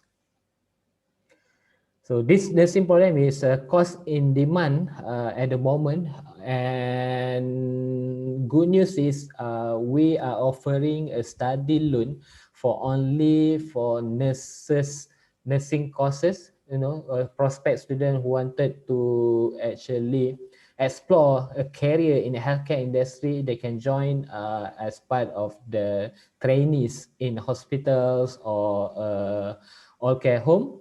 So once they finish completed the 3 years, they will be assistant or registered nurse in German healthcare industry. The requirement for this program is at the moment it's only for Malaysian, age 18 to 30 years old, and the minimum qualification will be high school qualification. So this is timeline. So what a student needs to do, of course, they will be still needed to learn German language up to level B2 in 6 months and go for industrial training in Malaysia for 4 weeks and undergo an online interview from prospect employer. And yeah, the Ausbildung program will be a 3 years duration in Germany. So some of our students, so like Danish, he had a car over there because the company is provide to him for him to actually easiest to go anywhere that he wants to go to do his work, everything. Sharidaba is the only one, only Malaysian or I can say Southeast Asia student that joined the companies. So basically she got to actually meeting other students from all over the countries as well. So yeah, I believe I've covered about everything, the necessary information about the undergraduate studies, about the German dual vocational program, and as well as the freshman program. And to recap, basically this both program would cover the common way of education system. The freshman would be in the academic pathway, and the German dual vocational program is a TVET pathway. So of course we know that among the student they have like different type of student. One that possibly like to read books, like to read books and then have better result answering exam, everything. And also we do have quite a number of students that actually they learn better by doing all the practical, so they tend to go to the TVET pathway. So moving on, this is some brief introduction of Mr. Herrera. So Mr. Herrera is actually a German alumni and currently a vice president of German alumni. So I'll be inviting him to actually, for him to help us in covering the information on the postgrad studies. So Mr. Herrera, you there? Yeah, hi man, thank you very much. Okay, yeah, thank you very much, Ayman. Okay, yeah, basically I studied in Germany as well, quite a long time, well, quite a while ago. I came back in 2009. I did a diploma in mechanical engineering. Okay, this is actually the old German system, where it's actually equivalent to a master's, because in the old German system, they didn't believe on having a separate degree and master program. Yeah, like 3 years and then just to go into another program 2 years and then work. So they had one program which was called the diploma, which was like 4.5 years to 5 years. So basically it covers everything you need to learn in order to work later on. So yeah, I graduated in mechanical engineering and I had a little stint as aerospace engineer before this, worked for a couple of years. And it was quite by chance that I got into the languages, the German language field, because a friend of mine is actually quite passionate about the language. And yeah, we started teaching students and coaching students on how to go to Germany, and getting them prepared with the German language to fulfill their requirements. So basically, yeah, that's how Study Germany started. Of course, the founder have been sending students actually for quite a while already, for almost 8 to 9 years. So I am also the vice president of the German Alumni Association of Malaysia. Okay, so let's have a look at the postgraduate studies as mentioned before by Aiman. Okay, after you finish your studies basically in Germany, or you've done your undergraduate studies, for example, degree in Malaysia or anywhere around the world, it is possible to study in Germany. Some of the, I would say, advantages of studying in Germany is because, of course, one of it is the free or no tuition fees, for most of the universities in Germany. And some people have asked me, why is there no tuition fees in Germany? Basically, Germany is a country with not much resources, natural resources. Therefore, they believe the biggest resource, or the resource that can make an impact on their country, is actually the human. It's the brain. So due to this belief, they have many universities there, and the education is basically free. And the way that you pay for it is actually working after you finish your degree there, for example, or after you finish your studies, which is what more and more students that go into Germany now are doing.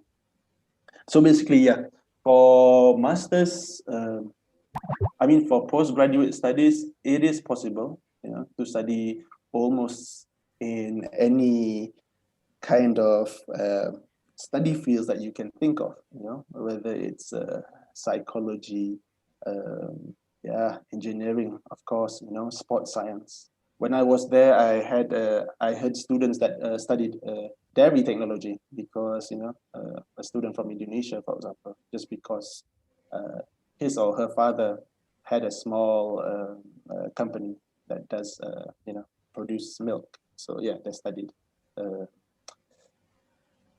dairy technology there, nuclear sciences. The choices are endless.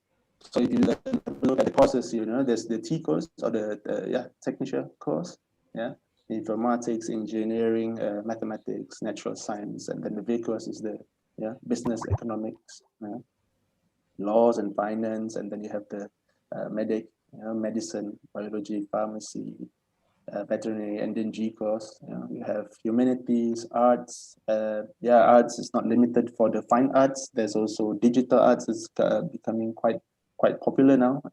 There are many art schools actually in Germany. They are public, but the thing is with German art schools, they have no fees, so they focus solely on the talent of the students. So if you have talent, or if you have musical talent, for example, and you want to get one of the best academic instructions, why not try Germany? It's possible. Okay, for master's program, unlike the degree, there is more English based studies there, which what I mean is they use English as the instruction language. But of course, it's still compared to other countries. Of course, the choices is is still quite low. So your best bet is always to study in German. The intake, there's basically 2 intakes in Germany, or basically in any European country. There's the winter semester, and that we usually call that the bigger semester, and then there's the summer semester, which is the minor semester. Usually a lot of engineering courses or the heavy courses will start in winter, and it's to a lesser extent for summer. And okay, if you want to study masters, for example, in Germany, the language requirement will depend on the the language of instruction. So it can be English, yeah, if your master is English based, but most of the time it will be German.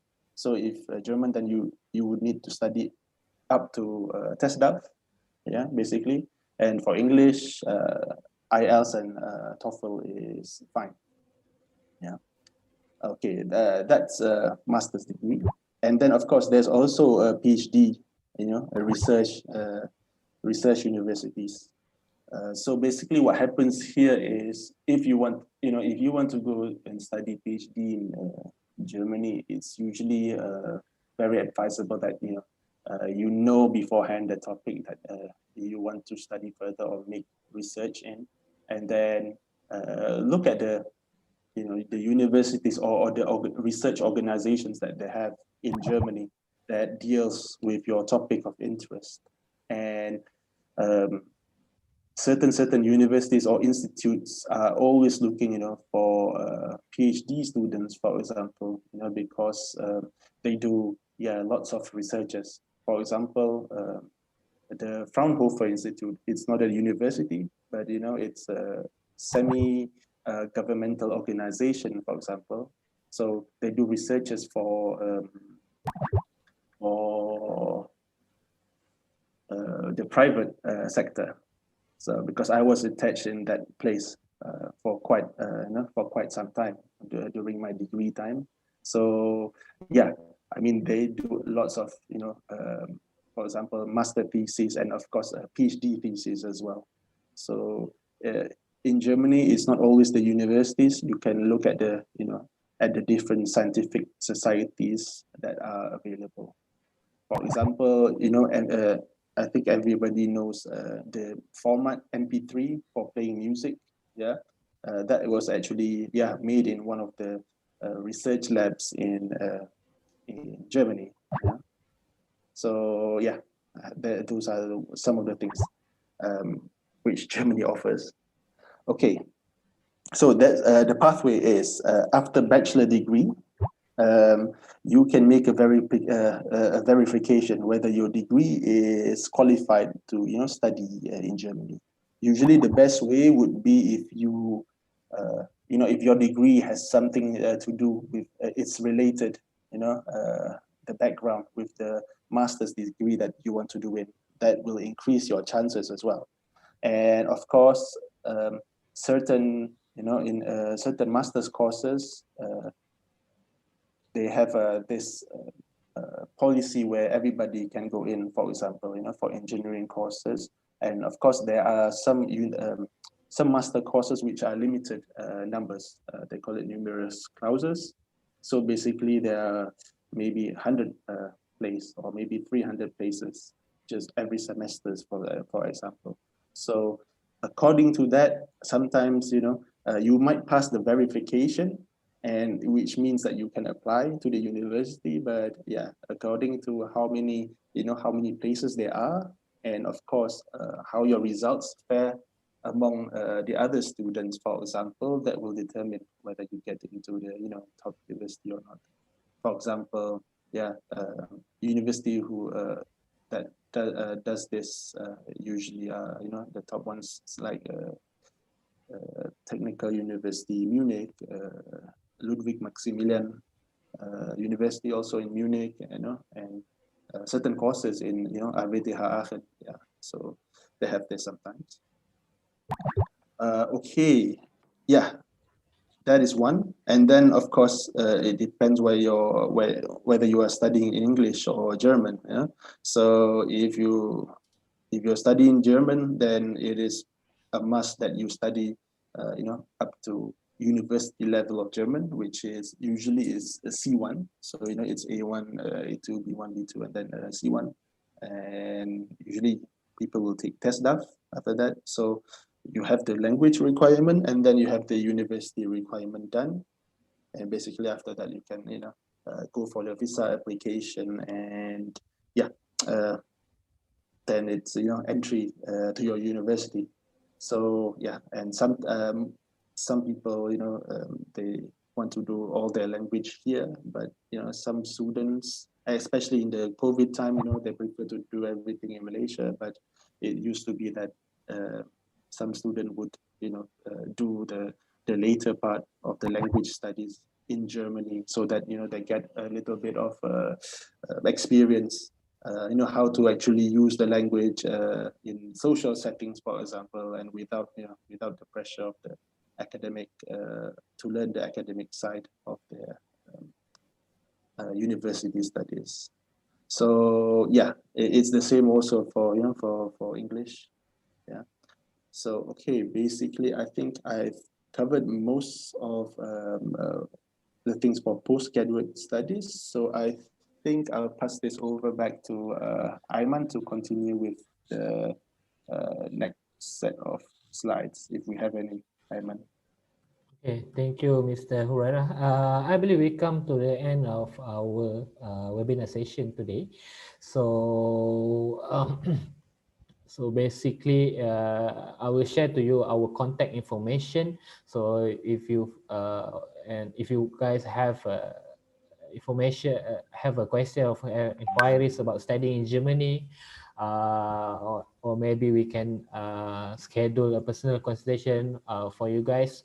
You always can contact with us at our social media, Facebook, Twitter, and Instagram. Just look for Study Germany. This is our contact information, our website, our phone, email, and yeah, to chat with our consultant, you can always text or call the number shown in the screen. So yes, thank you for watching our webinar.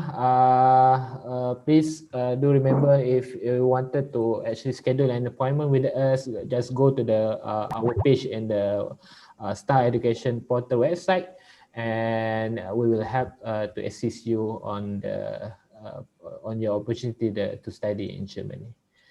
So, thank you very much, yes. Encik Afiq and Encik Huraira, for that very insightful session. And similar like to our last session, we actually have a number of questions that have been pouring in regards to studying in Germany. And throughout your presentation, I thank you very much to your team for actually answering some of the questions. But for the benefit of those who are not joining us in the live chat, would it be okay for me to pick up a few questions to ask in general, the most common questions, and since we have a little bit of time for us to actually answer the questions live? Yeah, sure, Julian. Okay, great. Yeah. Okay, so I think the common questions is first and foremost, do you actually need to learn the German language first before going to study there? Okay, it will depend largely on what you want to study. I mean, for Germany, the language, the studies are usually predominantly done in German.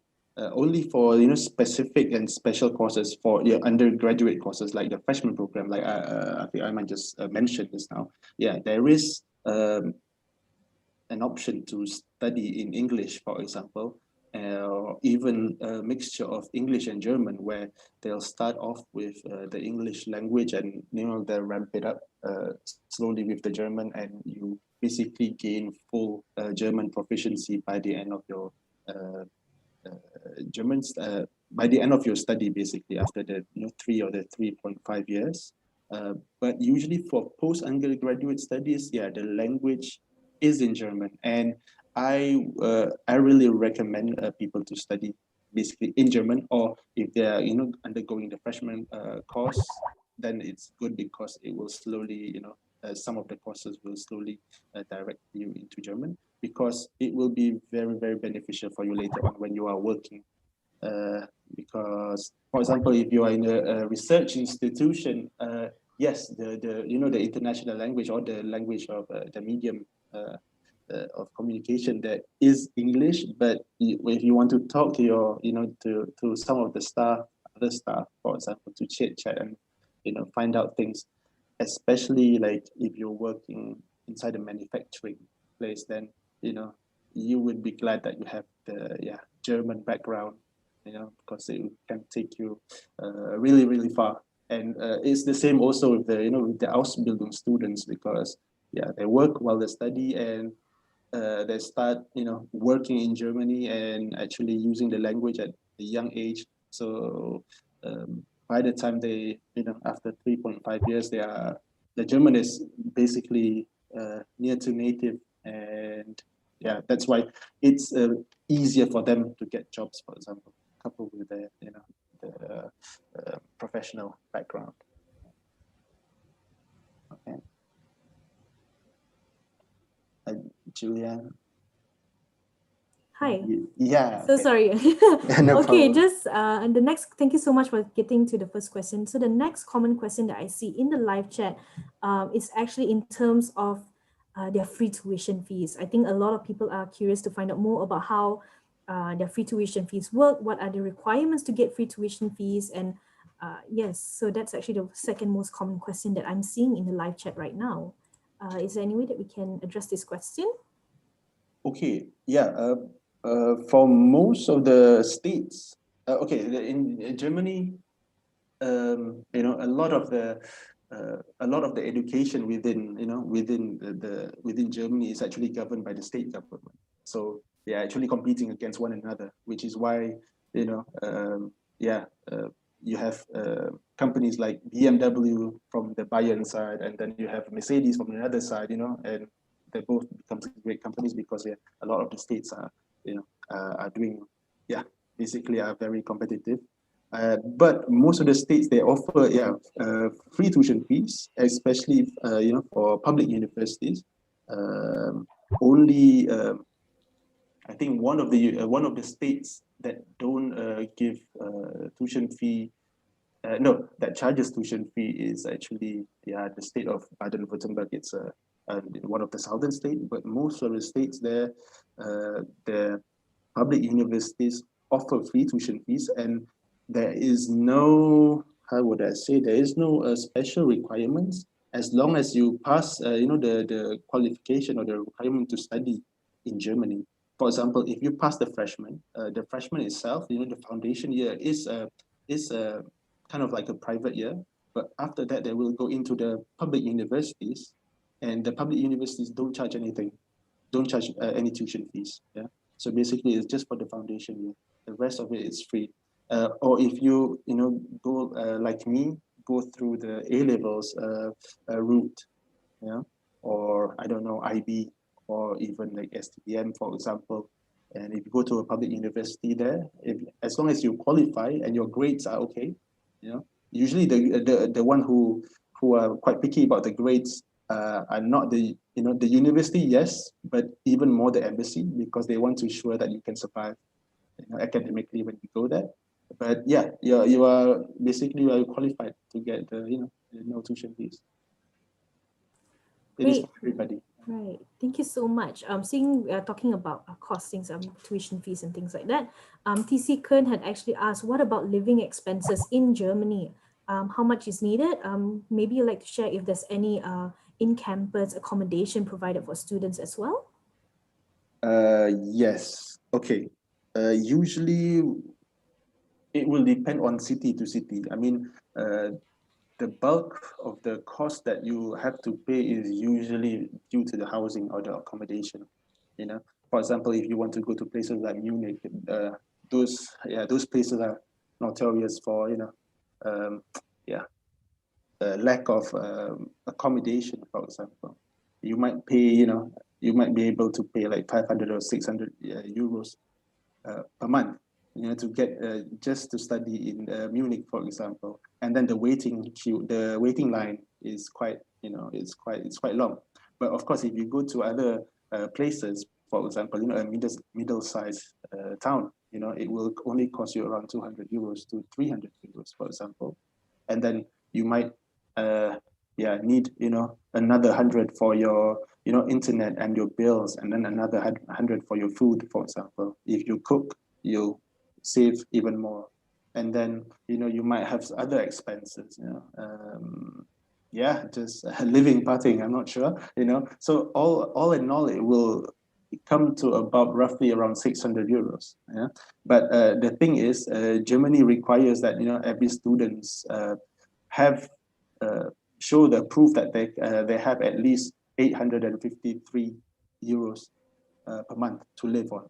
So basically, if you pass this requirement, which you will do, need to show, when you apply for a visa. So there is absolutely no problem of, sustaining your life there.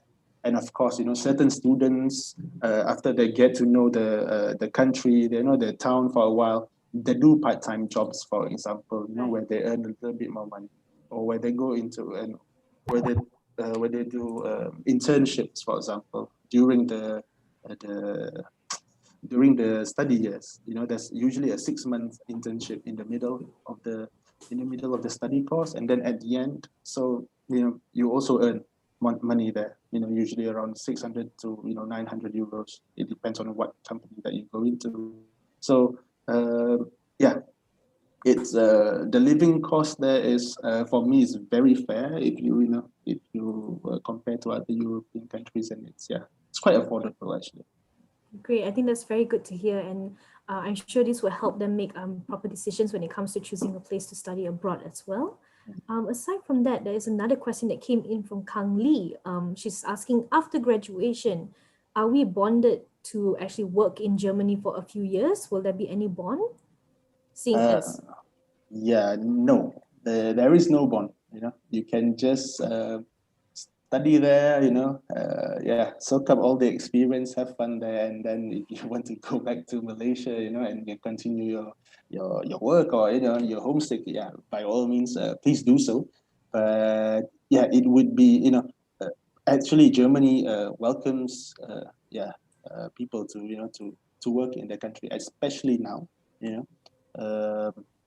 especially on the higher level of education. For example, I'm not sure if Ayman already explained, they in the service sector, for example, hotels or nurses, they need around 50,000 nurses, for example, to satisfy their demands for the next coming years. And then now, we've been hit by the pandemic, for example. So they are an aging society. Which is another thing, because a lot of people don't want to have big families nowadays. They rather have pets, have dogs, than have children, have their because fur babies rather than actual babies. Because they say, at least dogs and cats, they kind of listen to you, and humans. That's very control. It sounds very, very controlling, but okay. So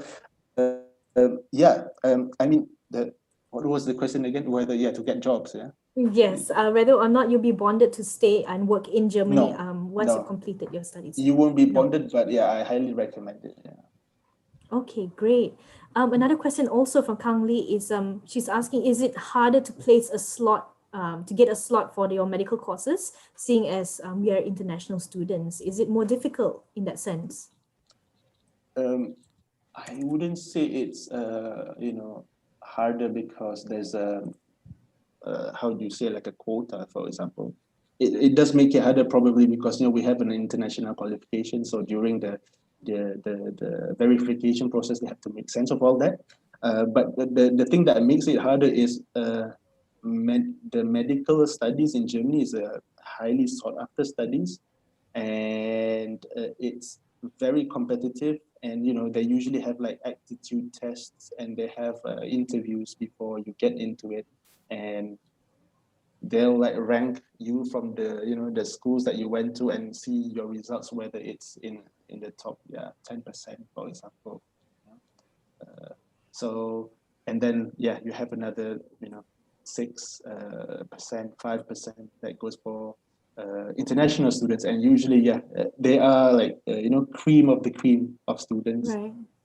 For example, I think the German pointers actually starts from 1. So if you are 1.0 is the best, and 4.0 is like cukup makan, So So last time it was, I don't know, like 8 years ago, it was 1.2. So that might be an equivalent of 3.7 or 3.6. And then my cousin, who is an actual doctor right now, practicing there, she said like 5 years ago or 4 years ago, they want actually a 1 for everything. That's basically a 4-pointer for everything. And even now I've heard that they've yeah, made it even like lower. So it's like 0.9, which doesn't make sense to me. But a friend told me that it's basically you get everything right, and you practically give some more additional answers to get there. Yeah. So it's very competitive, not to put anybody off. If people are motivated, by all means, go ahead, because I can tell you the work afterwards will be, that's the work-life balance. It's much better than before you study, basically. Yeah, my cousin there, and, she's loving the work that she's doing there. She's a psychiatrist. Right, that's Yeah, good yeah, to hear. yeah. Amazing. It's heaven and earth. She said from Malaysia and to Germany. Nothing against Malaysia, though. Yeah. I'm sure.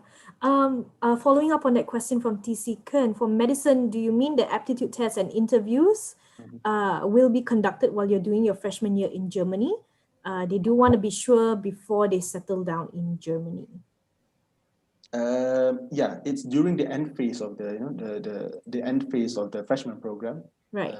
Usually, when you are doing your examination, or slightly before you're doing your examination, because in Germany, if you're going for the winter semester around October, then you need to apply already in June, for example, which is around your examination time, freshman examinations.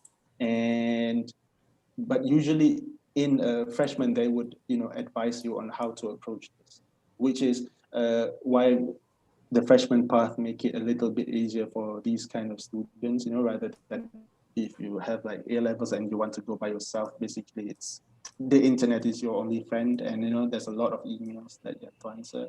So yeah, freshmen will guide you a little bit on how to get into the medical line. Yeah, a different university will have different aptitude tests, and usually they will publish it on their websites. What you have to answer. And so great. on. Yeah. Great. I think we have time for just one last question. Mary Chu is asking, are there any part-time master's program available?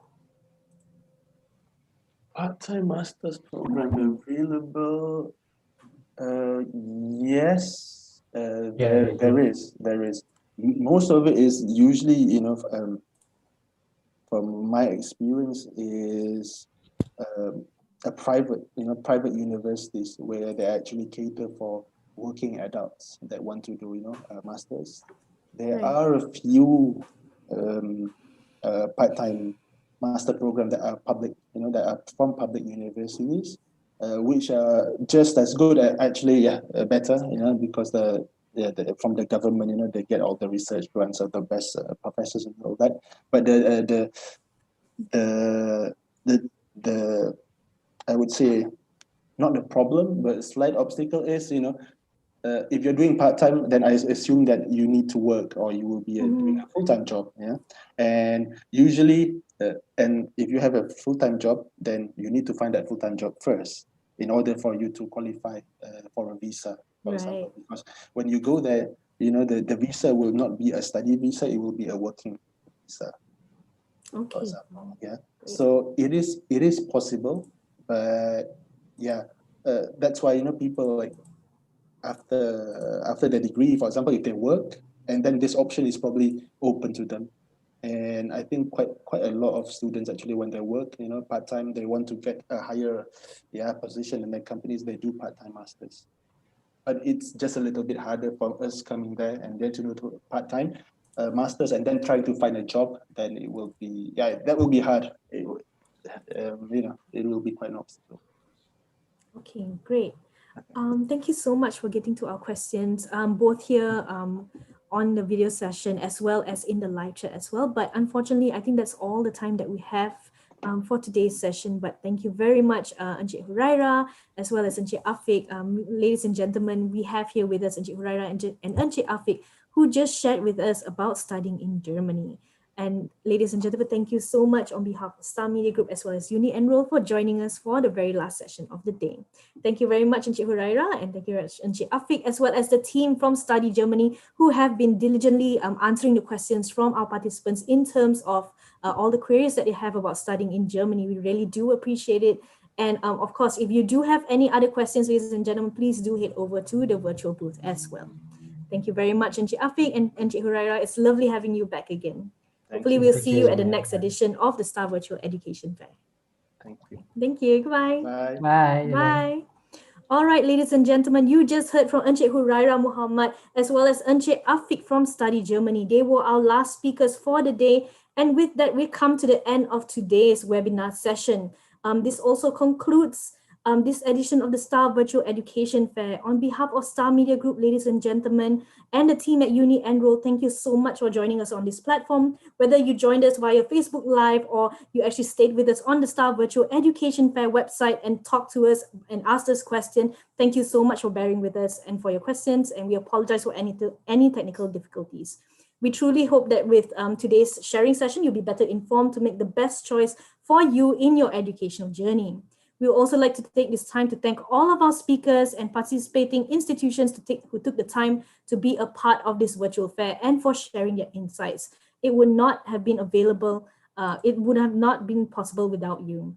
Also, I'd like to take this time to thank everyone behind the scenes, the team at Uni Enrol who've taken the time to make this such a great experience for every single one of us here. Once again, ladies and gentlemen, thank you so much for sharing with us your time, taking your Sunday off. Do be sure to be on the lookout, of course, for the lucky draw winner's name. I'm sure everyone here is wondering when they'll find out who are the lucky draw winners. There was some conversation going on in the live chat as well. Please do stay tuned for that email that will be sent out on Thursday. If you're one of the winners, be sure to check out that email as well. And on top of that, the Shopee voucher code will also be sent to you via your email tomorrow. Ladies and gentlemen, once again, thank you so much for joining us at the Star Virtual Education Fair, brought to you by Star Media Group, powered by Uni Enrol with 98 and Surya as our official radio partners. We truly hope to see you at our next edition of the Star Virtual Education Fair. And until then, I am Julianne signing off.